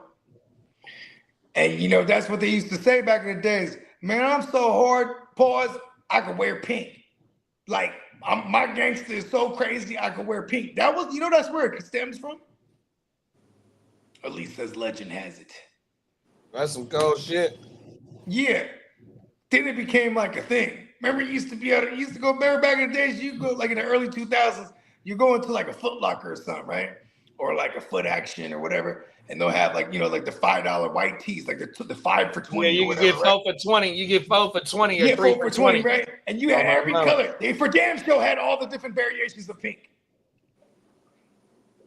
Remember that shit? Hey, like my boy tall tee back in the days. Like my boy Cricket came in last night. He was like, JD, I seen the pictures of you and your grandma, right? So in one of the pictures, I got the tall tee on with the tee up under it, so the motherfucking other sleeve, you can see the other sleeve. You can so see the woo-wop. That was the tall tee days. That's early 2000s, 100%.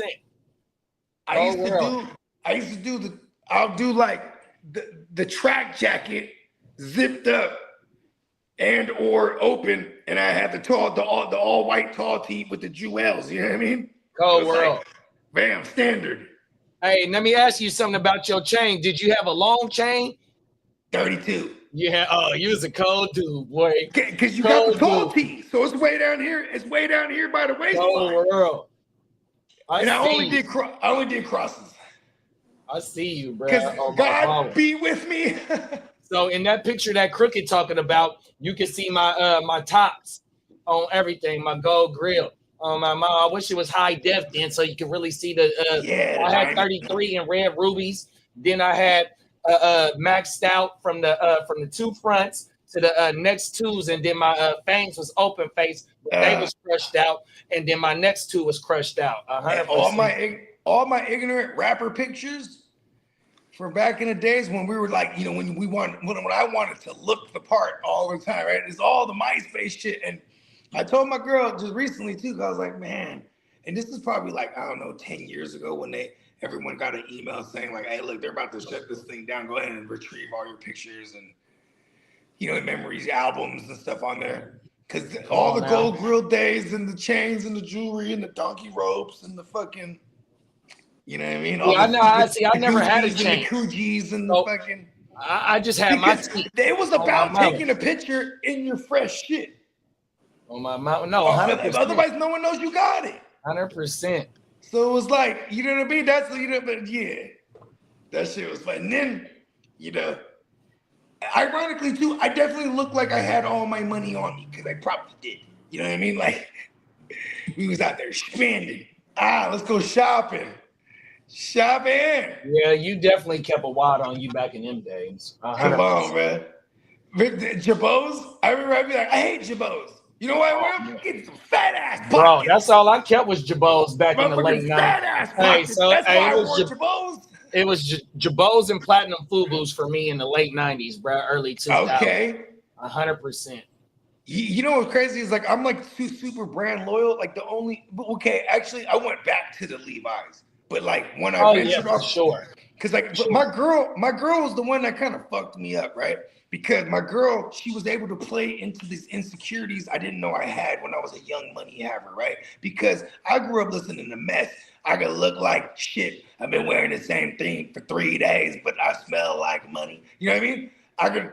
I could be on my Mess shit, and she'd be like, you should really like buy some like designer jeans. Like, like you just like those are like those jeans are whack. I'm like, for real? Like, I mean, like, I love these jeans. You know what I mean? Next thing you know, then it's like, oh, okay, well, shit, buy me some shit. And she buy me like a pair of Citizens, right? Then I come through, I think I'm fly. Then the homie's like, you wearing some Citizens, bro? But then, because they didn't even know what it was till they know how much it was. Then they're like, oh, okay. Then I started rocking the 7s. Because Citizens were like more for like your lady buys you those. You know what I mean? Like, I started rocking some 7s. Them 7s, that's like $400 jeans back in the days. Then I got onto the EV Zoos because you know what I'm saying? That was like the D-boy uniform when you was actually a D-boy. Not like we ain't wearing no Trues or nothing like that. Or Red Monkeys. No offense to the Red Monkeys. Had a pair. And they probably weren't even real too. I ain't gonna lie because I got them for cheap. But you know what I mean? The EV Zoos though, you knew that was hitting. Like, oh shit, I got $800 jeans on right now. And only had 2 pairs. That's all you needed. Come on now, bro. You know what I mean? Yeah, them was them days, bro. Yeah, and then I just can't wrap my head around the way we bro, used to I still rock 501s, 100%. Yeah, me too. Facts, bro. I'll go to the Levi factory. Bro, come on now. Guess who made the phone call to get the Niners with the Levi's? Man, hey, look, bro. If you go to Macy's or Nordstrom's and get them motherfuckers, it's $70 for one pair, though. 100%. You ain't lying. Hey, you know what's the GOAT? Nordstrom Rack. If you want to like get the cheaper designer woo-wows, right? But it's like, I fuck with Nordstrom Rack. 100%. Yeah, Nordstrom Rack's the GOAT. Like, I had the homie that worked there. Shout out to my man Mike Dees. And like he would come through, like all of a sudden he'd be like, I'm the Fastenal guy. Okay, word. All this Fastenal. I'm like, man, where you getting this Fastenal? Bro? Just taking it from work, bro. Duh. I'm like, oh shit. Word. And he was like a bigger dude than me. So like, you know, when you go to Nordstrom Rack, you ain't gonna find the smaller sizes. You know what I mean? It's gonna be like, you know what I mean, what they got left over type of shit in the funnel back. So well, it looks like the Commanders are going to an international game next year. It says the Commanders will be the home team for an international game in 2026. So, yeah, we're adding like I think they said 3 more in Brazil. There's 3 games in Brazil, 4 in London. It's just 4 in London. Badass. Yeah. They said it's gonna be a total of 10 international games next year. Hey, they need to be tight on London for real. London is crazy, bro. Like attacks wise. You know what I mean? Yeah. Bake said, I remember Mike Singletary got fired right after he called him out. I watched Delaney Walker talk about Vernon White. He checked Vernon Davis, bro. Like, hey, for what it's worth, like Mike Singletary, he built the foundation of that defense that Jim Harbaugh eventually adopted, and he checked Vernon Davis, bro. No, you got to give Mike Nolan some love too. Okay, Mike Nolan is the one that was the head coach, and he brought Singletary over. You ain't lying. Staff. Singletary did check the shit out of. All right, DeAndre Swift is good to go. Who? DeAndre Swift. Okay. I didn't know he was questionable again. Yeah, he was. They just gave him the green light. That's probably why the money gang projection wasn't. They said Mike Singletary made a diss rap track that he freestyled the whole meeting. Wow. Then he said he used to rock wearing Sean John. 100%. Hey, we used to rock Sean John like a motherfucker in San Jose because it had the SJ all over it. And the Sean John, you can get in the club with Sean John because they have button-ups and shit. Button-ups and shit. Yeah, you can get in the club with Sean. It would have the joints that came with cufflinks too. Like, come on now. Hey, the button-up era was the shit. Mm-hmm. Come on. I still rock button-ups. You go get the cufflinks from the t-shirt shops to go with your fat-ass collared shirts. On my mama. That's a fact. I used to like the pinstripe. Come on now, 100%. I'll do sherbets. Yeah, I had some loud color button-ups. I'll be out there in the shirt. Throw them up, get it on that motherfucker. That was them grown man days. Come on. Remember? All right. The Hood Stars joint. I get my grown man. Come on now. Hey, that's that shit, bro. Hey, come on. That's that shit. Come on now. Oh, my God. What? Quay Walker's doubtful. Cool. More edge than Cooper. Might want to go get. You might want to go get. You might want to get McDuffie too. Yeah, McDuffie is the guy. Next, and McDuffie's a bad motherfucker too. Damn, I wish I had somebody to drop on the west side to go get motherfucking McDuffie. Let me see if somebody got it. Time to go dumpster diving. Boom, boom, boom, boom, boom, boom.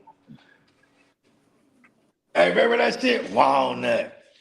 The East 14. The wah. It's like there's the whole. The thing was like Bart and like Keek. It was like all fucking Oakland shit. You know what's crazy? Oakland be doing songs rapping hard, huh? 100%. I'm really from Oakland now.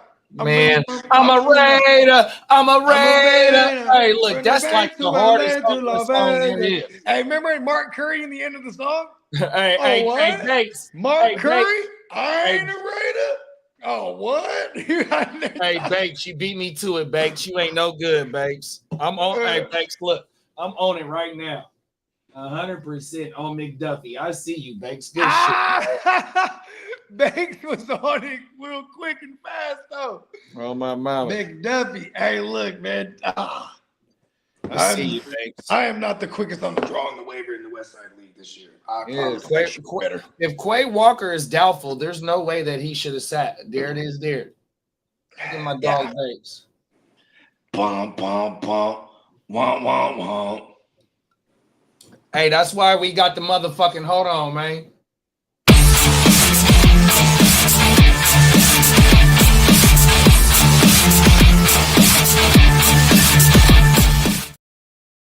See, now, if it wasn't for ear to the streets, we don't get to beat the waiver wire because we stay up to date with the news because of the motherfucking ears to the motherfucking streets. The streets. Episode 8 tonight, 5 p.m. my time, 7 p.m. his time, 8 p.m. on the other side of the country. 100%, you know what I mean, man? Y'all come pull up. We're going to do some fantasy talk tonight. I'm going to pull up for the fantasy talk, you know what I mean? My first appearance on the Power Hour, you know what I mean? 100%. Kermit, let me shut up. You know what I mean? We might get another guest. 100%. I think we might get another GWN member on the show tonight. You know what I mean? Right. Yep. Be recruited. We're gonna have a good time, man. 100%. And then after his bye week, he gets a power hour with the motherfucking Raiders. Woo! You ready for that, Lee? You ain't ready for the power hour for the Raiders? Nope. Sorry. He ready to start doing. He be having them throw off methods up. He ready to go start doing his homework for next week. Throw off methods. Like, come on, man. Hey, what Raider fan you want to come on the show? Because I know plenty of them. We all know plenty of them. Do you want to guess, or are you just gonna wait for Philly? I don't know if he's ready for. Are you gonna wait for fans? Yeah, because you know them Raider fans, boy. They should know about them. They take over their whole stadium every time they're over there. I've been to the Coliseum plenty of times. I ain't been to what's the name of that shit right now? Allegiant. I know that's a different vibe. But in Oakland, like, bro, them dudes and them and the ladies too, like, they don't take no motherfucking shit, dog. They really don't. 100%. Oh, big bro did the dash. Hopefully his internet is fucking up. Oh, it's like, look, you don't want no guests for the Raiders. Like, them motherfuckers. Abort mission. There go big bro. Hey, so you want a Raiders guest? I lost Wi-Fi. Yeah, I remember you saying your Wi-Fi was tripping earlier. But do you want a guest for the Raiders? I think we can get one. Sure. Banks wants to come on. Who are we bringing? We're gonna get somebody for you. We definitely gonna get somebody for you. 100%. I know a few Raider fans. Do I need to supply some diapers? Oh, see, there you go. You better be ready for when the Raider fan come on. You're not gonna be ready. I'm Like I was sides again, I run the target. Hey, like I was saying before your internet was tripping, bro. Like them Raider, like the real Raider fans though, like bro, them motherfuckers don't take no shit, dog. Oh no, I was at a game when they were over in Oakland. I went to a game with my cousin's boyfriend. You went to yeah, the when college. I went believe it. When I went to see my cousin. What year was this? You seen these fucking people were in black and no, silver. No. Explain to us. You went to go see what? I went to see my cousin, and they took me to a football game for the first time. And it was the Chargers versus the Raiders? It was a Raiders, someone else. It was Raiders Rams game. Did you have a Chargers Raiders Rams? Did you have a Chargers jersey on that day? No, I just went. It was my cousin's boyfriend took me. That was about it because I was there on vacation. I believe it. So look, it was a Raiders Rams game. It was the old because I remember because it was the what was it? The yellow and the blue helmets for the Rams.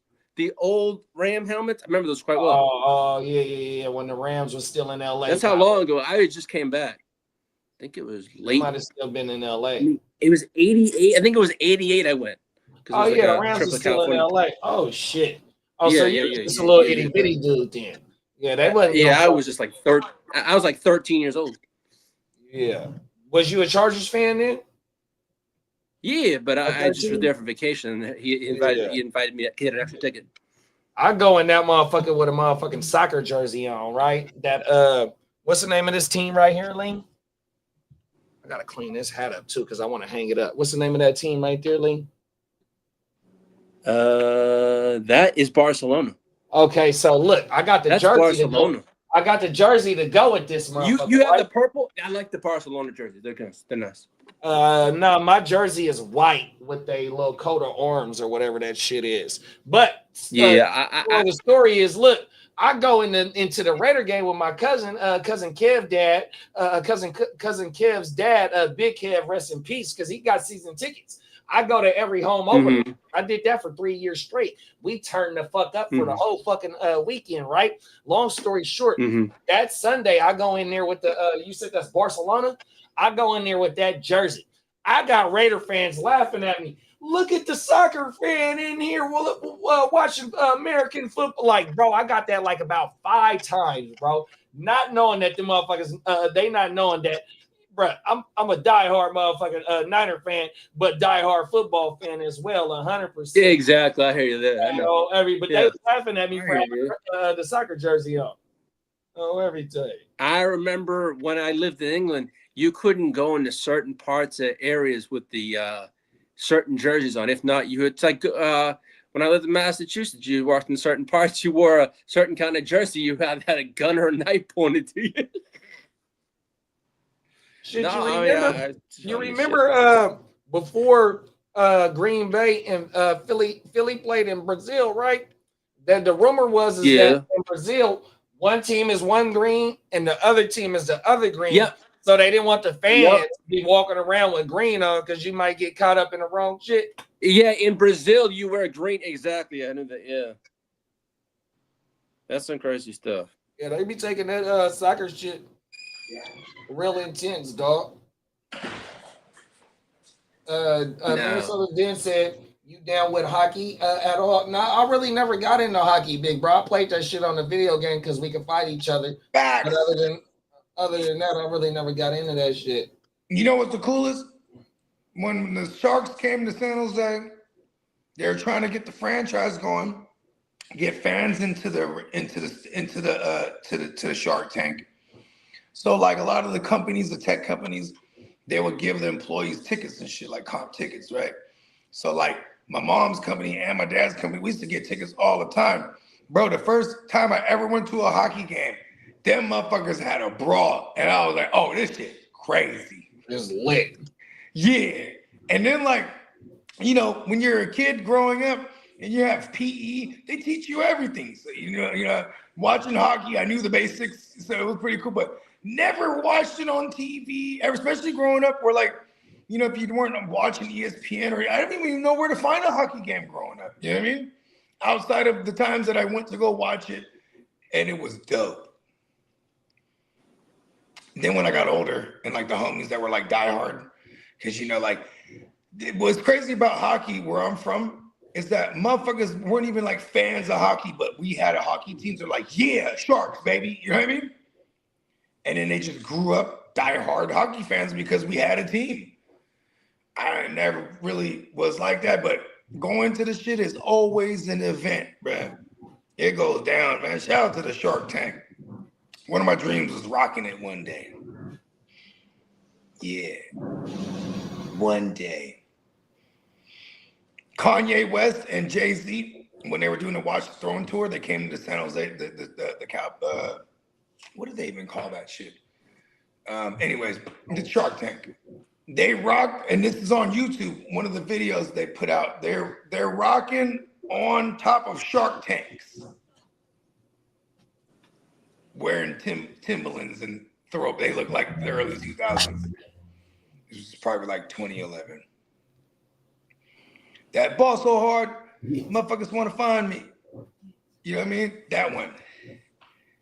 And they're rocking on top of shark tanks. It's pretty bad. Come on now. Derek said, wow, y'all still alive? Oh, every day. You ain't lying, Derek.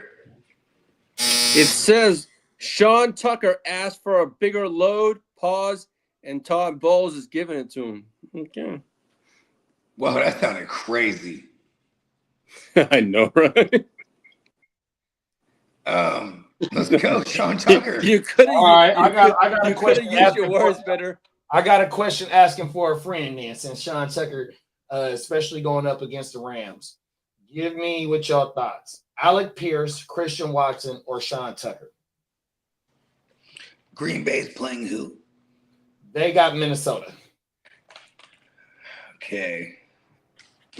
It's Sean Tucker. Or which two? Out of them three, which two? Sean Tucker, Pierce, and then Watson in that order. Even though Pierce is against a shitty matchup, I just don't really trust Watson like that. He's kind of not the only guy there. There's Dobbs, but he's kind of the only guy there. It's like the case to make. Yeah, he broke out last week with the 2 tutties, 5 targets. He's averaging 4 targets since he's been. All right, who asked about Jaylen Warren? He's good to go. Okay. Damn. I know, right? There goes my game wheels. Oh, with you, bro. I'm like, man, fuck that.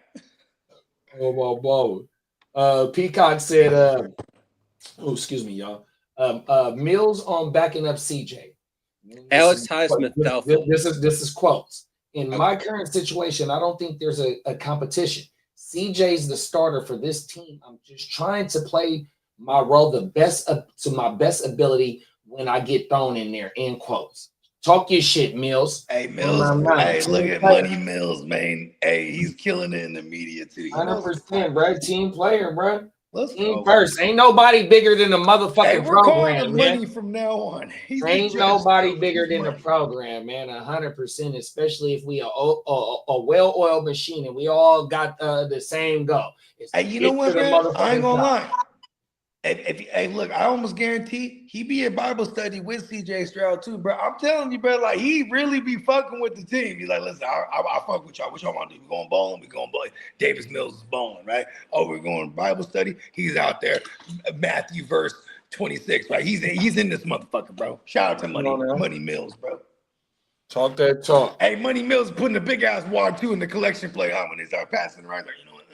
Hey, Money Mills is in the black church. He's jumping around, bro. Laughing and shit. He with him. You feel me? Now.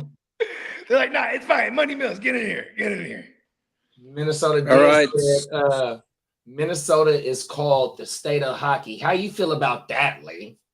I mean, shit, Mighty Ducks wasn't that in What? Minnesota? Nah, ball. Hey, Madison. Then what have you done in Minnesota? You have great hockey, college, but your pro team suck in hockey. How many rings do you have in Minnesota? Oh, here comes the Bruin talk. You a Bruin? Yeah, but also they college teams though, like Boston. We got University. a bunch of rings over in Boston. Yeah, Boston University ain't even They no got power. some great. They have great hockey? college programs. Don't Yeah, get in me wrong. hockey, There's some they great cold. players that came out of Minnesota. Minnesota got some good college hockey players. No, they got some great college. No, they say the mecca for college hockey is Minnesota, Michigan, South Dakota, and Boston, and South Dakota, North Dakota, and Boston. Imagine that. And I didn't know by that. the Great Lakes. Yeah, I didn't know that South Dakota and North Dakota is putting out hockey players. Oh, they have some great. Oh yeah, Hey, they get all the weather, right? players. In the Dakotas, they get all the weather, like the Carolinas do too, or at least North Carolina gets all the weather. Like they have 4 seasons for real. Hey, where's the outdoor game at this year, Lee? Is it in I forget what they're holding. Levi's like every year the last like 4 or 5 years. Yeah, they got the outdoor game at like football stadiums and shit like that. Yeah, I know. The Cowboys are getting it in 2026 or 27. I'm not sure what year they get. They might fill that bitch up.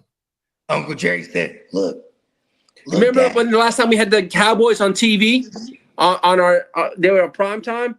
Jerry Jones announced it that when they played Raiders. Yeah, I want to make an announcement here, and Jerry's will be the proud host. Because he has I got Gary something for you, Lee. Bettman. Here, I got something for you, Lee. Oh, never mind. I'll wait to say that for OJ and the Blunt. But I got something for you, Lee, on my mama. It's about the gambling in your city. In my city? Yeah, they want to build casinos in the DWF. Yeah, I heard that. Oh, so I got a story about this that we're gonna talk about on the OJ. Because it ain't the gambling, you got to go to Oklahoma, I think. Yeah, we got to go to my buddy's casino over there. Yeah, on my mama. So I got a story. One of the biggest, it's the top 3 biggest hotel builders, and they were in Vegas. They own the Palazzo, and they own another one in the Bellagio or the Palazzo? The Palazzo. They own that. Oh, the Palazzo. The Plaza. Yeah, they own that and another one in Vegas, and they just sold them. So what they're trying to do is build. So they got one in Dubai, and I want to say it's this. I forgot, right? But anyways, they only 2 holdings right now is in like the Middle East. Maybe one in the Middle East and maybe one in Macau in China. Ah, fuck! I just cracked this blunt. So what they trying to do is build what they got in Macau and in fucking Dubai in Texas, 100%. But at the end of the fucking video, which is a news story, bruh's like, it's on the people of the state of Texas because they don't got no gambling there. You feel me? So it's all tier. We'll watch. BTJR just got ruled out. We'll cover that shit, bro. It's a damn good, interesting story because Uncle Jerry, if somebody coming to build in that motherfucker, especially in the DFW, he's gonna have his hands tied into having that casino come here, whether it's in front of it or whether it's behind it, because he's also part of the reason why. I think you might need to get into the gaming commission first, right? No, I'm not even talking about that. That's not even. That's not what I'm talking about. You talking about the investment side of it? Or you come in my backyard? If a nickelback is sold, I want a base of it. But if you look at Uncle Jerry, though, right? He's part of the reason why football's in Vegas, and then also part of the shit in LA. When he is a vote that like a motherfucker. When Stan Kroenke was going through what he was going through in St. Louis to get the team to LA, Uncle Jerry had a little bit of the influence to be able to allow. You know what he told? You know what Uncle Jerry told Brett? He said, "You need to go and just designate that area already." And he bought the Inglewood joint back in like 2010, maybe. 2011, you know what I'm talking about? And then they built SoFi eventually there. In Inglewood. Trevion Walker and Brian Thomas Jr. are out. That's what I'm saying. It's like, even though he might not be in the forefront of trying to make this shit happen, but I'm telling you, I think Brad got something to do with trying to get the legislator to push to get this shit going. Because if you get a casino within wherever that motherfucking palace is, and Lee can contest to this right now. That fucking Ranger Stadium is by doubt. The Cowboy Stadium is they're walking distance. There it is. Can walk. It's 3 minutes. And it's a motherfucking to walk from the Cowboy Stadium to Arlington. And it's an amusement 3 park. to 5 right there, minutes. right? Yeah, So it's a Six Flags. And the Six Flags right there. So look, with my Lee. friend and I, when we go to games, So look, Lee, we park I'm in finna Six tell- Flags. So look, Lee, I'm finna tell you right now. Look, so the designated spots right now is the Mavericks practice arena, the old Irving Stadium where the old Cowboys Stadium was, but they voted that down. The city of Irving, they had a vote and they voted that down. So I said the Mavericks practice arena, the old Cowboys Irving Stadium, and it's one more proposal that they want to build the casino at. So tell me how far the fucking Mavericks practice arena is in Irving, Texas, from where Uncle Jerry's World is right now. It's about 10 to 12 minutes drive. There it is there. Not too far. Look, I'm telling you, Up got something to do You with can this. take the Trying to public get this casino transportation there. to and from them. And these motherfuckers is like the top 3 chain of building motherfucking casinos and hotels and shit, bruh. 100%. And you know who probably want to get down with it too? It's like, man, y'all need some bread. You got Jay-Z in the side. Like, I'm a Cowboys fan. Jerry, let me get him. LeBron James is a Cowboys fan. LeBron James, a Cowboys fan. He's like, hey, look, hey, Jay's like, I got you on 3-way with me, you, and Braun right now. Come on, hey, down. how you doing, Jay? How you doing, Braun? Right? He on the phone with him right now. And he's, Jay, what went wrong over there in Manhattan? Right. There, look, man, it's hating on the black man. And he said, you know what? Down here, we make dreams come true in Jerry's World. Jerry's World is like Texas. I'm telling you, bro, the whole state. Oh my God! Like he just don't want no other football teams because remember they was trying to get like Papa Guru said they was trying to get the Saints to San Antonio. He said ex-nay, in-nay, or whatever the fuck the saying is. Then he had a good speech too. It's like, listen, the great state of Louisiana needs a football team. Come on now. We need to keep the Saints there. Who has my vote? He already had lobbied a bunch of votes he done paid good money to. We got a majority here. Keep them motherfuckers over there. They can't come to our state. Hey, see, that's how Jerry Jones runs this shit too, is because lobbying is like 95% of the battle. 100%, bro. A motherfucker might not even give a fuck about your cause, but you just need to lobby them. Like, listen, here's some money. You got my vote. Bang. You ever sat through the Weirdos series? It was really good. Kevin Spacey, the House of Cards. You ever fuck with that? No, I never seen it, buddy. I'm not really into politics shit. This shit had me captivated. It was the crooked nature of how, but he was what they call a Senate whip, right?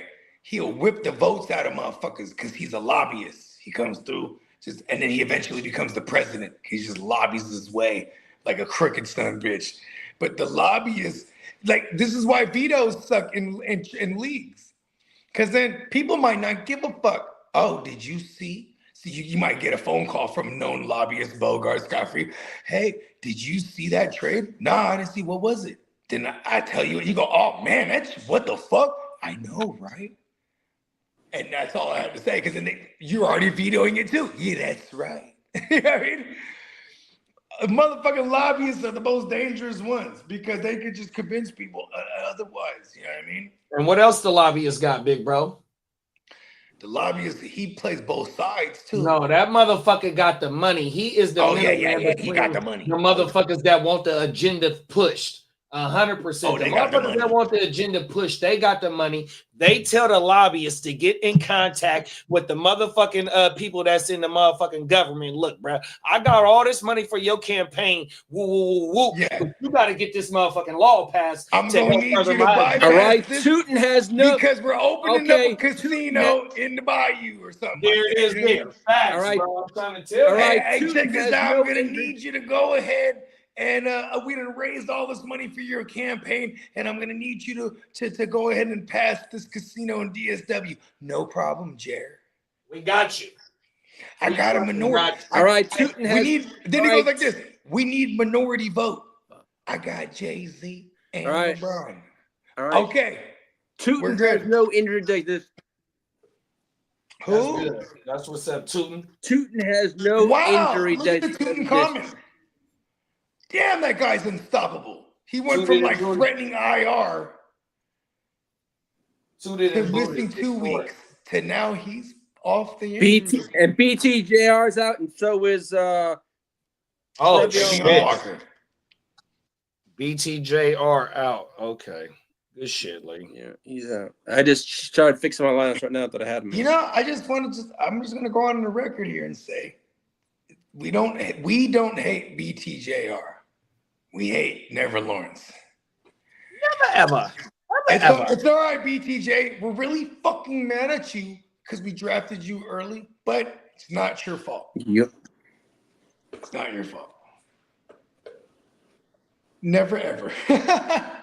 Oh, wow. I was so mad that I couldn't even get a BTJ share in any of my dynasties. And we launched like 6 this offseason. I was like, I just can't do it. And then there was one time I had the chance to draft him. And I took Nico like I always did. I think I drafted him in the West Side. And Bernie Mac was like, damn, man. I don't think you have him in the West Side League. Let me check. I have him someplace. Hold on. I almost guarantee you don't. Or it might be the Brotherhood. I'm not sure. I think I just played you like Okay, I'll tell you right now. Definitely didn't. I'll tell you right now. I have him in the what the hell? I have him. Sorry, World War 32. My bad. 32. That's my Cook team. It's dead, gone. The 32 is gruesome, man. I'm trying to make it. I think I'm sitting at 18 over there. It's this week and next week. And then we start the playoffs in that league because that is the 32-team league. And we're doing 14 teams in, 2 teams get a bye, just like the NFL. Oh, we're up. Wow, Joe Burrow is actually showing up as points this week. Well, it's because he's officially listed as questionable. Yeah, questionable, yeah. Yeah, because you have Wednesdays and Fridays are official mandated injury reports, right? So you have to designate him on Friday. He's designated as questionable. This is badass. Cap says, shout out to Cap for life, man. All caps. Big bro said, dude just offered me Waddle or Bucky. I know we talked about it last night, but what we thinking today? I got 2 hours to veto it. Okay. And what was the offer again? Waddle for Bucky.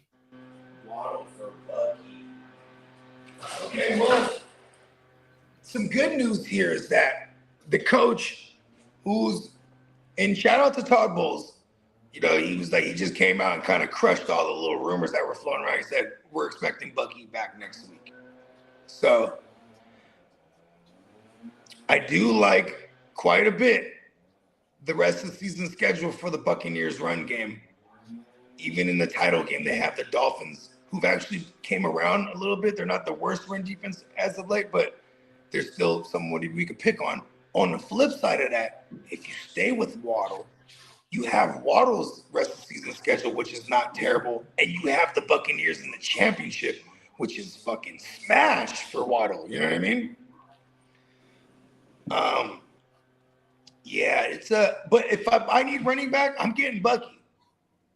I would assume Waddle's is receiver 3, and he has some other receivers that could serve as a 3.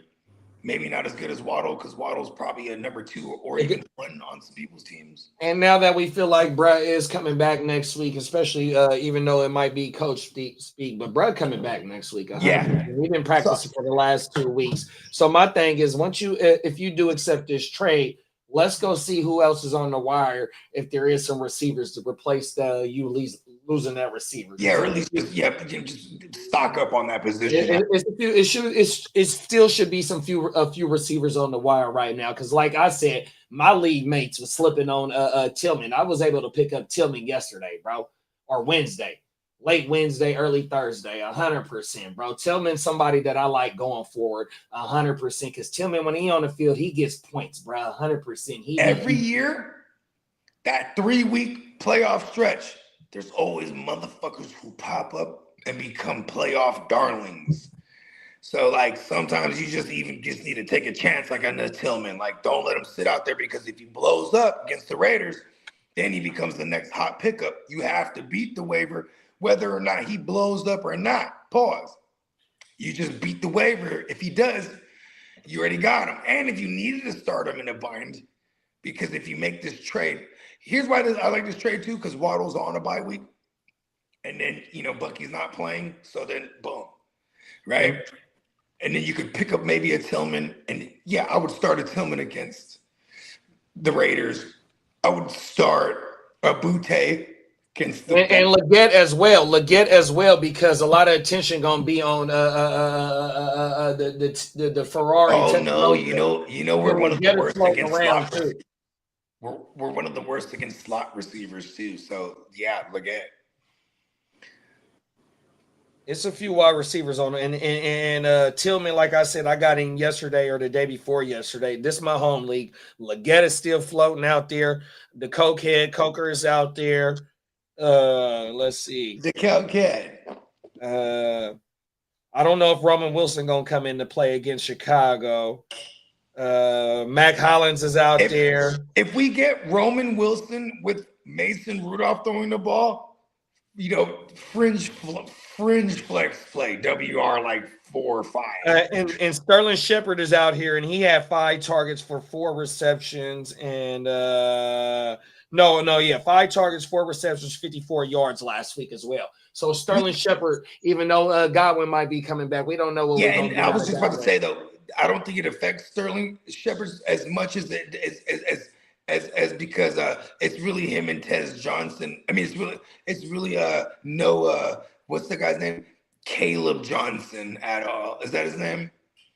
The other receiver, like right? Yeah, it's been Sterling, but they've been rotating and with Tez Johnson. So but Tez Johnson here's the thing too, with Godwin there, it's just like it's in Buka and Godwin. Those are the guys there. I'm not fooling with nobody else. That's it. I worry about the volume that we get. That pass rush is pretty crazy over there, and that's what's been hurting Baker the most this whole year. I've been thinking about it this whole episode, actually. And why is Baker's ADOT went from 9 yards to 6 in the past months? Man, their offensive line and the caliber of pass rush they've been playing against. And then here they got the Rams again too. So I kind of don't really. It's all about the guys close to the best right here. Buka, Godwin, Rashad White, and or Sean Tucker, because he's not opposed to throwing at the running back on early downs either. Yeah, I'm counting up. And then Tez Johnson for the occasional red zone look. They just move the ball so much. That's one thing that didn't change from last year. The passing volume declined significantly, but yeah, my point is just that if you do make this offer, there is options for this week and maybe going for the rest of the season, especially with Tillman and who else I said before Sterling. Let me see. It was Tillman, Sterling Shepard, and Leggett as well. 100%, bro. So go check and see if maybe one of them 3 is out there. If not all 3, 2 out of the 3. That way, if you do make this trade, you got a wide receiver, that you might hit on for the rest of the season, bro.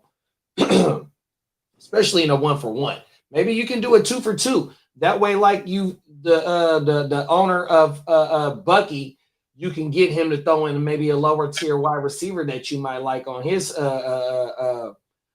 team, and y'all can even it out. You do a wide receiver and a running back, and he do a wide receiver and a running back. 100%. Them 1-for-1s kind of, you, like I said, you might have to go cover yourself on the wire to bring in another wide receiver, but maybe you can start the negotiations off with a 2-for-2. 100%. Oh, Bobby must have got a phone call. BT ruled out. The Texans officially have more INTs, 11, than passing TDs allowed, which is 10 on the season. Unreal pace for this already historic defense. Fuck his shit, bro. The other no-fly zone. We're gonna have to come up with a nickname for that secondary doing shit like that, bro. 100%. Jerry's World. Where's the guy who always says, "Oh my mama"? I'm right here, Mac Dre. We ain't going nowhere, Mac Dre. Matter of fact, we was just called Mac Dre songs before you pulled up, big bro. Go rewind maybe about 30 minutes ago. 100%. I feed my with nothing but game. Nothing but game. Her last ninja tried to run it, but it ain't the same. It's not the same. Come on now, Mac Dre. Hey, go do your homework, big bro. Again, how do you have more people on screen than watchers? You don't read the comments. Bro is the guy on the right. All right. Have a good day, Mac Dre. We appreciate you for tuning in, big bro. Good shit. Emmanuel Wilson or Etienne? It's Etienne for me, big bro. It looks like Josh Jacobs is playing. Any update on Josh Jacobs, Lee? From about I think we all it says is he's questionable. Okay. All this he's questionable. I highly doubt he plays. So JR out. Roquan, Bam Knight, Isaiah Likely, and Jeff Simmons are good to go. Oh, we had Jeff Simmons play for the Titans. That Jeff Simmons? Yeah. Jeffrey Simmons. Yeah. 2 years ago, Kirby Joseph out, Torrey Horton out. Yeah, I knew that. I already got that on the list. Maybe we see So, a little you bit know more. what's funny? Do you think we might finally see a Rashid Shaheed game? Because That's what I was just about to ask. Yeah. they almost, there was like 2 almost big ones, to Shaheed, but it was Darnold's boo-boos, you know what I mean? But like they were consciously trying to get Shaheed. Like I feel like this is a matchup too. I guess they're super good. You know, this Tennessee thing kind of goes back to week 1 against the Broncos, but are the Broncos, they're like a really, like, you've looked where they're at now offensively, right? Like, so kind of feel like there's a little bit of fugaziness there. Come on now. Peacock said Keyshawn Nixon, Edgerrin Cooper, Austin Hooper, Romeo Dobbs, all are good to go. There we go with Edgerrin right here. You know? Yeah. That's my man, Edgerrin. My man, Walker. EC. I got my man EC everywhere. I love you, Edgerrin Cooper. Don't you go down on me. And then Ken Walker, late addition to the injury report. Yeah, I saw that. Yeah. Wow. So Shard is trending up right now. And then Cap wow. Hold on. In Ken the Walker. week that they said they're gonna give Ken Walker an uptick, they said he deserves an uptick in touches. Well, he's now a question mark. He got hurt in practice. They were giving him too much practice. Hey, Peacock said it's a glute, bro. Hey, that motherfucker, all right, bro. You know, it's funny because that's his history. It's all core-ish. Glute, fucking hernias, abdomen. That's always been. Then there's like the ankle joints, but yeah, Ken Walker has quite the decorated injury history. Now that I think about it.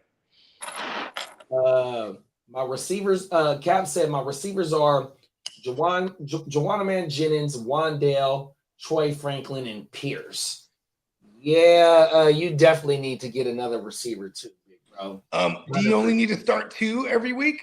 Like I would imagine when I hear this team, when I hear this receiver core right here, I feel like he's killing it at running back at least. Yeah, I mean, so you got Wandale who got a solid floor of just 10 points. Troy Franklin, even though he's been looking to like one of Bo Nix's guys, he leads that team far and away with red zone targets, and it's actually been hitting pay dirt too. So, but he is kind of up and down as far as and then Alec Pierce, maybe he starts heating up going forward. But Alec Pierce is solid. I think he's like the white Troy Franklin as far as like when you get the touchdown, you get more work, right? But Alec Pierce, the difference is his touchdowns are like 40+ yarders. Yeah, I only got 1 TD this year. So my point is like you don't got no motherfucking receiver on your team that's gonna win you a week, 100%. So you're playing these wide receivers as the matchups go along. So we bringing in Bucky. Bucky's next week, they're saying. And he's given up Dan Waddle's his best receiver here. Who's Let's Let me see. go back to Okay, the I numbers. forgot that this is the whole premise of it, is that he's trading Waddle to get Bucky. Oh yeah, he's getting Waddle. Excuse me, he's getting Waddle. Oh, he's getting Waddle. Oh yeah, I'll do that. Waddle. Damn, man, my fault. Yeah. I was totally on the Yeah. whole other side of that thing. Yeah, and I like Waddle. Yeah. If we have aspirations of getting to the big chipper in the sky, they're playing the Buccaneers. You know what I mean? So I like the Waddle thing just as much as I like the Bucky thing. Like, if he doesn't make this trade happen, hopefully Bucky comes back into form. And if you only need to start two receivers, see, look at, like I said, his running backs are probably nasty. He probably has other badass running backs besides Bucky. That's why he's willing to move Bucky right here to get a Waddle. Come on now. Yeah, because if not, they might even be able to, with the new news. See, now you use the news in your advantage. The new news is that Todd Bowles said they expect him back next week. So I would go aim higher even before I settle on Waddle. You know what I mean? Keep the Waddle thing up and go ahead and shoot around. See, like who? Okay, what's aiming higher? Do you think that's? Oh, he said his number one is JSN. Oh, he's hella good. Yeah, and it's another. Let me slide down. Here we go. He's offering me Rashad White and Waddle for Bucky and Wandale. Oh, now he's adding to it now. Okay, huh?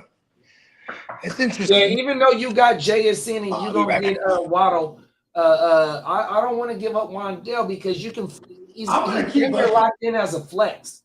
He's hyper targeted, and even though them targets don't add up to a lot of yardage, he got a solid floor, 100%.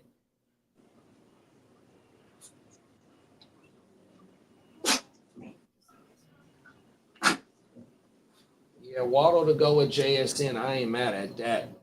But then you also still got Pierce. See, I think going forward, Pierce is flex worthy for the rest of the year, bro. I got Pierce in 2 of my home leagues, I think. Hard to start dynasty. Hey, fellas, I got to run real quick with the wife. All right, big bro. JD, I'll be back and I'll tap in with you when we normally do, but I got to run. Yeah, we're going to run that shit up tonight, big bro. Yeah, all right. I'll catch you later. Come on now. And tell Bogey I said I'll tap in later too. Yeah, be smooth out there, right, bro. Peace. He said his running backs is Brees Hall and Rico. Yeah, I'm not mad at that on trying to net Waddle to go with JSN, but also Pierce. Who was it? Pierce Jennings. Oh, okay, yeah, that makes it makes it a whole lot better with Jennings, Wandale, Franklin, and Pierce, bruh.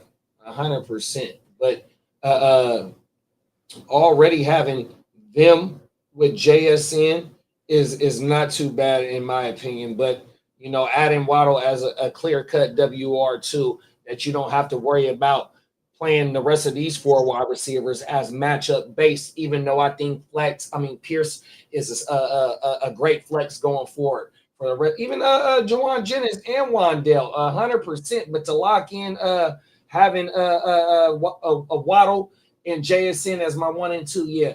And you get him for the rest of the season because he's on the bye week. Oh, yeah, I ain't mad at that, big bro. You said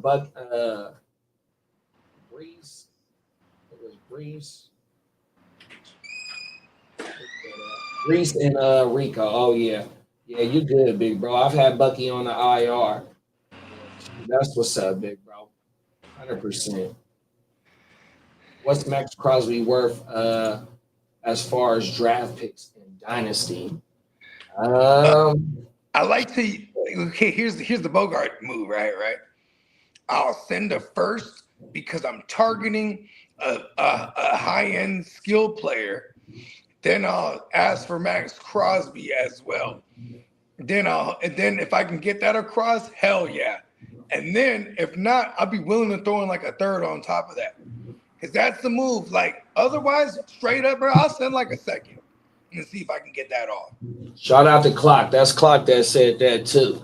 Yeah, and I'm usually trying to do that. I'm usually trying to like send the first, dress it up with Crosby, and then I go after like a big. Oh no, are we buying Crosby or selling him? Yeah, we're selling him. Exactly, and I'll go after a nice skill position player. Shout out to Alex Flores. What's up, Alex? Peacock said late Friday or was it early Saturday? I hit him with the shotty that I brought from the academy, SPM. Let's go. Bars. Derek said asking for a friend. Emmanuel Wilson, Spears, Pop Douglas, or Godwin. Emmanuel Wilson, Spears, and Pop Douglas, and Godwin. Godwin, then Pop Douglas in that order. Are we just gonna throw out Godwin? You know what? Actually, I'm gonna put Godwin second. I forgot because my whole theory is if he goes, he's gonna get peppered. His first game back this year before he got hurt again in that same game or the next game following that, he got 10 targets right out the gate. ADOT's probably gonna be worth the shit, but like, yeah, I feel like the pepper action's coming here. So I'll put Godwin second only because I think Manuel Wilson, he's just gonna get like a workload, and that's just some safe floor with some, touchdown upside. Yeah, I hope so. Brad's still questionable. So is he gonna be a game time decision? Godwin? That's a good not Godwin. Jacobs.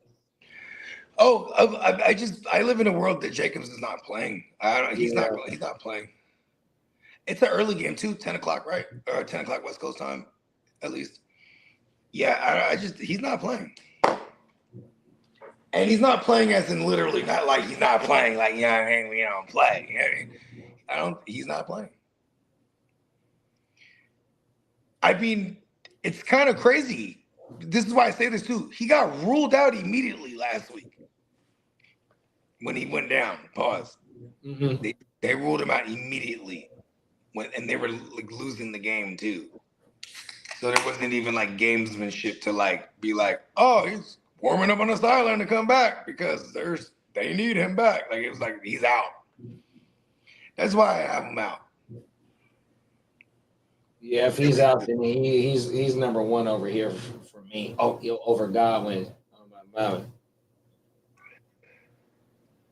Pop Douglas is hard to trust. Good matchup though. For sure. Good matchup. Dax Hill mans the nickel over there. He's been killing it as far as tackles, but that doesn't mean he's good. You know what I mean? He's good at fantasy because of it, right? Like he's giving up some catches. So Bob Douglas might pop up here if he's like the primary slot guy out of nowhere. Here's one thing I've learned about our young pal Drake May. This kid likes to bomb it. That's crazy. And ironically, the Bengals, they're one of the teams, they don't give up the big ass splash plays down the field, but they're giving up hella like yak shit to the house. You know what I mean? So maybe Pop Smoke's here, but no, I'm not gonna play him over those others, you guys. And Cap told Derek he rocking with Tajay on that one. Pick one. Godwin is back. Yeah, I think Godwin is fired up, big bro. And we got Phil in the building. What's up, Phil? What's up, Phil? He said all the Chicago LBs out is kind of crazy. You ain't lying, big bro. There's a guy. I think his name is Powers the Hippopotamus. And that's because I don't know how to pronounce his last name. It's like Hippolyte. Like Hippopotamus. It's Hippolyte. You know what I'm talking about, man? Yeah, I got him in a few spots on my tag. Is his first name Powers for real? I want to say Ruben Hippolyte. Oh, it's Ruben. Okay, the other guy, there's a Powers, another linebacker named Powers. But I think they might have cut him. Yeah, because that's the only other guy I can think of. Who else the fuck they got? You know what I mean? And that guy's the rook too, the hippopotamus, Ruben. But it's like HYPPE something or the other. I was like, that's that. I love last names. I'm like, that's a hell of a last name. The hippopotamus, bro. Come on now. He's hyping it up. He might actually has he been doing anything like at all? Like if he's like a special teams guy, because if he's at least that at minimum, he's gonna get some actual time here on defense. That's just like Simon. Simon was a special teams dude, and they had to throw him in there because of injuries. And that's how I knew Simon was gonna slot right in. Like I got Simon in a good amount of places. You know what fucks me up is because Candlestick's hella savvy with the linebackers too, and he got a lot of more Simon. And so, but as much Simon as he got, I got the Butchman. What's his name? Buchanan.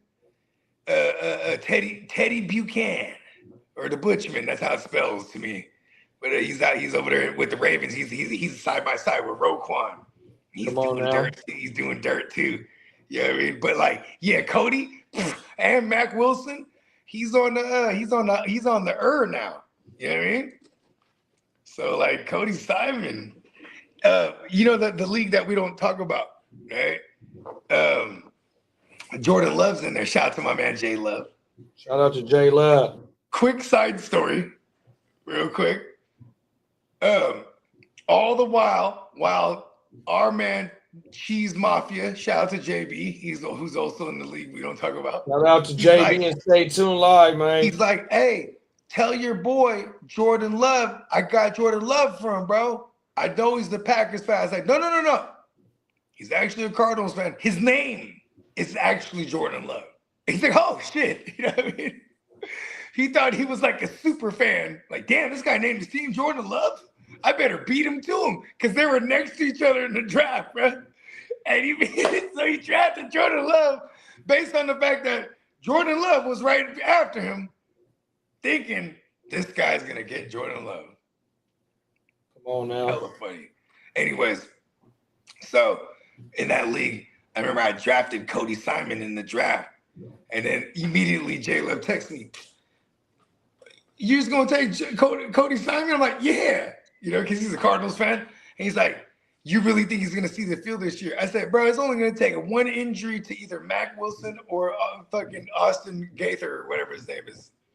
Because, like, this kid's universal. And I even called it. He's going to play special teams till then. And if and Mac Wilson don't got the healthiest history neither. Bang. Here we go. He's on the IR. Let's go. Cold world. Cody Simon and Bakes right away too. Bakes is savvy. He picked him up in the West Side League that first week. That first waiver wire cycle when Mac Wilson went down with an injury. He knew it too. I was like, all right, staying ahead of the wire, man. You know what I mean? You know Cody Simon. Come on now. Bakes said, wiggy. SPM. Yeah, what was that? Oh, South Park Mexican. Derek said he only need one. So, yeah, Cap said Spears. I said, who the fuck did I say? Let me go back up there. I said Wilson if Jacobs don't play. 100%. I think we have. I'm hoping there's some good omen here on Spears. You ready for this? I think someone could probably fact check me here. But I was talking about that 3-week stretch of the dance, which includes the Promised Land, week 17. I think in the last 2 years, Spears was the guy during that stretch who went like, yay, top 24 every week. Uh-oh. You know, just if history repeats itself. You know what I mean? Remember, we hated Rashad Penny for years, but then he had this 5-week stretch that included the Eagles. Was that for the Eagles? Prior to that, when he was with the Seahawks. Remember, we hated him for years, but he had that. What was it? 2021, I think it was. Yeah, it was 21. He had the 2021 woo wop, bro. Where like Chris Carson finally, oh no, was it Chris Carson still? It wasn't even Chris Carson, man. Some of them like fucking. Anyways, this motherfucker Rashad Penny went crazy, and it started with the Texans, because the Texans until DeMeco Ryans, they were like 31, 32, 30 against the run for like a couple years straight. So I remember it was like the Seahawks and the Texans. And then Rashad Penny just went crazy, and then he went crazy the rest of the way. And then that was the Rashad Penny era. You remember, man, there's a bunch of these. This could be good content right here, too. We should really look this up one day, because I got a bunch of them. Like, you remember Tim Hightower? Oh, yeah. Yeah, but the Saints Tim Hightower. Not Tim Hightower, the defensive end, or the outside linebacker, or whatever Hightower was. Okay. It was Tim Hightower, the running back from the Saints, though. Because then you had young Mark Ingram, but he like hurt in practice. He like breaks his shoulder bone or some shit, or like fractures his shoulder bone. Boom, IR. So I'm like, oh shit. I raced. This is 2015, like right before the playoffs. I raced to the bitch. Oh shit, Tim Hightower's next. Boom, just pick up Tim Hightower, sight unseen. And I didn't have no Mark Ingrams neither, by the way, because fuck Mark Ingram. I was always on some fuck art, because that's the shit he does to you. He just dies in the middle of practice week. Anyways, Tim Hightower went crazy in the playoffs. You know what I mean? Damian Williams. Remember Damian Williams a couple years ago? Kareem Hunt, what does he do? On camera, woo-wop and the woo-wop. You know what I mean? They cut him. Damian Williams is up next. And come on now. Yay for the fantasy playoffs. All the way to the fucking Super Bowl where he arguably could have been the MVP of that fucking Super Bowl. But I still say he stepped out. And you know what I'm talking about. Because that was against us. But anyways. Minnesota did said Hightower was on the Cardinals as well. Yes, that's him.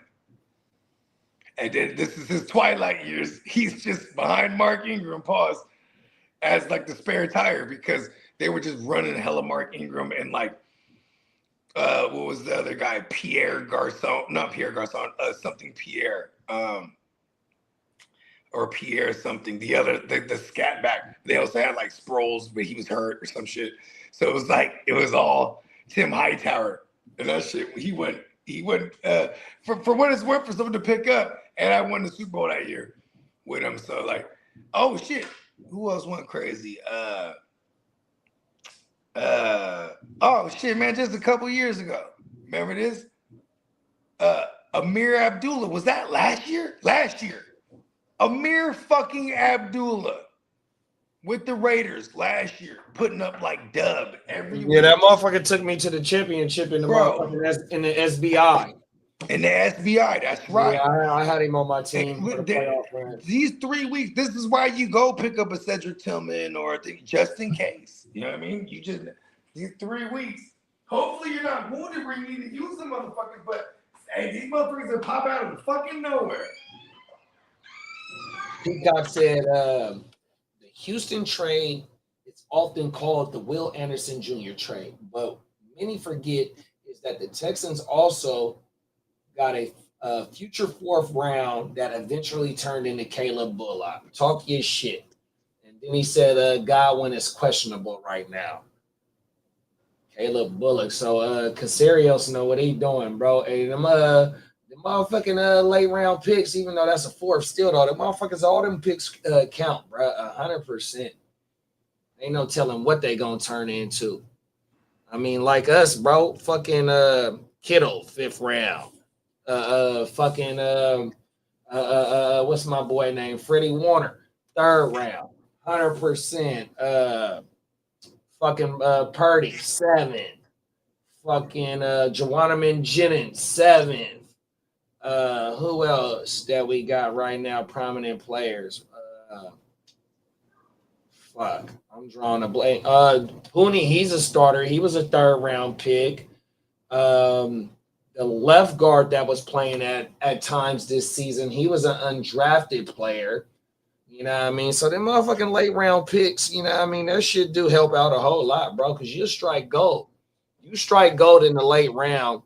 You know what I mean? That allows you to be able to keep them out on their rookie contract for pennies on the dollar, which because they 3rd day picks, 3rd day picks, so they contracts ain't worth shit. Even though if they ball out, you do got to extend them a little bit earlier. But you know what I mean, more than likely you be able to keep them in the building because they homegrown and they later round picks. 100%. So yeah, hey, shout out to Casario doing his motherfucking thing, dog. Abdullah, Michael Carter won me championships last year. Talk your shit, Phil. Oh my mama. Oh, I'm just noticing you got that 5'5" on you too. I see you, brody. Oh my mama. Two of my high school jersey, not what I used to wear in high school was motherfucking Jason Williams for the Kings in that junior sayout. 100%. So I used to have 2 5'5" jerseys on me in high school. Oh my mama. Facts. I love the 55 number. Shanny is the monster of the UDFA running backs. Yeah, you ain't lying. Shit, he was able to send the UDA running back to your motherfucking team. On my mama. Jordan Mason was an undrafted free agent, 100% that we turned into. I think we might have got a 5th round pick out of him for that. But also the year before he came to y'all, that motherfucker for like the first 5 games had 500 yards. I want to say like 3 TDs until he got hurt. 100%. We was getting production out of Bray, even though it took a couple of years to get the production. But last year, that shit looked good with Bray. 100%. Oh, my mama. Peacock said, Houston rookie Jalen Reed led all Texan defenders with 11 tackles, also had a fumble recovery on 55% of snaps. That's the boy that they did the story on ESPN, Peacock. I want to say he played in Snoop Dogg's Pop Warner League. He from California. Oh, my mama. I've seen a story on, bro. I forgot what the story was exactly about, but they also brought up the Snoop shit. Bake said Mason and Garendo won me chits before when CMC went down. Talk that shit, bro. Yeah, Garendo, that motherfucker. Ever since Brian Robinson came this year, we don't even fucking see Garendo. And I was having high hopes for Garendo, bro. But just like how you just also mentioned J.P. Mason in that shit. It took J.P. Mason a few years in order to start getting real playing time, 100%, even though CMC went down last year. But that motherfucker was looking good with the attempts he had. And then also fucking Garendo, he was in and out the lineup last year, 100%. But also that when he got on the field last year, that motherfucker was giving you 20s and 30-point games because he was getting you some good rushing games, and he was breaking off pass plays 50, 60 yards. Yeah, Garendo was giving you yardage in both categories, 100%. It was only like 5 games, though. Everything. But yeah, shout out to the Shanahan running back tree. 100%. You definitely want to have a piece of that. If you can't get the main guy for sure. Oh, my mama. Yeah, I'm glad that we ain't in motherfucking nowhere overseas this Sunday. We get to fire this motherfucker up at 8 o'clock in the morning West Coast time instead of 6 a.m. 100%. Last week, boy, it was brutal. Just based on we had a party on everything. Real talk. We got some good slates. Definitely want to see the Tampa Bay and that Los Angeles because the Rams. Because I got Baker in a few spots, especially the spots that I got him at. I'm still knocking on the door to try and get into the playoffs. I think I'm 7-4 in the 2 redraft leagues that I got him. So I got and that's the night game. So that's going to be the only game on TV. I can't wait for that. Definitely the Niner game for sure. And what else we got on the slate?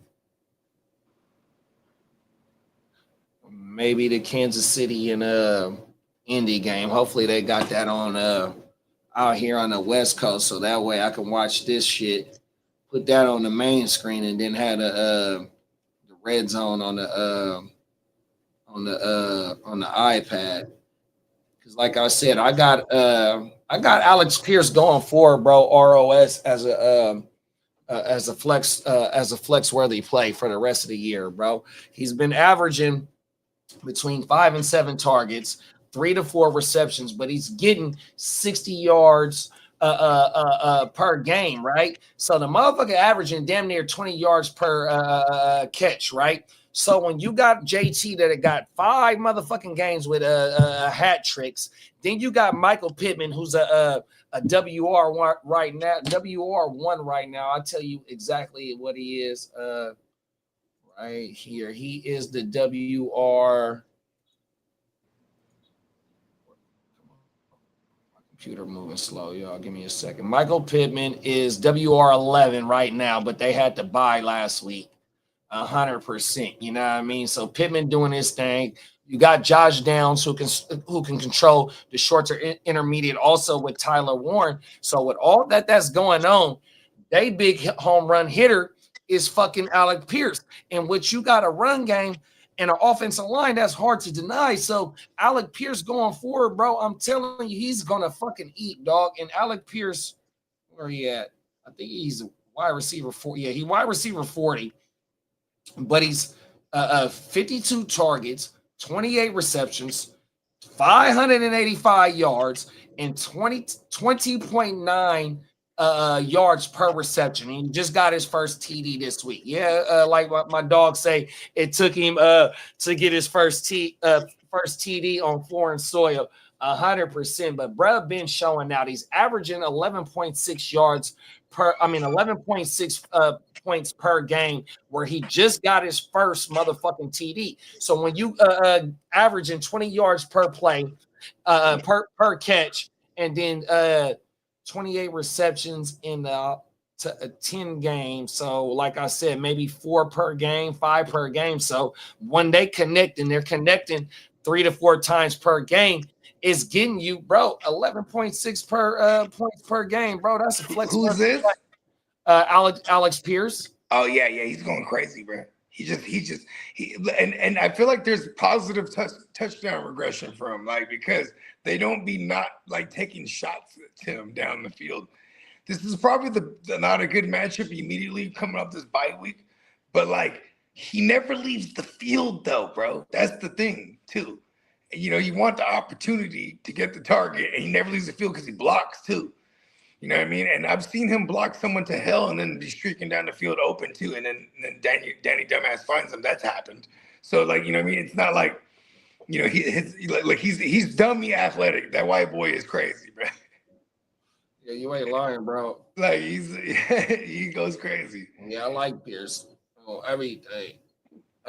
Derek said, I hate to even ask this, Purdy or Dak this week, only because Dak playing Philly. You know what? As of right now, I think the weapons is a wash, because fucking Pickens and CD and what's the tight end name? Ferguson. Okay, yes, they're fucking elite, right? But in Shanahan's offense, it allows Purdy to be kind of like what Dak is, but the weapons around Purdy, Shanahan schemes them up. We've seen C-Mac hit for a hat trick, in which one of the TDs to C-Mac was a receiving TD, and then he had 2 TDs to motherfucking Purdy. I mean, not to Kittle. 100%. It's like, look, bruh, fucking when all the weapons around Purdy is there, he can distribute that ball, bruh, 100%. And then on top of that, what is Philadelphia gonna do? Is it gonna be to make it again that they gonna try and shut down? And then I seen fucking Orlovsky break down fucking three slants that fucking Pickens ran, right? So he ran a 1-step slant, he ran a 3-step slant, and then he ran kind of like a 7-step slant. And all them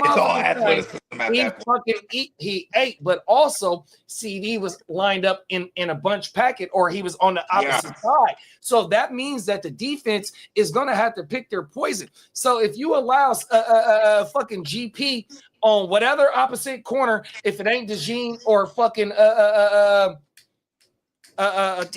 what's my other boy name? Mitchell. Yep. GP gonna eat, bro. 100%. So like, I'm with you. I'm playing Dak. Or is that where you're going? Or are you playing the Brock? It's to me, it's hard to pick right here, bro. And they're both in good. Here's why I'm going old Dackery.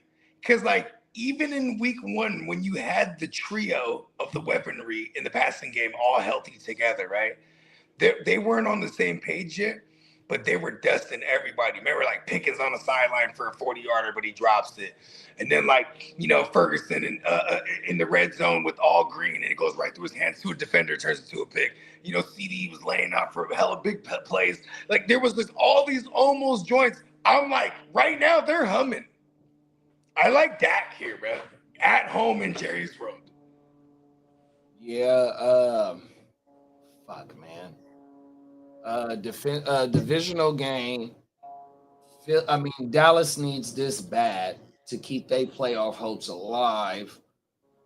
I think they've been low key nursing. I like Philly defense too. Saquon. That was a 24 to 20 Saquon here.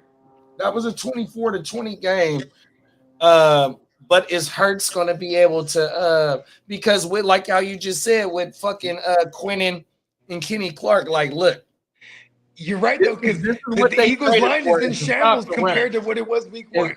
If they're able to stop the run and force Brett to throw the ball, and it's not looking like they pass offense is on par to, take advantage of Dallas secondary.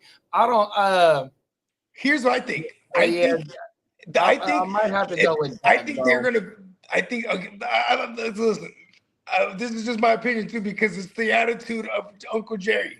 I think if my theory is correct, they're not only gonna like put up points, they're gonna run it up on them, like whether or not they can keep up or not. Like they're going. This is one of the greatest rivalries in like sports history. And that's the thing, Uncle Jerry, like, they where want to Dallas fucking make a statement right now. Let me go look at Dallas's schedule. They want to make a statement. Where Dallas offense is, I don't know what other defense is really kind of like shutting them down. And I'm gonna go through so they put up 20 against the Eagles the first week. Like you said, that wasn't the cohesiveness wasn't there. Yeah, exactly. And they put up 40 in the debut versus Micah. Right. They put up 24 against the Broncos, which the Broncos is a tough defense. This area is. Yeah. So, and then after that, the Giants, they put up 40. The Bears, they put up 31. The Jets, they put up 37. The Panthers, they put up 30, in which that game they lost. They put up 44 against the Redskins. They put up 44 against the Commanders. Oh, Commandos, excuse me. And they only put up 17 against the Cardinals in a loss. Yeah, and that was just a fluke, I guess. So I want to say maybe they're averaging about 25 to 27 points per game. Okay. They only got one. You know what's kind of trippy about that one? Yeah, they only got 2 games under 3 games. That was Jonathan Gannon. That was Jonathan Gannon, who was the DC for the Eagles. They only got 2 games under 20 points scored. Yeah, I like Dak. Yeah, for sure. They're the NFC Bengals. Yeah, they're and they have a top 5 rusher, so you have to respect their run enough. And it's like, is it a chicken or the egg situation? We don't know, right? Because like, what comes first? The fact that you have to account for both Pickens and lamb chops, and then Javonte's going crazy, or they're just running so well that like it opens it up for them to. Who knows? It's just working. They are the NFC Bengals. Yeah, bro, I agree with you. That Dallas offense is humming, bro. Let's go with Dak, bro. 100%. I'm kind of scared of Carolina. They're hot right now, bro. It's so ugly. They're like an ugly fire that's like spreading, like, and it's like, but like I said, like even though fucking what's my boy Scooteron, Derek Brown, J.C. Horn, and there's probably many other players on that defense. Trevin Wallace, fucking Rosenblum. Yeah, they're killing it over there. No, and I understand that, and salute to Carolina. Trevin Wallace is hurt right now. That's my thing is that like CMC and motherfucking George Kittle is Purdy's guys, right? Okay. But also you got Ricky back and you got Joanna, man, as well. It's like, look, they gonna have to pick their poison, and with Shanahan being able to scheme up any motherfucking player that he wants to. I'm not scared of Carolina's defense, bro. I'm not 100%. What I'm scared of is our defense going up against Tet and fucking Bryce Young and Rico. That's where I'm at. So if we talking about Dak and fucking having to pick out a Dak and fucking Purdy, yeah, I like Dak this week, but I ain't scared of playing Purdy this week either, though, bro. Just based on 100%. Cap said them is facts. Indiana Jones need to play this. Man, come on now. Hey, yo, Indiana Jones. I like Pierce, bro. Pierce is nice. Hey, let's do this real quick, right? Talk about it. Look at Danny DeVess from week 1, and let's look at his home and road splits and the difference between him indoors and outside. All of a sudden, him being an outside quarterback in New York for hella years, he's like, all of a sudden, it's like when he plays outside, it's like different. This is when all the turnovers pop up, and it's when all the, you know what I mean? But like at home, phenomenal. Okay, tell me if I'm right. Let's look at this. I got you. Give me 2 points. Yeah, because this is just from like watching old dumbass this year. Because I've been arguing with myself with dumbass. Oh, I'm like, oh, he's Indiana Jones, and then I'm like, oh, there goes old Danny dumbass. Like he just pops up, but they but the fact that he has Jonathan Taylor saves them in a lot of situations because their defense hasn't been healthy either. They're getting healthy now, though, right? They're finally getting their secondary, their corners together. You know what I mean? Here we go right here. Okay. Week 1, he hit for 30 at home versus Miami. Week 2, he hit for 25 against Denver. Week 3 on the road at Tennessee, he hit for 17. Okay. And this is just regular standard PPR format. Yeah. That's why I came. So week 3 against Tennessee on the road, 17. So it drops. 4 against the Rams on the road, 9 points. Week 5 versus the Raiders at home, 19 points. Week 6, Arizona at home, 25 points. On the road versus the Chargers, 25 points. Again, versus real quick. So first time on the road in SoFi, the first time 9 points. He goes back there. He's like, oh, I remember this. 25. Okay. Because that's his best road game so far. Of that one, the 25 right there. Okay, who else has he got?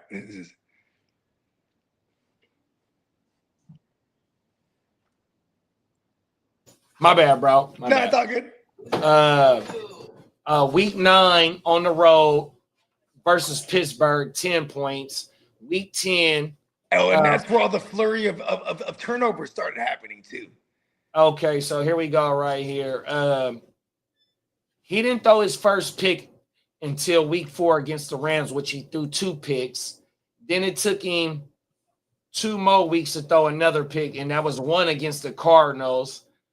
Week 9 on the road, he threw against Pittsburgh, he threw 3. And then week 10 at home, he went 1 for 1. Okay, so he only has 2 picks at home. So the difference on the turnovers is definitely on the road.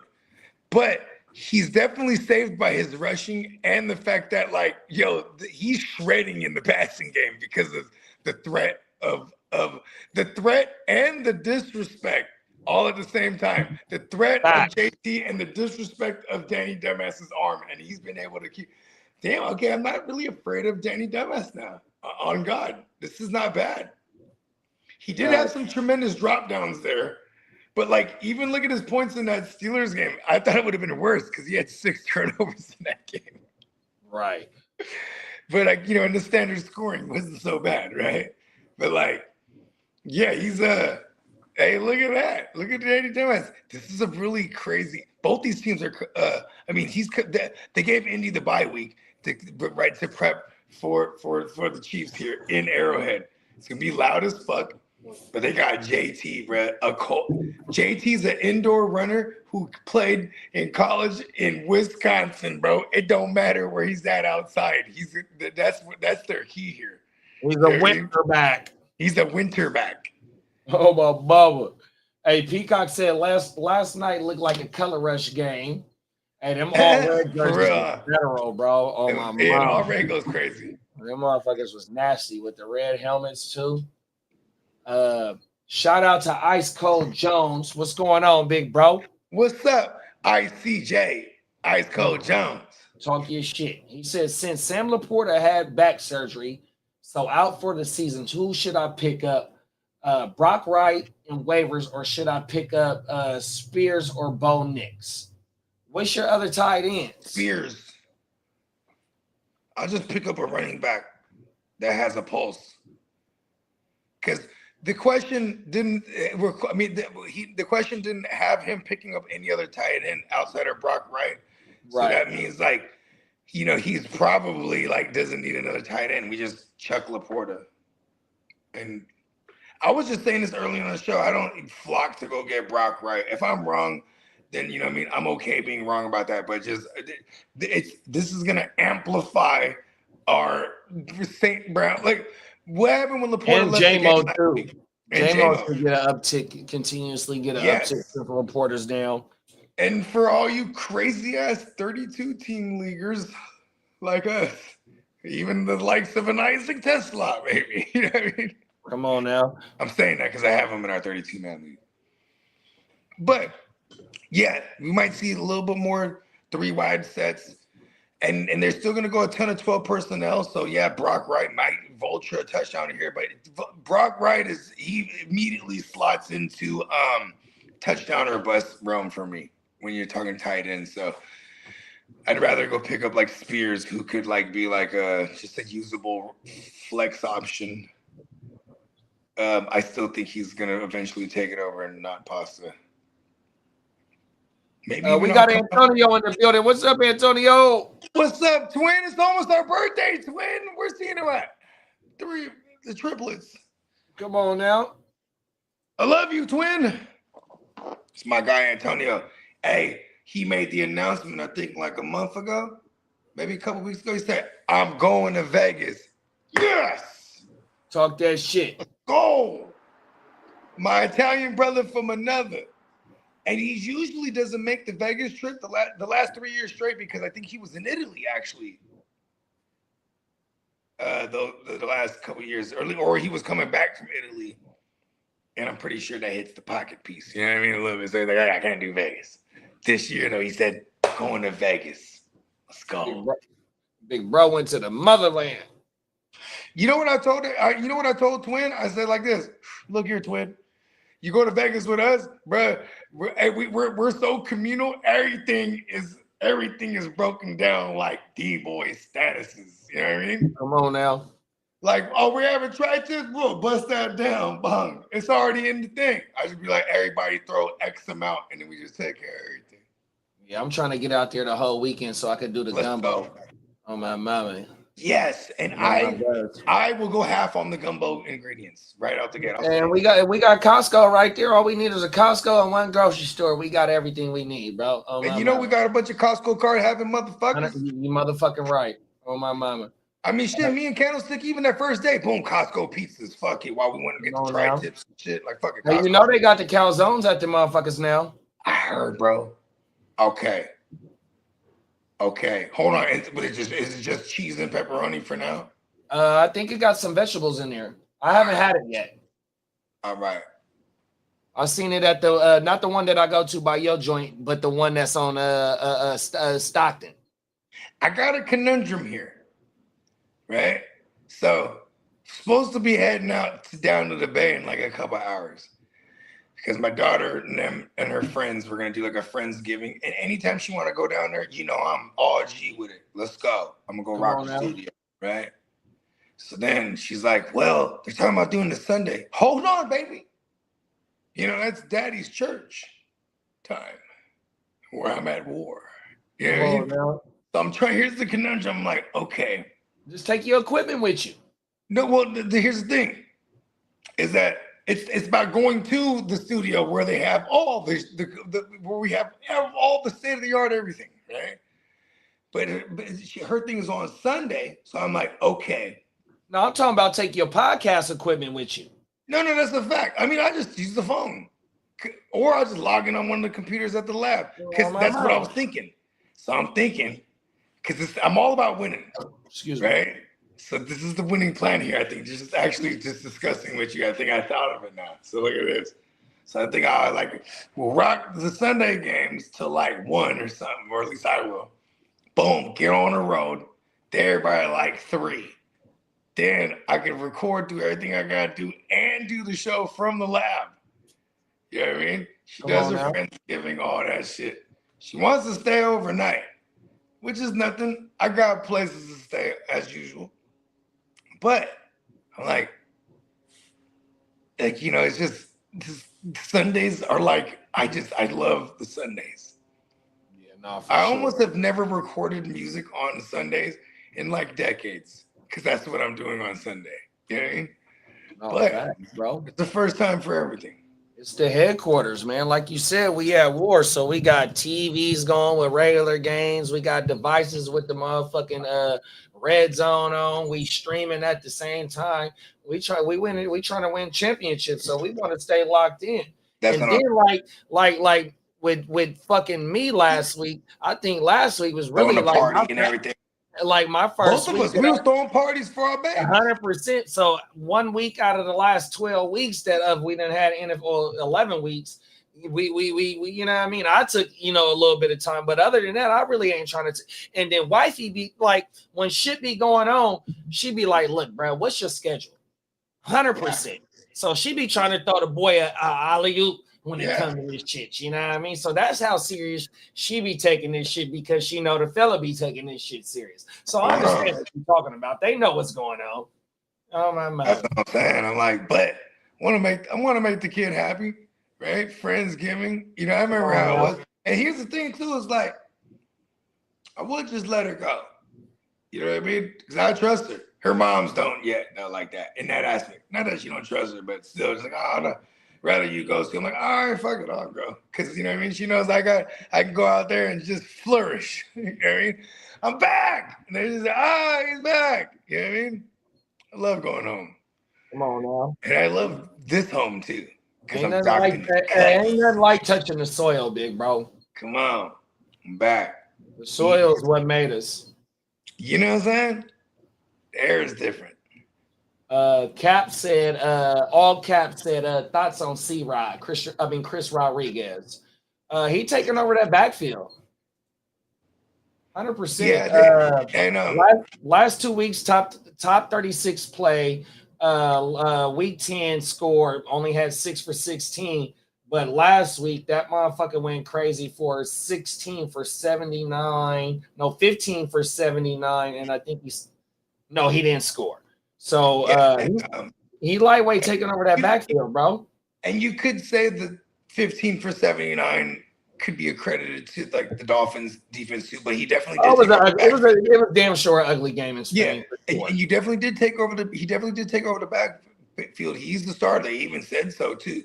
Here's my thoughts on him, right? Skill wise, he's just smarter as a football player than Krosky, but he's like he is non-explosive Krosky merit. That's what he is. Because they won't. Because this is why I say this. Because like Krosky Merritt, they will not get targeted or catch the ball. And that's what hurts these running backs ultimately. If you're on a bad offense, because if you're on a bad offense or just a bad team overall, even and you get a negative game script, enter Jeremy McNichols, right? You need and then we're talking Mariota more than likely, but yes, probably the rest of the way. So, you know what I mean? We probably shouldn't expect the lad, Terry McLaurin, to come back. Go ahead, baby. I'll be right back. I'm taking it to the potty. Hey, that hurt my feelings, bro, if McLaurin don't come back. That also means maybe why would he come back? And JD5. Might as well sit both of them motherfuckers on everything. What did I want to look at? What we talking about? Rodriguez. Oh yeah, Washington going forward. Let's look at their schedule. Let's see what they're gonna be favored for, or getting blown out for these last 6 games. Really, we just want the till week 17.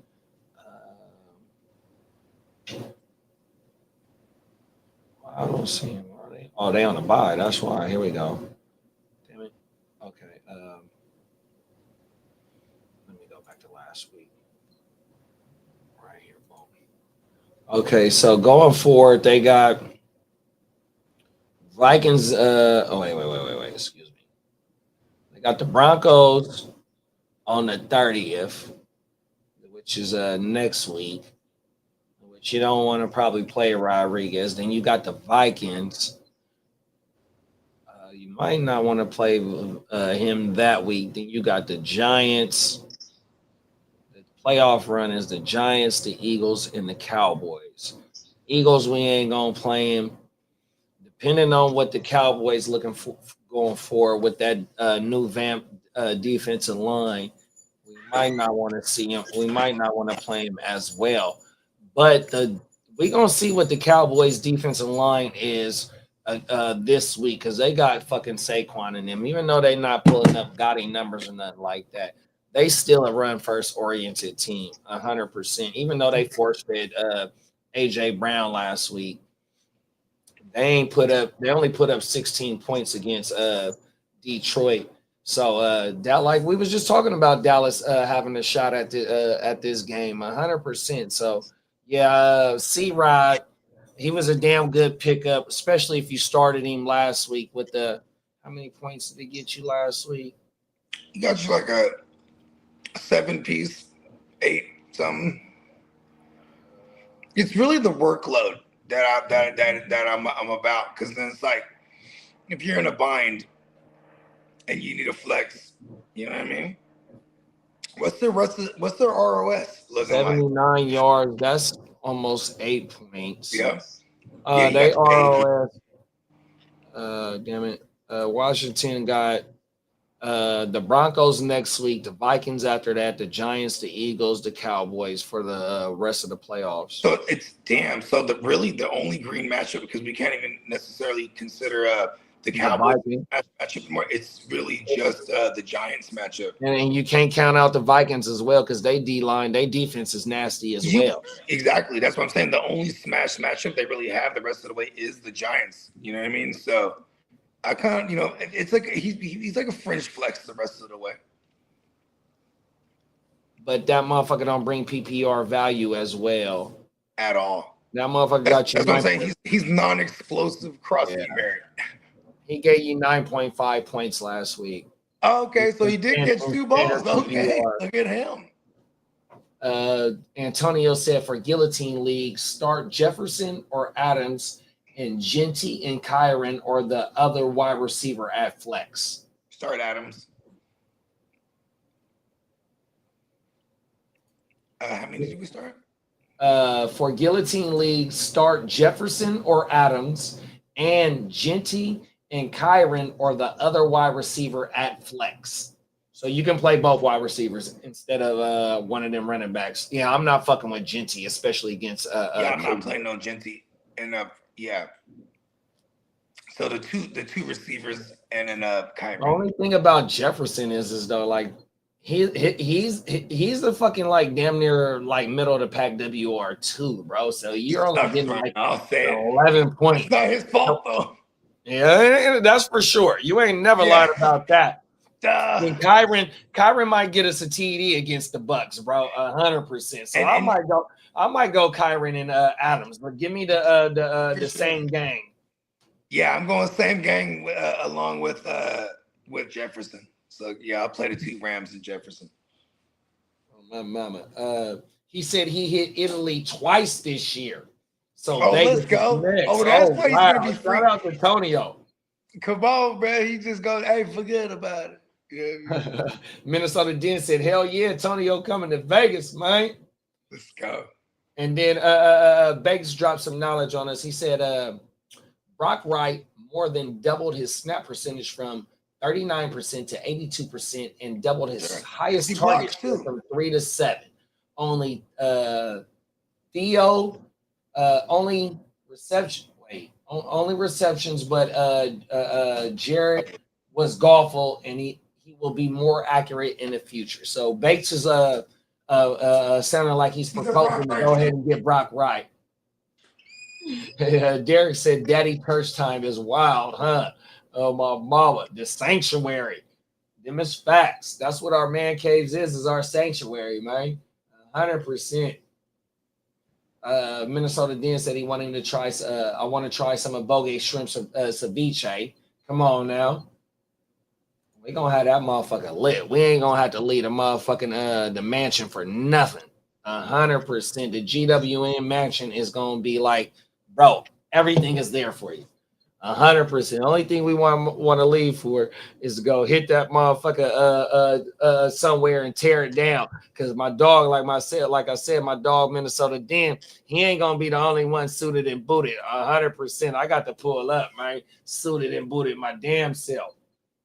We got Tino in the building. Hey, Tino, Bogey was just asking about you about 10 minutes ago because Antonio in this motherfucker, 100%. He said the triplets, where they at?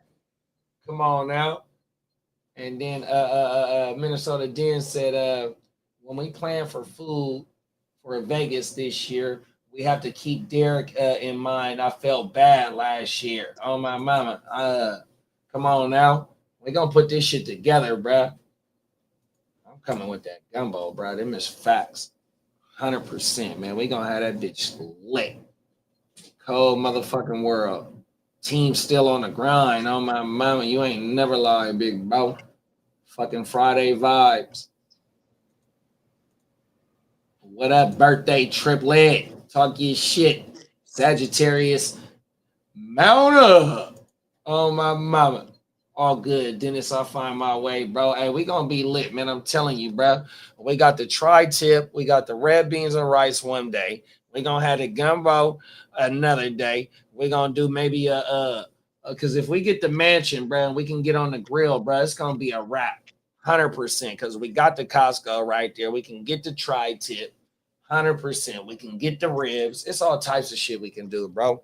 Oh my mama, cold world. Shout out to Kainan.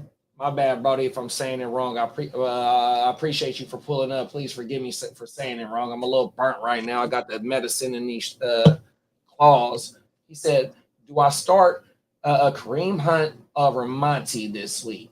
So we got the Lions. I know we got the Chiefs versus Indy. Go back to the schedule, bro. Need to look to see where Detroit is. We was just talking about Detroit too. Burnt out right now. My bad, dog. Detroit got a good game too. Oh, they got a smash spot, please. Oh yeah, they got New York. By de facto, I know Hunt is like the number one over there because Pacheco's not, he's ruled out already. And Brashard Smith shows no threat at all. And Kansas City, they need this game. So I feel like Kareem Hunt is gonna he's gonna get the volume, which the volume in that offense is poo-poo. But I expect him to be able to go point for point with fucking Indianapolis this week. That way, I think Kareem Hunt also falls into the end zone. But Monty also should give you a damn good floor just based on the shit show that they had last week against Philly, and they got New York. So they should get up on New York and then be able to control the game with the run game with Gibbs and Monty. So Monty is your matter of fact, fuck it. I'm going Monty, big bro. Even though I think Hunt scores, but Hunt's workload, it ain't going to be a lot because it ain't hella efficient like that, 100%. So give me Monty, big bro. Oh, my mama. Shout out to K-Nan. How you feel about this, Kobe? How you feel about it? Hunt or Monty this week? Oh, come on, it's Monty. And I do buy into Dan Campbell talking about they need to give more carries to Monty. Because you know what I'm saying, bro? Monty is he's an attitude adjuster, you know what I mean? Excuse me. Talk your shit. Yeah, man. Hey, Boggy, Tino in the building, so the triplets is in the building. What's up, bro? It's the trifecta. We are here. Yes, we are. Sagittarius. It is upon us. We age like the best of them. Come on now. Hey, shout out to K-Nan, man. Hey, man, pull up anytime. Feel free to pull up anytime. We do this fantasy shit every day of the week. You know what I mean? You already pull know. up, talk your shit. Help us get better. You know what I mean? We out here trying to win championships together, big bro. Facts. Yeah, be sure to sub up wherever you found us, man. We rocking all day, every day, man. This is war. We are at war right now, B. In the fantasy streets. Hey Tino, I got you. I'm gonna send it to you on sleeper, big bro. Oh my mama. I think he might got your line because remember when we first set it up to where people could call in? Oh yeah, for sure. And then Tino, he was super down to be like, I was like, hey, look, I'm gonna give you JD your number. All you gotta do is call, because at the time we only had it to your number, right? So then it's like, I was like, look at this. And I was like, just call in, because Tino's gonna call and be like different people. Come on now. Yeah, he was like, I'll call and just be like, I'll be the same caller, but it'll just be just something different every time. Yes, exactly, Tino. That's exactly what we need. I said that's precisely what we need. I think it might have been his idea too. And don't forget, because we got Minnesota Dan calling in, like any of the rallies, bro. Y'all can call in and talk to us. If you don't want to get on camera, you can get on the phone line and talk your shit on my mama. It's very exclusive line. Them is facts. Yeah, man. Yeah, we can make that happen. If you really want to get in and talk your shit, we can make that shit happen. Them is facts. In every way. This is facts-a-roni. Bluetooth you right smooth the fuck in. Right. Then he was first time caller, long time listener. Come on now. I was like, we're on the radio. Hey, that's that real radio shit of my mama. Just like I dreamt of since I was a young man. I don't get age. I've been 30 for the last 10 years. Talk your shit. That's how my wifey is. She say she's 25, bro. Oh, everything. Good. Hey, good looking, Tino. I appreciate you, big bro. I ain't posted nothing on that motherfucker in a long time because all I do is just put my solo content on there on my mama. Hopefully, once I start building that bitch up, I might see if I can connect it to this. That way, that motherfucker start getting ran up. But that's later on down the road, bro. I got to start posting more on that, just all fantasy football content. Because on this channel, it got the news shit on there. You know what I mean? Because, I also want to be because my content for fantasy football is for single quarterback, just for the general public. You know what I mean? And that's like, because like I said, I follow BDGE, which I ain't watched this shit in a long time. I know I'm assuming he's still doing his thing. But also, he was one of the motherfuckers that was also in the early days pushing the Superflex content. But not only that, that's where I got the motherfucking confession camera from. So shout out to my dog, man. 100% Nick is a cold motherfucker. He the first one I seen with the confession cam. That's why, I do the confession cam for our live draft. So, Nick is a cold motherfucker, bro. But also that motherfucker. He knew how to run it up. He went to school for, I think, business marketing. And he was just like, boom, I'm the business. Let's market it. You know what I mean? Yeah, Nick is the guy, bro. Hey, you know what was crazy, bro? On God, he had this video. Tell me you've seen this video where he starts breaking down like that one big year. It was. I got it saved, Buggy. You seen that one, right, bro? He is zooted. He is zooted in that video. You got to see when he's living in New York. He drinks coffee all day. Everyone knows that. He's always kicking.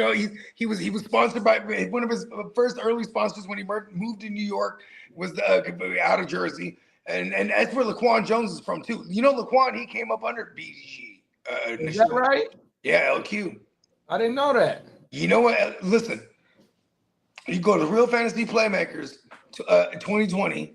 Laquan Jones, he was on there 4 or 5 times, all audio. Bro, the first time he was on there, and I always get people to tell their origin story. He told the dude for BD, he's working with BDG, and he's like, they're coming up, and he's like, look, I was telling him, I'm doing my own thing on the side. How do I get here? And he said, look, you know what? Listen, you got to figure it out yourself. So he eventually told bro, he said, look, I'm out because I need to be able to surpass you. This is what he told me on my show too. And look, he's working for NFL Network now. He's an analytics guy for the fucking fantasy show. Garofalo. Oh, hold on, my bad. I was talking at the buzzer.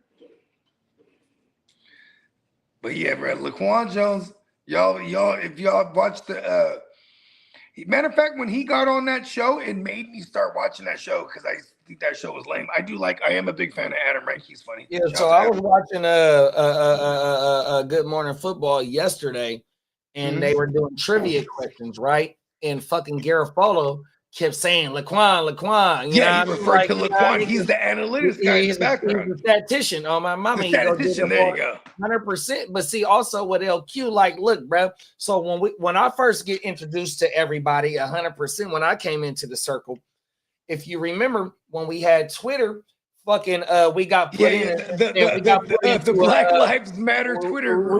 We got put into a minorities like content, like creative group. Oh, that's what it was. So the minority. Laquan, so LQ got familiar with the Heart to Start, right? So yeah, back then, in order to get on Clubhouse, you had to be invited. So my boy LQ throws us the alley-oop. Look, bro, this how you get on motherfucking Clubhouse. So I'm at work one day. He like, look, bro, I need you to get on at this time of the day to, you know what I mean, rap about how we gonna push this motherfucking fantasy shit for it, right? Yeah. But I'm at work and that motherfucking what I just say, the fucking Clubhouse, bro, I'm going in and out that day on my mama. So look, and then like nigga, excuse my language, nigga, excuse one more time. He ends up working with MJD. No. Because he's also Laquan is also a Rams fan. Look, two drafts ago, I'm asking MJD, like, look, bro, you know the statistician that work at the headquarters. He black and he like, oh yeah, I know, bro. My mom, I'm like, bro, I done did content with bro. 100%. That's the homie. That's how small this shit is, bro. On my mama. Yeah, I think it was just his birthday. You know, it's funny. Lee would get a kick out of dude too, because his favorite sport is soccer. Like Laquan, he was like, you know what's crazy? This fool was like he was like a Tesla mechanic, legit. So he's making cake. But then, you know, he got the opportunity. He's like, listen, I'm going, bro. I'm like, that's what's up. And you know what's funny too is like, you know how like, bro, we'll get on a level with people on some RNS on God. You know what I mean? Come on now. And like, so like, you know what I mean? It's dope that I could just hit him and be like, you know, and talk shit, man. Fuck the Rams. Oh my mama. I came across his YouTube channel not too long ago. Yeah, like when we played him early in the year, I hit him, you know what I mean? He was like, yeah, I know. I'm like, no, I wasn't talking nothing. I just said, what's up? You know what I mean? So at the beginning of the season, what's up, LQ? So at the beginning of the season, I came across his YouTube channel because he did a interview with Mumfield. Yep. Todd Mumfield, yep, from the Ravens.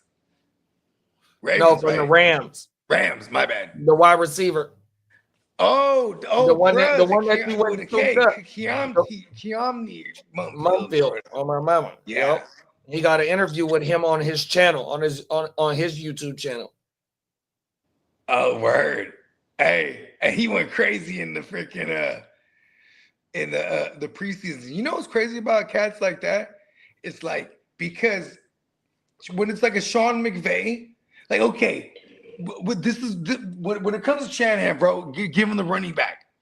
It could be any running back, but don't let him even choose one, right? Because he'll find one that he likes and he'll make this motherfucker eat, right? Sean McVay is that way with the receivers, bro. That's facts. He finds these motherfuckers. Okay, Puka wasn't no high round draft pick. Come on. Puka wasn't no high round draft pick. You want to know some Puka history? Look at this. Puka, this motherfucker grew up with what's bro from the UFC that owns that motherfucker? He Dana runs White? it now. He sold it, but he still runs it. Dana White? Dana White. So he grew up with Dana White's kids, bro. Like, grew up with them, like in Vegas. You know what I mean? Hey, look at this stuff. So, you know what I mean? You could naturally assume because he played football with these kids and he wrestled with them and he trained with them and they're all best friends. He's best friends with their kids, bro. So, like, on the freaking when he got drafted to the Rams, and this is a very low key draft pick, right? And then, so he's getting interviewed, and they're like, "So what's something that people don't know about you, Puka Nacua?" He's like, "I know Dana White," and they're like, "Oh yeah, I'll FaceTime him right now." Come on, really, now. go do it. He FaceTimes him, right? What's up, Uncle Dana? What's up, Puka? What's going on? You know what I mean? But see, here's the thing. Then Dana White gets on there. He goes, "This kid is phenomenal. I've been having him in the best facilities that we could provide. This kid's gonna be big." And I was like, "Oh yeah, I'm gonna pick him up everywhere." I'm so happy I saw that shit. Where it's like it had nothing to do with football. I had no idea who this kid was, but the fact that I saw that shit. All right, yeah. Check this out right here. This brat right here. What's going on? What's going on? How you doing? I'm good, man. I'm happy and hyped that you took the time out of your day, man, to talk a little football real quick with your boy about the Rams. LQ. Oh yeah, I'm blessed to be here. I'm glad That's y'all having me right on. there. Absolutely, man. Look. How does it feel to be a Ram? Like, you just joined the most dangerous team in the NFL. Like, what's going on? What's the vibes like right now with you? True. Oh man, the vibes are high, man. It's amazing. You know, I can't thank God enough. It's like you said, man. It's one of the best organization in the NFL. You know, so I mean, you got Sean McVay, you got all the great players. Like, it's amazing, man. I'm excited for sure. Absolutely, man. I'm glad to hear that, man. And look, man, take me to the call, man. It was a long wait, but worth the wait. Yeah. And did you walk us through that moment that you got that call from Ray Farmer, the Rams senior personnel advisor? I mean, shout out to LQ, man, 100%. I don't want to run too much of it, but yeah, make sure you go follow the Sick Podcast, Rams Recap with Laquan Jones, 100%, bro. Oh my mama. Yeah, man. Shout out to LQ, bro. Real good people, man. I'm glad to see it. I'm glad to see the good guys winning. Come on now, them is facts. Tino said, I probably played the most characters on this show. Some characters people don't even know it's me. 2 years ago, I was a Bills fan. I got a homeboy that be in the comments and he got an alias and he be firing motherfuckers up. We be at work and we be laughing like a motherfucker because I'm telling you, bro, you get in them comments, it's all out warfare, bro. Facts. It's funny too because Tino, I only half believe that because me and Tino, we don't even do nothing and we get accused of being trolls in people's chats. I know this is you. We know it's like, you. it ain't even me, but I'm gonna do it now. I know it's you. I never did it. Cold world, bro. I really didn't either. That's the best part about it. Because then it turns that I have minions out there. Hey, when the I don't even have minions. Hey, when the chat be on fire, man, you doing your job 100%. You go fire that motherfucker up, it's a wrap, bro. 100%. That's what you want is that interaction. Now, yeah, and you know it's just cool, on man? you. It's just on you, the subject of the matter and the topic at hand that you want to fire the chat up about 100%. That's why some of motherfuckers be having aliases too, bro. Shit is a cold world out here, bro. Oh my yeah, they want to say something behind a shield. Cold world. Here's one thing I will say though, is that one of the cool comments that reoccurring comments from different individuals that have been popping up brand new is that, man, they fuck with the vibes. You know what I mean? They you know what I mean? They like that they can pull up and interact with the gang. You feel me? And and it's because we all got the same common denominator. We're going to war in these fantasy streets, and that's probably the right spot too. Because man, we've been thugging it through this shit because the YouTube motherfuckers try to take things away from us that we didn't definitely earn. Shout out to my man JD. You know what I mean? We're gonna get that thing back for you. Watch this. You know what I mean?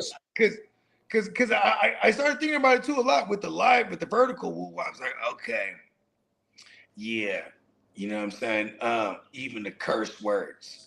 You know what I mean? Like, that's hard. We're gonna work on that, right? Because then the vertical woo-wop, kind of where is that? Riding the wave.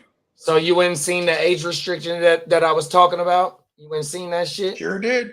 Cold world, huh? But that's because they trying to push that shit out there, though. That's the only reason why they're doing that. You know what's cool about though, too? Because the sheer number of people doing content, I don't even think people that was shadow banned type of shit could like be permanently shadow banned. They just, as long as you clean up the act, you can get right back in it. No, 100%. And that's the thing though. Like when they came with the YouTube shorts, that was just counteract motherfucking TikTok. So this vertical shit is how you TikTok streams their lives. Like TikTok is like Instagram been doing that shit right for now. a minute. Huh? Instagram is the OG of the vertical. Yeah, you got to but see, the thing is to stream the TikTok and Instagram, you got to do a whole lot of other shit. A whole lot of woo-wopping and TikTok, and TikTok's not available on StreamYard, but them cameras that I used at the draft, I can go straight to TikTok right now with them cameras, 100%. TikTok ready. We should have the TikTok. But see, the only thing with TikTok is just like the age restriction that we got on the vertical. Because you know what? Hey, look at this. Man, shout out to my baby girl. She's not even my baby girl anymore. She's 18 years old now, my oldest. Shout out to Baby Bobes. She would have won on all the woo-wops early. Like before it was even TikTok, she was on I remember was telling me this. When it was like the dance thing and her shit was popping, bro. And with all her friends, they had their own little clique. And then one of the homies' daughters, you know what I'm saying? And she don't even rock with old girl no more, right? Like we were all chilling one day, so the kids is chilling. They're probably she's probably in the 8th grade at this time. And old girl was like, oh, hey, she was like, I got this. And mind you, this other little girl was like an 8th grader. She was like, oh, I got this from my boyfriend, my ex-boyfriend is a teddy bear. She was like, let's burn it on the grill. Because we had just finished barbecuing and shit, but the flames were still going. And then she's like, yeah, film it on your TikTok. And then my daughter just goes with it. Bro, they banned her from TikTok. Like, animal cruelty. Oh, my mama, they banned me from TikTok. So I was on like, and she was so devastated as like a 13-year-old would be. She's like, oh, my old TikTok world that I built for like 6 years or whatever. Even before it was TikTok, I was like, baby, it's all right. Fuck that shit. Make a new one. So when we was doing the in-studio content, the in-studio content, they hit us for like about a month ban that we couldn't go live. And we don't do nothing in the in-studio but drink and blow. But you know what I mean? It was a certain word that we said, bro, on everything. I don't know if I said it or one of the fellas said it, but they banned us for like 2 weeks, bro, a month, bro. You can't go live. You want to know what's crazy about TikTok? It's like the sheer number of people they'll get it out to. The probability of something that is said or done could be offensive is 100%, right? So it's almost insane, like thinking about like, okay, like for someone like me, for example, right? Like if I ever did TikTok content, it would have to be like uploads where like everything is terrible. Well, I can even we can do everything we already do, but we upload it with the edits. You know what I mean? The bleeps and all the blurs, things are blurred out or whatever. And then they would put like everything else. And that's the thing too, is like, I said this out loud yesterday yesterday. And Kidda laughed too. Cause I go, it just requires actual work. Cause it's an inside joke between me and Kidda too. Cause of this other channel where someone could think like all this stuff is like super work, but it's actual work. Like, you know what I mean? Like, all right, we can reprocess all the live content and keep it raw. I mean, everything we do is raw live, then reprocess it and then edit it out. And see, this is where it comes to a point where like, I will really like, we could literally hire someone to do this. I'm so down. And that's where comes the issue with me though, right? Who do I trust to hire? Right? Hey, it's Tino. It's Tino. Hey, bro, them is facts. Cause like on my it's Tino. Hey, look, on my solo content, I don't cuss at all. You know what I mean? I drop references and all that, but I don't cuss at all because I want that shit to get pushed out, right? But also with my that page, that secondary YouTube page that I got for just fantasy football content, not only that, but also to double back on what you just said, that's why like getting these channels monetized is so important, is because once they get monetized, what you talking about getting this shit edited, that's how we be able to do that shit. Look, 100%, bro, on my mother. Yeah, because like, listen, because these live, if we get our lives right, the lives can get monetized as well, as long as we got advertisation. As long as the channel is monetized, we can get advertisements. Advertising, yeah. Yeah, and you know, and this is what I'm saying, B, is I hate that, like, okay, look, I'm a Sagittarius, so I'm gonna speak from a personal standpoint, right? Man, I'm only where I'm at because I learned the hard way a gang of times. I hate that that's kind of part of what we do. Shanahan, how many Super Bowls has he lost already? It's like, wait, you have to learn the hard way, goddammit, you Sagittarius motherfucker, right? But it's because I understand that part, so I'm like, all right, this is kind of what we do. We're always shooting for all the way, you know what I mean? And in order to get what you gotta go part of it. But here's what I was getting at, right, JD? He's like, it's good. Like, I like being part of a team because it's like, all right, everyone else will balance the other part, right? The other part, like, but this is what my dad always taught me. Is like, listen, when you build a team, right? It's not about who built the team. It's just that the team is put together because everyone has a part. That's why they're on the team. Because you know what I mean? The other guy, you got the blapper and you got the mobber, right? You can't have the blapper mobbing. He's blapping. Come on, right? Now. You know what I'm saying? Whatever the case may be, pay people's strengths, and you're gonna have a solid team. You know what I mean? Oh, I always implemented that because you know what I'm saying. And we have a good machine here. And so I think like also we need to find this. We might have a missing piece, right? And that might be it. That might be it. We need a reprocessor, whatever they call that. You know what I mean? Redistributor. We're gonna make up a title.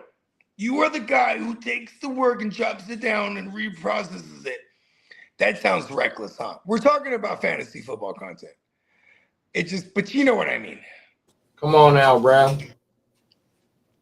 And this is the same thing that you've been preaching forever. It's just because you know what's crazy, JD, is that we came from being those guys that did that for our own shit, our own brands. You know what I'm talking about? Facts. Like that was the shit, man. And you know what? And this is why, like, you know, listen, when life hands you, in true definition, when life hands you lemonades, bro, or lemonades, lemons, we making hella lemonades. And then we ain't just making lemonade, we start selling the lemonade, right? Everyone got all these lemons, bro. You don't even know how to make lemonade. Come here, I'll make your lemonade and give me a piece of it, right? And that was COVID because all of a sudden we was already doing content. Me and you was doing content a year prior to that. So it was now all of a sudden it's like everyone could pay attention and everyone's doing this too. And it was hella fun. It was the Wild West. Come on now. And it is kind of crazy to see when you're throwing that LQ clip on because like LQ, you listen to the first episode I ever brought him on, and it's on the GMM network. If anyone wants to look it up, the Real Fantasy Playmakers on the GMM network. Look up Laquan Jones or featuring Laquan Jones. And in that episode, he says all that shit. I'm all about people that do what they say. You know the fantasy football lord? Bro, you know what's funny? People fuck with me because I'm me. You know what I mean?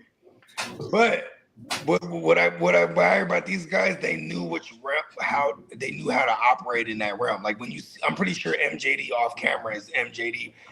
And then, but he's also like he's super professional when you see him on camera. You know what I mean? He just got it. You know what I mean? Come on now. You know what I mean? He makes a living doing this for a reason. He calls games, whether it's audio or it's him on as a face on camera. You know what I mean? it's pretty dope because now because of this we have avenues in there too. You know what I mean?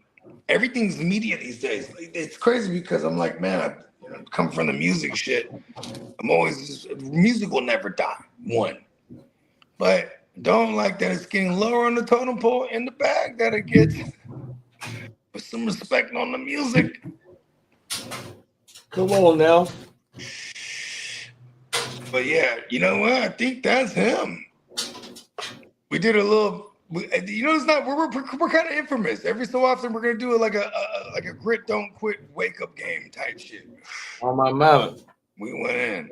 We went crazy today, bro. Oh, everything. And the comments are still fired up too. But shit, what we got? I ain't tripping. Fuck it. Derek said, wait. My kids are on vacation now. They came home from school like an hour ago early. Yeah, They're on vacation now. Made them up the lunches. We good. That's a wrap for a whole week on everything. That's a fact. They said called him out for being a baby back bitch and went off on a rant and just started cussing everyone in the live chat out. Oh shit. Damn. Having the chat fired up. I'm telling you, bro. Cold world. Oh my mama. Who was he referring to there? Yeah. What show was you watching, Bakes? Is it the show I think you're talking about? And Antonio says salute to Derek. Derek says someone getting their hair cut. Let's go. Tino said, bro, why haven't we went live from the barbershop yet? That's a fire ass episode. Let's get Lee Edgar haircut. Hey, I could totally see Lee with an Edgar. I told Lee, grow your hair out. And he's like, no, he was like really standoffish about it. I'm like, oh, okay. I'm gonna get him a wig. I could see Lee, total 80s hairband Lee. Damn it. Like rock, the big hair, rock, like a rocker Lee. Right? Oh, wow. Oh, motherfucking world. Hey, oh God, this boy, shout out to my man Diamond Joe. It's been the conversation the last 2 years going into Vegas. Like, listen, would you wear a wig, bro? Yeah, I would. Why? What's up? We're wearing wigs? I totally want to. Like, he wants to get like wigs, right? Like, I'm like, what wig you can go? He's like, I like a Elvis joint. Like, what we doing here? He's like, I want to do like a big afro. I'm like, oh, okay. Like, I totally would do a Bruce Lee. You know what I mean? And I'm like, I should be Bruce Lee. But then, you know what always turns us away is because it's August in Nevada, Hotter than a motherfucker. And shout out to all the sexy ladies out there that put it on for us. And for themselves, obviously, when they don't just do it for themselves, you know what I mean? Because how do they wear them wigs and weaves all day when it's damn hot? Like, that's just crazy. 1,000 motherfucking degrees. Because I definitely would wear a Bruce Lee wig. The one that comes down with like the sideburns and the right? And I got the yellow get up, right? With the kicks too. I even found the kicks. The kicks are kind of, you could even get the OG ones, bro. That's from the collectors, but that's like a grip. So they're a couple $100. I think they're called like Tigers or something like that. It was like them sneakers from it was like a Chinese brand sneaker. Oh yeah. Yeah. That's what he was rocking, and he had the yellow woo-wop. The yellow woo-wop only cost about like $60, but I almost want to order it just to see, like, make sure it ain't no fugazi like Velcro shit. I want a woo-wop. You know what I mean? Like, I want like we gonna do it. We gonna do it to the fullest, man. Yeah. You ever seen the what is it called? They paid an homage to it in Kill Bill. I think it was part 2. Is it part 1? When she's wrecking shop on everybody in that. The mask. You ever seen that joint? Nah. Oh, okay. I was like, before I could continue. You ain't seen it. Okay. But she's wearing the yellow getup. Cold world. Yeah. Oh. Tino said, "What's the Tesla mechanic?" I have no idea. He said, "Homie shows up with a laptop to fix your car. Damn, the future is here." You ain't lying, huh? He got with the the app. laptop, bro. Hey, look, they might even fix it remotely, or at least diagnose it remotely, huh? What's your VIN number or whatever it is? Your Tesla ID number? Cold world. Yeah. Oh, okay. Yeah, and then he could even have the car drive itself to the nearest joint. Even like, oh, don't worry, they will take care of it. You ain't even got to go nowhere. That's a fact. Well, here's the thing too. Before this last 5 years, those Teslas, like, they weren't the greatest, right? Like, come on, if you're a Tesla mechanic and you're a specialist, it's like, imagine like, when you got the Beamer specialist, or my dad had a Fiat when I was a kid. Like, my uncle still has it till this day because my uncle ended up buying it. But like, we had a Joe's Fiat in San Jose. You know what I mean? Because this is the only guy that could get all the parts for the Fiats, and he knew Fiats like the back of his hand, allegedly. But he was the only guy, so he just cornered the market for Fiats. You know what I mean? So, like, I would imagine when the Teslas first started popping up, you know what I mean? Like, your Tesla got fucked up. He's like, all right, where do I go? You know what I mean? So I guess that was that guy. I mean, here's the thing. I ain't counting nobody's pockets, ever. But your dream is priceless, because I would imagine he was probably making the same, if not way more, doing the Tesla mechanic shit. But he's been there for like 3 years now. You know what I mean? And shout out to LQ, bro. Shout out to LQ, man. Hey, remember when Bakes said, I'm going to get right back to that, Tino. Hey, Bakes said, called him out for being a baby back bitch and went off on a rant and just started cussing everyone out in the live chat. He said that was Nick from BDGE. Hey, I will say this. Nick, I remember when 2020, he had 5,000 subs in 2015 when I first found his content, because I had been 2 years into like following fantasy football content on YouTube and podcasts and things of that nature, right? He had like 5,000. So I watched this dude grow, pause. By the time we got to 2020, he had this thing where like they was doing the fucking NRTs. What was it? Help me out here. NFTs. He's doing the NFTs, right?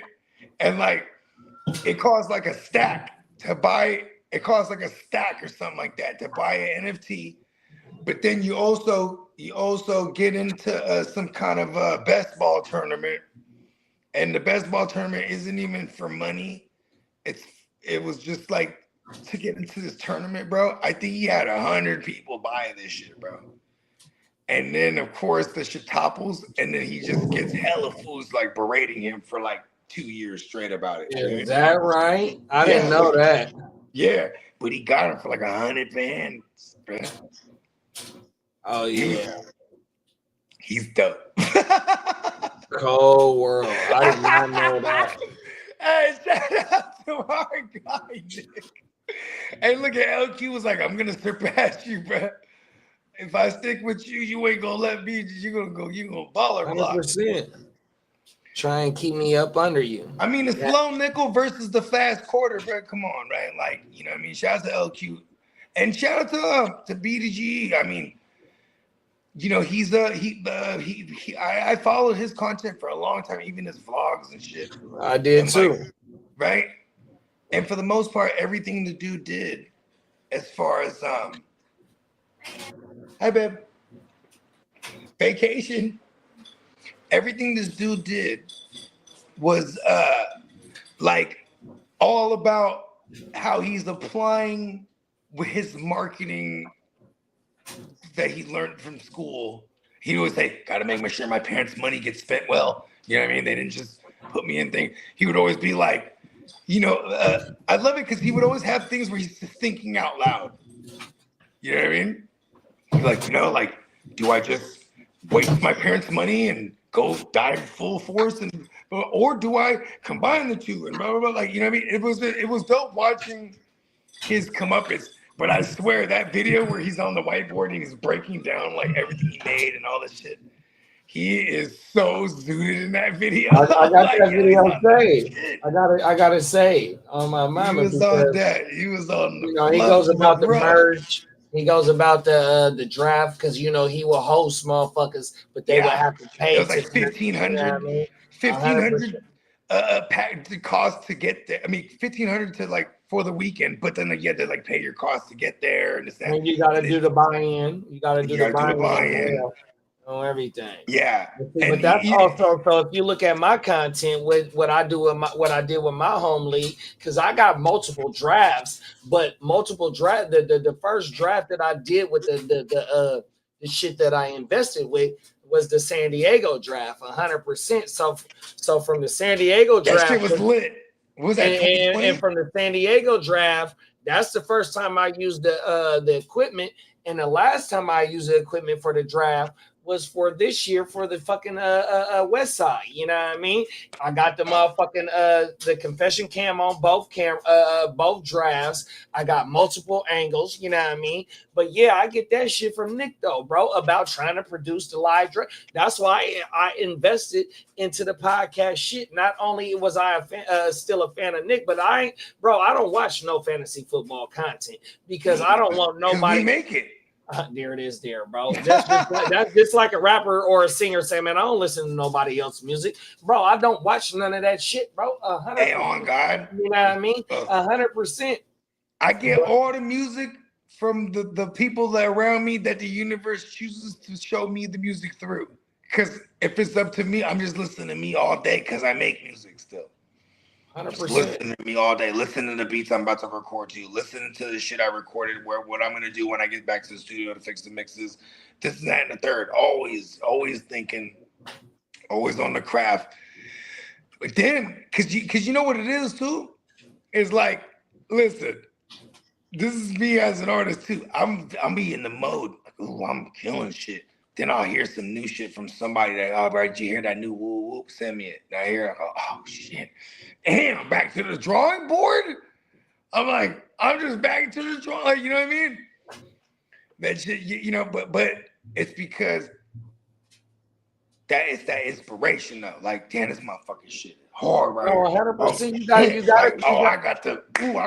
gotta be self-motivated, bro. You gotta be self-motivated. You gotta be able to draw inspiration from any and everything. You know what I mean? No matter what you're doing, at any point of your day, you could be able to draw inspiration from anything. And then once you draw the inspiration from anything, once you be self-motivated, you don't the fuel in your heart and your whatever in your gas tank is gonna fuel itself 100%. So if you can draw inspiration from anything, that's gonna be able to get your ass up to go do what your passion is 100%, bro. On my mouth. We gonna, like I said, we're gonna draw inspiration, then I draw my plan out. Talk that shit, bro. And that's the one thing that I took from Nick, though, bro. Is like, look, that motherfucker really made a business out of this shit. But not only did he make a business for him and his peoples to get paid, because in the early days, it was him and his homies that was on that motherfucker on camera. I don't know about the but not only that, all the gorilla juice heads. That's what they call them in Jersey. Not only did they make a business out of it though, but they showed the camaraderie by being on camera with this shit, by making the everyday content 100%. Because one of the homies' moms at the beginning they was at the house. Then they got a building to be able to make content. I was gonna say that one of the homies' moms works at some fucking firm, a law firm. They got an office, they got a conference room. They let them use it, right? And so they said mandatory suits. They said mandatory suits. Yeah, No, I'm talking about. They did the live draft there, but I'm talking about they got an office building to make. Yeah, that's what I'm talking about. They got. He did end up getting an office building in New York. They got an office building to make strictly content where it was multiple areas with different cameras set up because they had so they had to where they had the couch set up to where they all could be on the couch. Then they also had Nick set up to where he could be on camera by himself. 100%. Like they was really getting a dough, bro. 100%. No, you ain't lying, bro. Not only then that he made a business out of it, but he also bought the camaraderie to camera, and that's been my main. And he was hiring interns and flying out 100% interns to do like the bunk bed dynasty guys, like all these fools, like Facts. and all And of a that sudden was- he got everybody running up numbers for him. That was the Asian boy and the white boy, the Yup. little young college students. Exactly. Hey, look, and this is hella funny because I'm glad that you actually brought this up because man, Nick done laid a mad blueprint that hella fools in the last 10 years because that's 10 years ago when I first saw his. No, them is facts. Big bro got a phone call. No, like Nick is the one like I try and model my shit after. And then there's another channel. So like with my solo shit, it's the FFA. It's this white boy. His name is Nick too. 100%, you know what I mean? And just on solo straight content in his early days, he had somebody rocking with him, but he just went straight completely solo. I ain't tapped in with him in a minute as well, but his solo shit is the shit too. And he break down everything. Oh my mama, that white boy is a cold motherfucker when it comes to this fantasy football. FFA. That is a damn good channel on my mama. But like I said about Nick though, bro, about trying to bring the live draft to life, you know what I mean? Because not only is we doing fantasy football, but like in my home league, I only see these dudes once a year, you know what I mean? Because you know, we got members that's up here in Northern California, but we got members that's in SoCal. So once we get together for the whole motherfucking weekend, you know what I mean? We tear that bitch down. Not only is it a fantasy football draft, but you ain't seen the homies in a minute. Y'all burned down that motherfucking city. And that's kind of like what Nick was bringing to the table by bringing the live draft to his motherfucking platform. And that's like the shit that I said, I invested in the equipment to do this shit. And I'm still learning how to play with the equipment that I got paused. You know what I mean? But we trying to get to that level to where our live drafts is just completely hella watchable. You feel me? And that's what I got from Nick, dog. 100%. Yeah, and like they definitely record everything, then cut out everything before they debut it to the world. Our live aspect was a challenge, but see, that's what I'm saying. Maybe this time next year, we already, or before the Vegas joint, we got somebody that like we could just go live and go crazy, and we got somebody immediately to get in there and be like, bang, start like scrubbing everything that we need out. Be bleeping out any of the fucking, woo whoppers. You feel me? So like the shit with Bones area, we gonna have Bones somewhere near us. You know, we gonna have just a dedicated circumference of just, you know what I mean? That there it is. So when somebody comes through, like it's like a host, like a and then after the NFL on the Thursday night games, they have a little podium. They come up like, yeah. And the only other thing that we got to worry about, and this is gonna be a damn good idea, and I thought of this not too long ago. Instead of having the preseason game on TV, we gonna have the live on TV so we can see the comments while we draft it. There you go. You know what I mean? Like and then one more other thing, TV on mute. 100% on my mama. And then the other thing that we gonna have is just on the Bluetooth is YouTube allowed music. That way we don't we won't get flagged because we don't do nothing. You feel me? We in here, you feel me? So we didn't cover every way to where the live don't get pushed out, or we don't have to worry about cutting anything out. The music, having Bones. Hey, we just have instrumentals or something. That's what they playlist is instrumentals. I got the playlist saved. I got it saved. I'm gonna slap it out. And it's a wrap, bro. Nobody. And that way, once we have the live on the TV, we can interact while we're drafting with the motherfuckers. That's, you know what I mean? 100%. Hey, we're gonna have a whole production for real because even Art, we got motherfuckers, we got hostesses. Like we got motherfuckers that's gonna be able to host. Like, all right, look, and then we got Matty Law too. Matty Law, he's like, listen, show me how to do the get down behind the scenes. Yeah, let's go. Like, because you always got to find the enthusiasm, right? Like whoever goes, oh, I'm enthusiastic to not even be on the show. I want to push the buttons behind the scenes. Fuck yeah, let's go. Come on now. You know what I mean? And it's like, then it's like, okay, yeah, but you gotta be on point, right? Like, listen, you know what I'm saying? When it's like, give you the cue, right here, switch over to woo wop. You know what I mean? Now we got somebody judges. You know what I mean? We got a Matty Law on the thing. You know what I mean? Here you go, Bo. Let's give the people some insight real fast, bro. There it is. Hey, look. Here go the knock at the door, big bro. The knock at the fucking door, dog. Let me turn this shit up. Wifey washing right now. Hold on, I'll be right back. I'm gonna take a piss. Okay, y'all. Look, so this is Vegas, bro. We're gonna always relive this moment until the next moment, 100%. So you see Ear to the Streets. Ear to the Streets is sitting next to Bones. Look at that right there, bro. You see Gangrene. You see Bogey right here. You see me on the other side. Come on now, look, bro. Listen to this shit. This is when the fake ass police knock at the door at the GWN headquarters. Who is it? I like Taz. Here we go. Gentlemen. Come on now. Hey, Lee put his Chargers thing on Bones. I'm changing this. He wants to curse his team. That's what I told him, bro. That's exactly what I said. Never leave this motherfucker with me, man. I will commit the mighty sin. Hey, y'all better leave Bones alone, bro. Oh, Hey, Lee, Lee's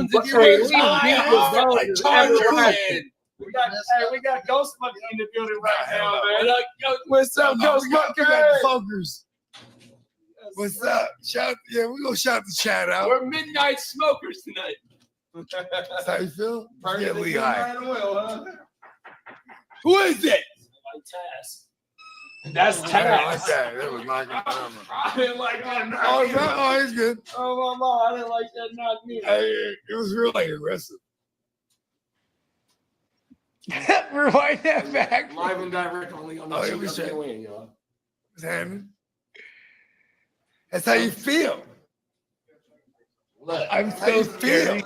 hey, they was tripping on us, bro. It's okay, y'all. You know, we live and I was direct so on the scene. scary. Man. That's what happens right now, man. It's all good. We had our peoples go handle the situation, you know what I mean? Look at Diamond Joe in Minnesota Den over there making sure everything all right. So we can continue on doing what we're doing. So look, that's one of the funniest parts of the weekend. Let's fast forward and see what else we Bring got. y'all Hey, look. the it live don't draft matter. board over there. You know what I mean? I'll just go ahead and take Indianapolis. Kidda, look at Kidda and Fuck me, Kidda and Lee holding it down. But hold on, we're gonna go back. I shook the spot. I really got spooked. Come on now. I'm a scary ass. Here we go, right here. Look. I said, oh no, the boys. Let's pull up the real deal, bro. Yeah. Let's see if we can Good get some. times. Let's see if we can get some live and direct confession cam. Oh, look, somebody making a pick.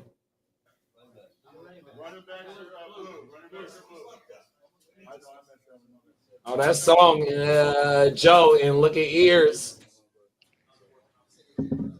Look at song though. Oh, there go Lee. Wait, look, here go Ears. Oh, this might be the Jamar Chase, aka Jameer Gibbs.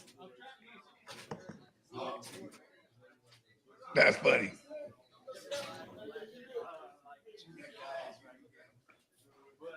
See, that's the only thing. I gotta get that bitch. We gotta get the audio right. Oh, there go Banks. See, if Banks was low, the volume was low on Banks. That's because of the mic too. So when you rewatch the game tape, you're gonna find out where you fucked up at. You know what I mean? So we're gonna make this bitch bigger and better. Let me see if I can find another. Also, though, too, we have learned that Bakes is quite the silent assassin. There you go, right there, Bo. Big CD lamb chops in the mouth. Ain't that right, Bones? Let him know, Bones. Bones is a man if you were. I wear the see, and see, this pissed me off because There go Derek. Bones ain't even wearing the stunners though, bro. That shit makes me mad. Yeah, he definitely gotta have the stunners on next time. Because guess who took his stunners? Who was that? I was mad as fuck. Who the fuck took Bones? And then it popped up when we was cleaning up. Oh, there go Peacock. Shout out to Peacock. At that point, Josh Allen had been taken off the board. Only other quarterbacks were Look, bro, we in this bitch lit, bro. Not too sure what it could be. Let's see if I can find Gang Green. He took Mighty Joe. He took Mighty Joe, and Mighty Joe might be coming back this week. We need you, Mighty Joe. Come on now. Shout out to AJ. Everybody trying to tell me why you took Jalen. I hate you, AJ. Hey, Bogey, is this still on? You're making me mad, AJ. The light came off. What this? Oh, there it is. Bang. No, bang. All right, hey. They told me about Jalen Hurts. Look, watch this. Watch this. Super Bowl MVP, Super Bowl champion, the mind state. The Mind state, baby. Of someone where you talk to him. And He said the mind state and the mindset. You know So what I we've been mean? calling him both of them. He's the mindset. Come on now. The mind state. And that's why He talking his shit though. He was though. I hated that he made proclamations and they're coming. There to you go, fruition Minnesota right Den. now. There go Den. Yeah. Hold on, let's get Den all the way from the beginning. There you go, Get him Den. back. Get him right. Get him right. Look, we in that motherfucking lit, y'all. We're going crazy. We're gonna get this bitch bigger and better, bruh. Watch. You ain't lying. I guarantee it. Oh, there go Ears. There go Joe. Uh-oh, Dean going to the board. Oh, no, he going to the room. There it go right there. He finna talk his shit, y'all. I got Puka on the swing around. Got him on the swing around. See, I got to get the audio better. That's all that is. No, now here's the thing though. The mic etiquette needs to be taught too, though. Yeah, you're right. You dig what I'm saying? You're right. Because we kind of just let everyone fly. That's my bad too. Fist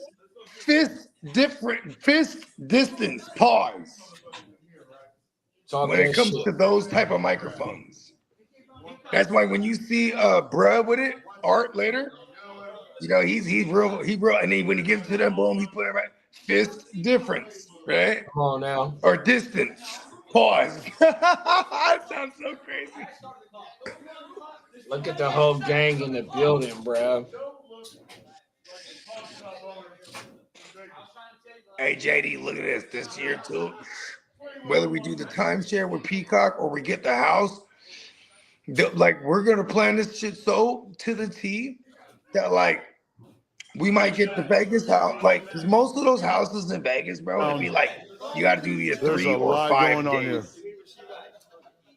You said 5 days? Yeah, it's usually like it'd be 4 nights, 5 days is like where you get like a decent price. It makes it like a good deal. And then when you get the 15 to 20 heads, bro, it's not that much. We're talking about anywhere. Facts. Yeah, you know what I mean? Like we're talking about, it's always gonna rival anything that people would have spent staying somewhere at a hotel for a weekend, right? Let alone. And here's the thing, though, it's like, because we're going to have people that come through only for the weekend or whatever, but we're talking like Wednesday evening to Sundays. Usually that's the get out right there. Wednesday, Thursday, Friday, Saturday. It's okay. You got 3 receivers. Yeah, I'll have them facts, big bro. We'll say you're looking good, sir. Yes, sir. All right. Thank you. Look Good at talking to you, Vegas. man. Shout out to Vegas. Hey, Vegas is done right, big bro. And like I said, you got because we're gonna cook up a storm. We're doing gumbo. And you got multiple We're doing chefs. tri-tips. Bro, we don't gotta go nowhere if we don't want to for the whole 4 days, 5 That's nights. a fact. 5 days, 4 nights. And for the people that want to step out to the realm of Vegas and go gamble, let them do it. That's why we're there. For the option. They got the read option here. And because listen, especially if I'm gonna go Lavi for 5 days, I'm not leaving the palace. Come on now. Yeah, I don't got that itch. All I want to do is kick back, eat good, and go ahead and be do some comfortable. drafting. Oh my mama. Because you know what being comfortable is too? Not just being comfortable as in like, oh, this shit is dope right here. You know what I mean? But like comfortable as in I'm not tripping. Oh, I got an interview, bro. Me and Peacock got an interview, bro. I know facts. That's all, and that's just part of me just being where I'm at in my life. Look, bro. I don't need the extras. The extras is where the motherfucking GWN Palace is, the ALB Palace is. You feel me? Other than that, bro, I'm fine with being right there. We got the food, we got the alcohol, we got the medicine. Yeah. That's all I need. Water, a lot of water. Yeah, the key to life is water. A shit and shower in reach. Come on now. Oh, because I can change my clothes. I don't want to go anywhere. Can you see us all? I'm paying for Can you this see shit. us? Hey, look, bro. Okay. Oh, my, we got home Channel 5 News, we're back. Thank you. Grown ass technical men gifts. that Arthur know how Mack to in the cook. building. Yes, sir. Okay. Okay, boom. So we got Shout out JD to here. We got Peacock. Peacock. First Oh, they one got with a Peacock. fella, too. He had the third pick. Team is suspect, but I like it. Does he like it? How do you feel about your pick, sir? I feel really good about the team so far. Burrow, Stroud, don't have to worry about my quarterbacks anymore. Then I went Hampton, Sutton. This is true. Yeah, just Hey, like man, that, this sir. shit, he interviewing the fuck out of him right Hey, there. Art was the star of the show, dog. Yeah, he went. Hey, you can't spell star without art. That's my only question. Facts. But this is like 7th round. D in the motherfuck They ball. got an A&R in the Okay. team. That's my shit. All right, JD. That's all right. So JD had the 14th pick. Talk about it. His team looks pretty this nice. is badass His right first two picks were great fucking receivers. He has one. He doesn't have a quarterback yet. 2 quarterbacks. Oh. I got Drake May, Caleb Williams. Okay, my fault. Oh, I'm looking at it wrong. We're just trying to catch up on speed right now. We delay. It's a technical difficulty. Right, but I like it too. Yes. But we trying to catch up on speed. Then I go DeAndre Swift and Monty. So I wait on my That quarterback. Monty pick was great. Please don't interrupt me. I'm on live. Hey,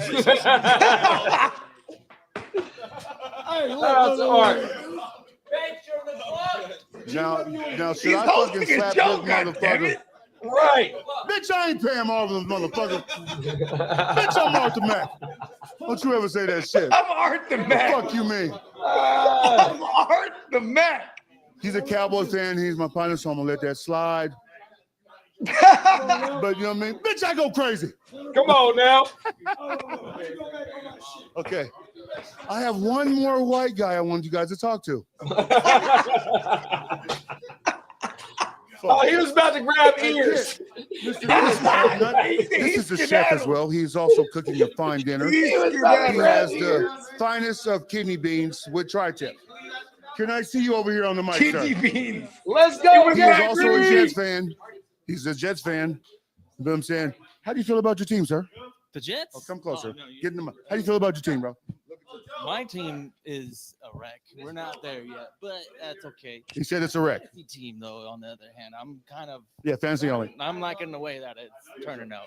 I have a positional advantage in the quarterback, tight end, and IDP. I seen that. I like that. I kind of missed out on the wide receiver, running back position in general, like that top tier. And then I traded No. There's definitely some sleepers out there. How many motherfuckers? We got 8 million viewers in this month. Okay, so Y'all let's see talk. how This is a chef. Let's talk about your meal. Oh, What are we you got cooking for us bongs. today? Hey, we got bongs a lot in this. Hey, in the Bongs building. got to come out to Vegas next year. What's up, bongs? Yes, sir. Oh, my mama. Yes, sir. Bongs. Hey, All Tino right, guys, said we're gonna log kidney off for a beans. little bit. Stay tuned. I'll holler. Peacock charging out. They were black beans. Peacock Oh, charging red out. beans. There were red beans in there. Hey, Bongs is a cold motherfucker. Bongs said Peacock changing out of the Stroud jersey is still the funniest. Yes. Funny, When on my he mom. has the outfit change. Hey, that's what Joe unbeknownst to no said. one. That's what Diamond Joe said. Oh my mama! Shout out to Diamond Joe was Bongs. mad as fuck because Diamond Joe was like, I knew Peacock was gonna do that. He's like, but Peacock telegraphed it. He was like, hey, how many outfits y'all bringing to Vegas? He's like, I'm bringing like 8. I was like, I don't know, I'm bringing 5. All my outfits looked exactly the same, just different colors. All Hey, PWN shirts. Hey, different look fedoras. at this, bro. Hey, Clock is a fool, bro. Hey, when we just played, when the police was knocking, the fake ass police was knocking at the door, Clock said it's Kidda's job to talk to the police. Kidda's half Mexican though. He's like, fuck that. Kidda's like, never. It was all and how about this? We sent the white guy, we sent the ginger ninja and half white Mexican Diamond Joe. Hey, Joe went to go handle the business. He was Joe right there. He wasn't Joseph or Joey or Diamond Joseph or anything. Steamboat Joe. He was Joe. There. Hi, I'm Joe. This is my room. Come on now. Let me see if I can get another confession cam. I think by this time, didn't nobody give a fuck about the confession cam.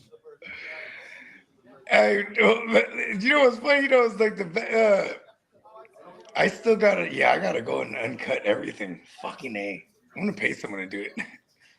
Oh, it's already done. No, I'm talking about in the GWN shit too. No, I got don't even worry about it. This is Hey, guess what? I'll pay you to do it. On no, God. this is one of my contributions. I got you still have access to it, right? So look. So my camera because I gave everyone the access to make sure. To the mic. On my so my cameras have SD card access. So Right. all three cameras that we had individual SD cards. So right now, what I'm doing is I done sent them motherfuckers off to get broken down, and we're gonna get an SD card back, and I'm gonna make sure that we get all the motherfucking footage uploaded to all the channels as a broken down, real edited version, bro. I really didn't want to speak on that, but that was one of my things that I'm trying to present to, as a community. No, that's the fact. 100%. Hey, because it's being worked on. We're trying to have a whole army out there next year. Oh, 100%. Hella drafts. This shit about to go. I'm talking about megaphones, and with the next pick. You know what I mean? I'm talking about organization, but it's going crazy. Oh, my. It's going crazy. Can I have the megaphone? Come on now. A little much, huh? You know what? Okay. This was brought to my attention by the Catman. Who's this? He's the scientist of the group, right? When you want to build societies, right? You got to bring the architects, the scientists, the doctors, right? Things like that, right? He's the scientist, right? Anyways, he said, if we end up doing a joint at the pool party in an August setting, right? Will the devices and everything not get fried? I said, damn on it. Think about that, blood. No, we just gotta be in the cabana. The only thing we won't be able to take is the soundboard. Because I done a so here, I'll pull it up. Yeah, okay. We did a draft at the pool I just want to make sure because the element, when I was talking about I was telling last night about doing the draft in because even if I need to buy we need to buy like a Woowopolis a little card thing so we could have a super high Wi-Fi wherever the fuck. No, it really ain't that because you can do that as well, but your hotspot is good for your just for you your ain't phone. lying. The phone hotspot But is you great. won't the fucking the Bluetooth we just need portable charger Woowops. But also the sound quality though. That's the thing though. That's a fact because there's a lot of ambience going on. You won't the soundboard that I got. I definitely ain't taking that motherfucker to no pool. Fuck no. So you're gonna have to have some more smaller. Okay. Also your cell phone. So you can Bluetooth your Bluetooth mics to your cell phone as well. You know what I mean? And also the other cameras. The timeshare joint that we won't name right now, but that joint that Peacock was talking about, because I've stayed there too as a wee type when my folks had a timeshare. We could pretty much set up our own shit in that by the pool over there. You know what I mean? There's no music and stuff like that, and there's no DJ and shit like that. But it's a whole pool setting with a fucking endless what is it called?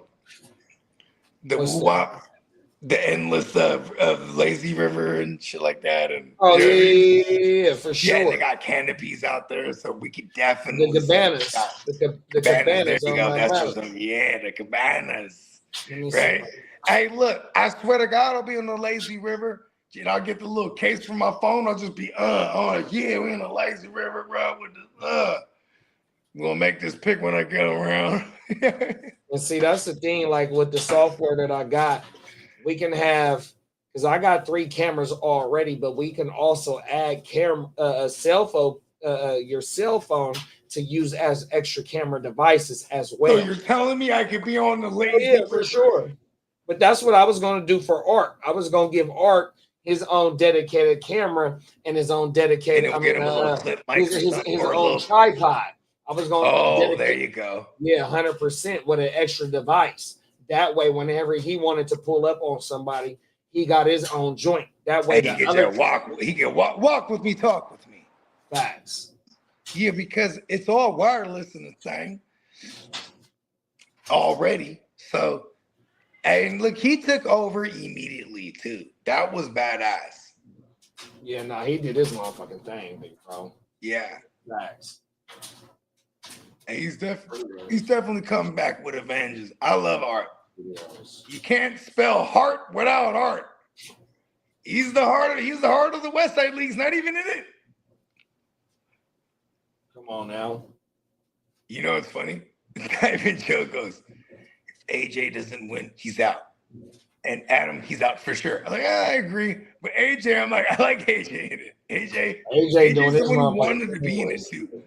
Yeah, AJ team kind of nasty. He got he's nasty, and if he wins, they're definitely coming back. Now, here we go, right here. So this from Arizona in the pool. Okay. You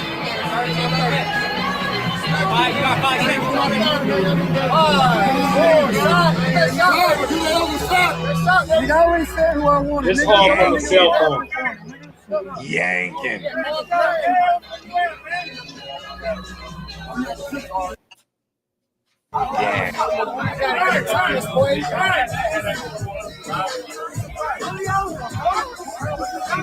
So when you're in a live environment like this is crazy. You got a lot going on. This nigga done went Mike Thomas. This is Mike Thomas. Here we go, right here. So you got a better visual of what's going on. Shout out to MJD. Yeah, y'all, that shit cracking. Where y'all at? It's Arizona, but where is it at? It's in Arizona. Yeah. No, but where at? Like, where's this? Oh, this is Scottsdale. This is at one of their prime hotels. Okay. I forgot the name of the hotel. Prim or Prime? Prime? Huh?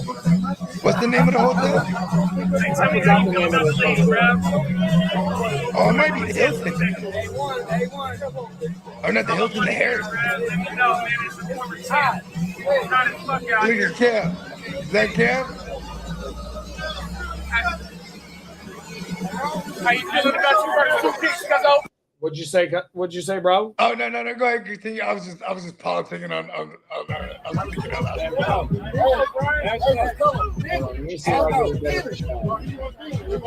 See, this is the only thing, like, this is all on the interview. How you feeling about the first 2 picks?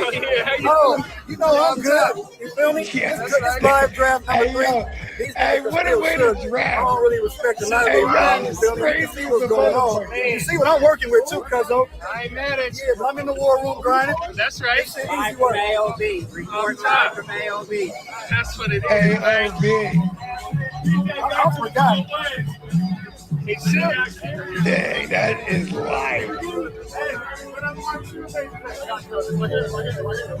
Oh, here we go, right here. Here you go. This is a better shot right here. Yeah, for Cincinnati. Watch this shit, bro. They're playing the John Cena. We're about to show the background now.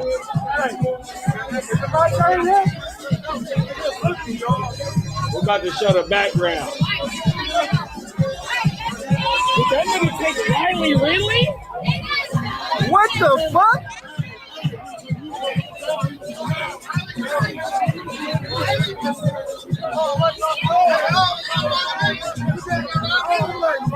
That is fucking dope. That's how you draft the fantasy football team. Come on, bro. Good video to shot of the background. That shit crazy.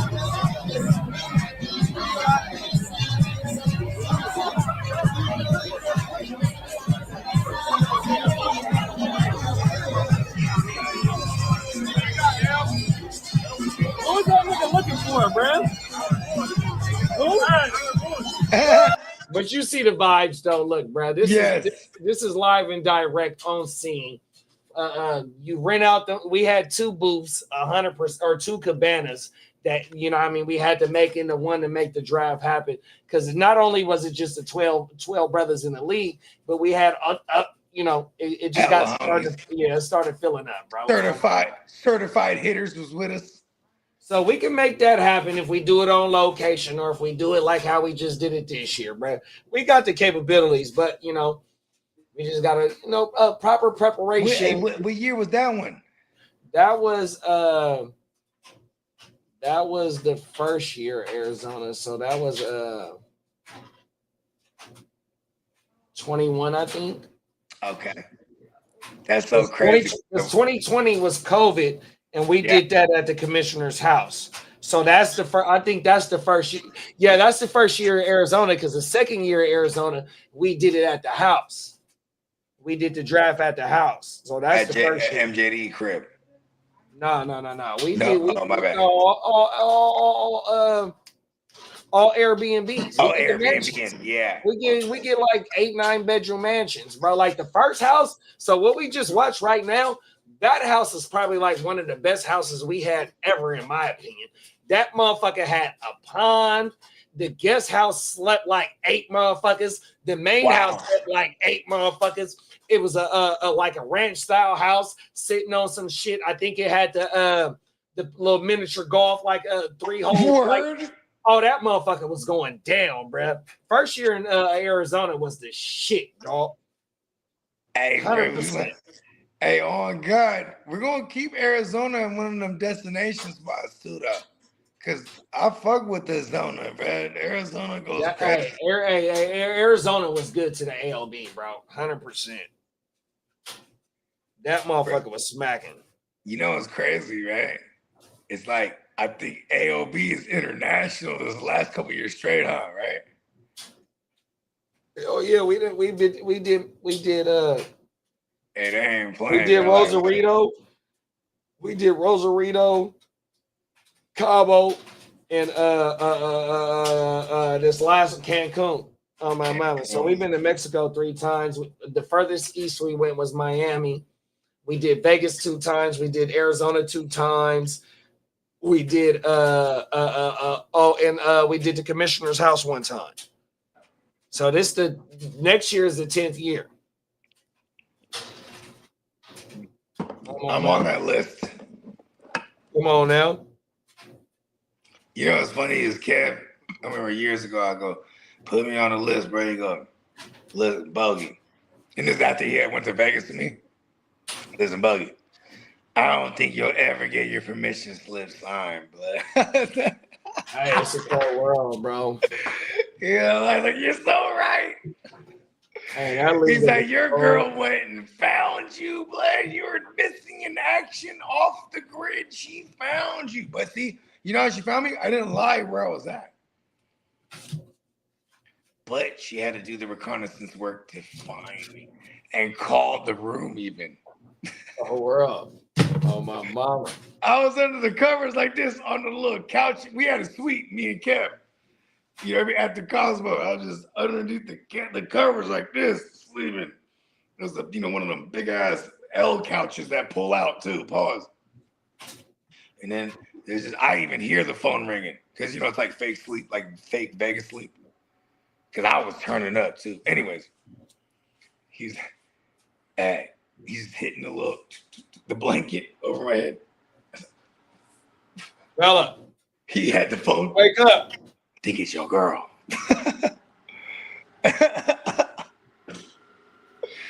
Hello? She's like, the fuck is your phone off? I told you I'm where I'm at. I told you. Click. Oh, we're up. See?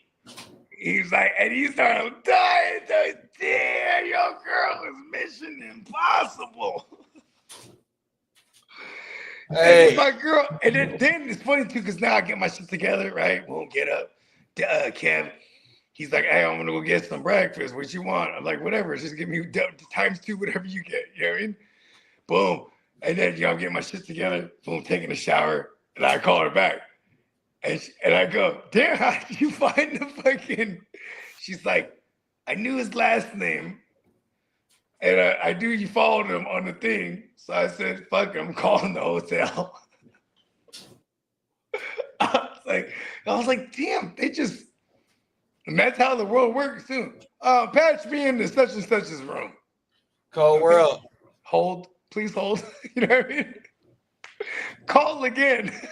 Hey, and the AOB, the AOB so cold, right? So like every year we might have one new person in, right?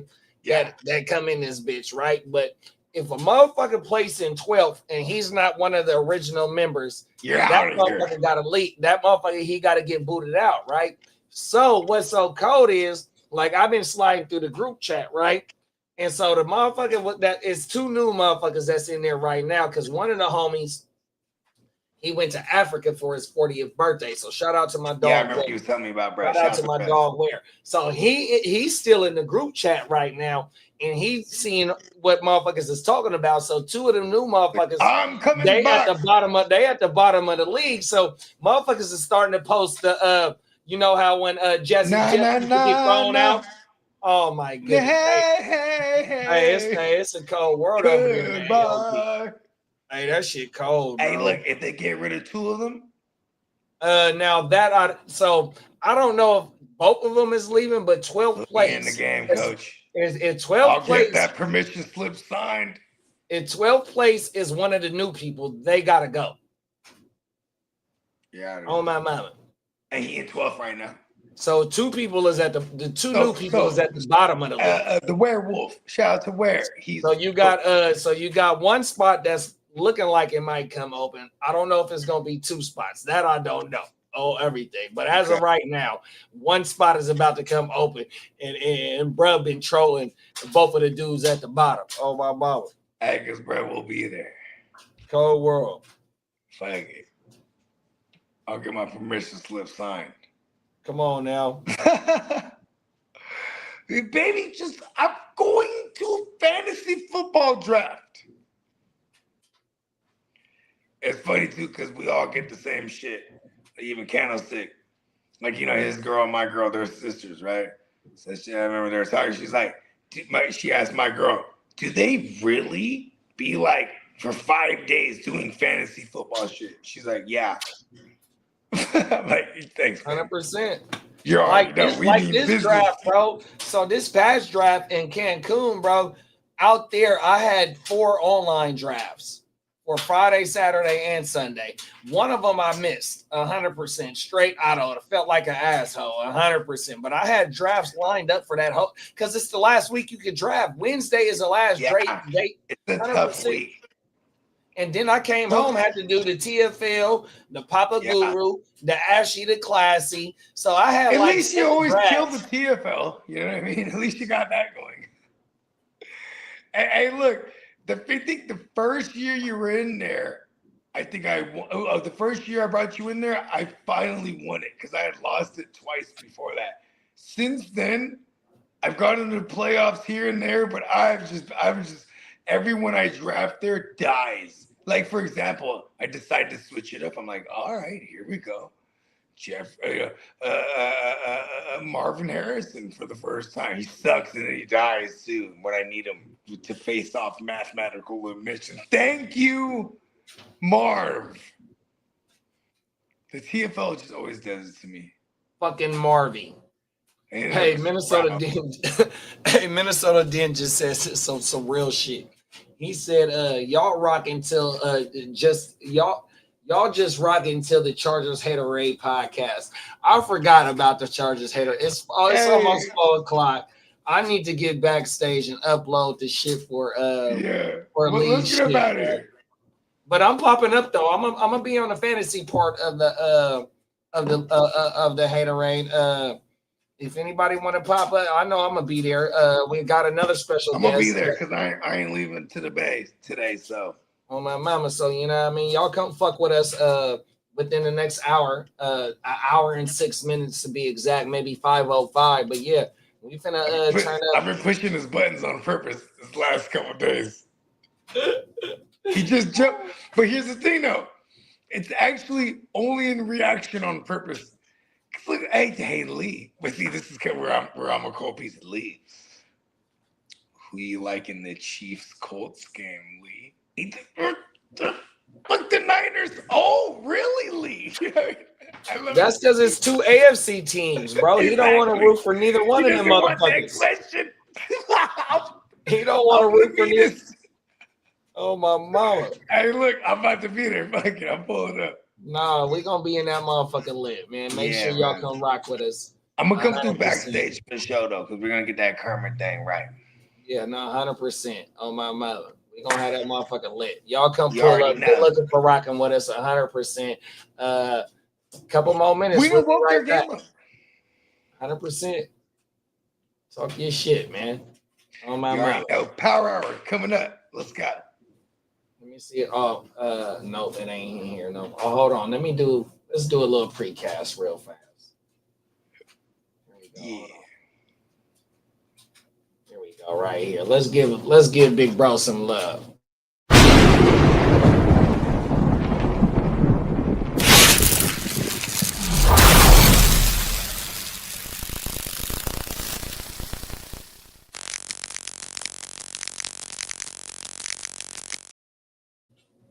Man, 100%. The Chargers power on the motherfucking way, man. For bolt up, baby. Let's see y'all in a few. Hey.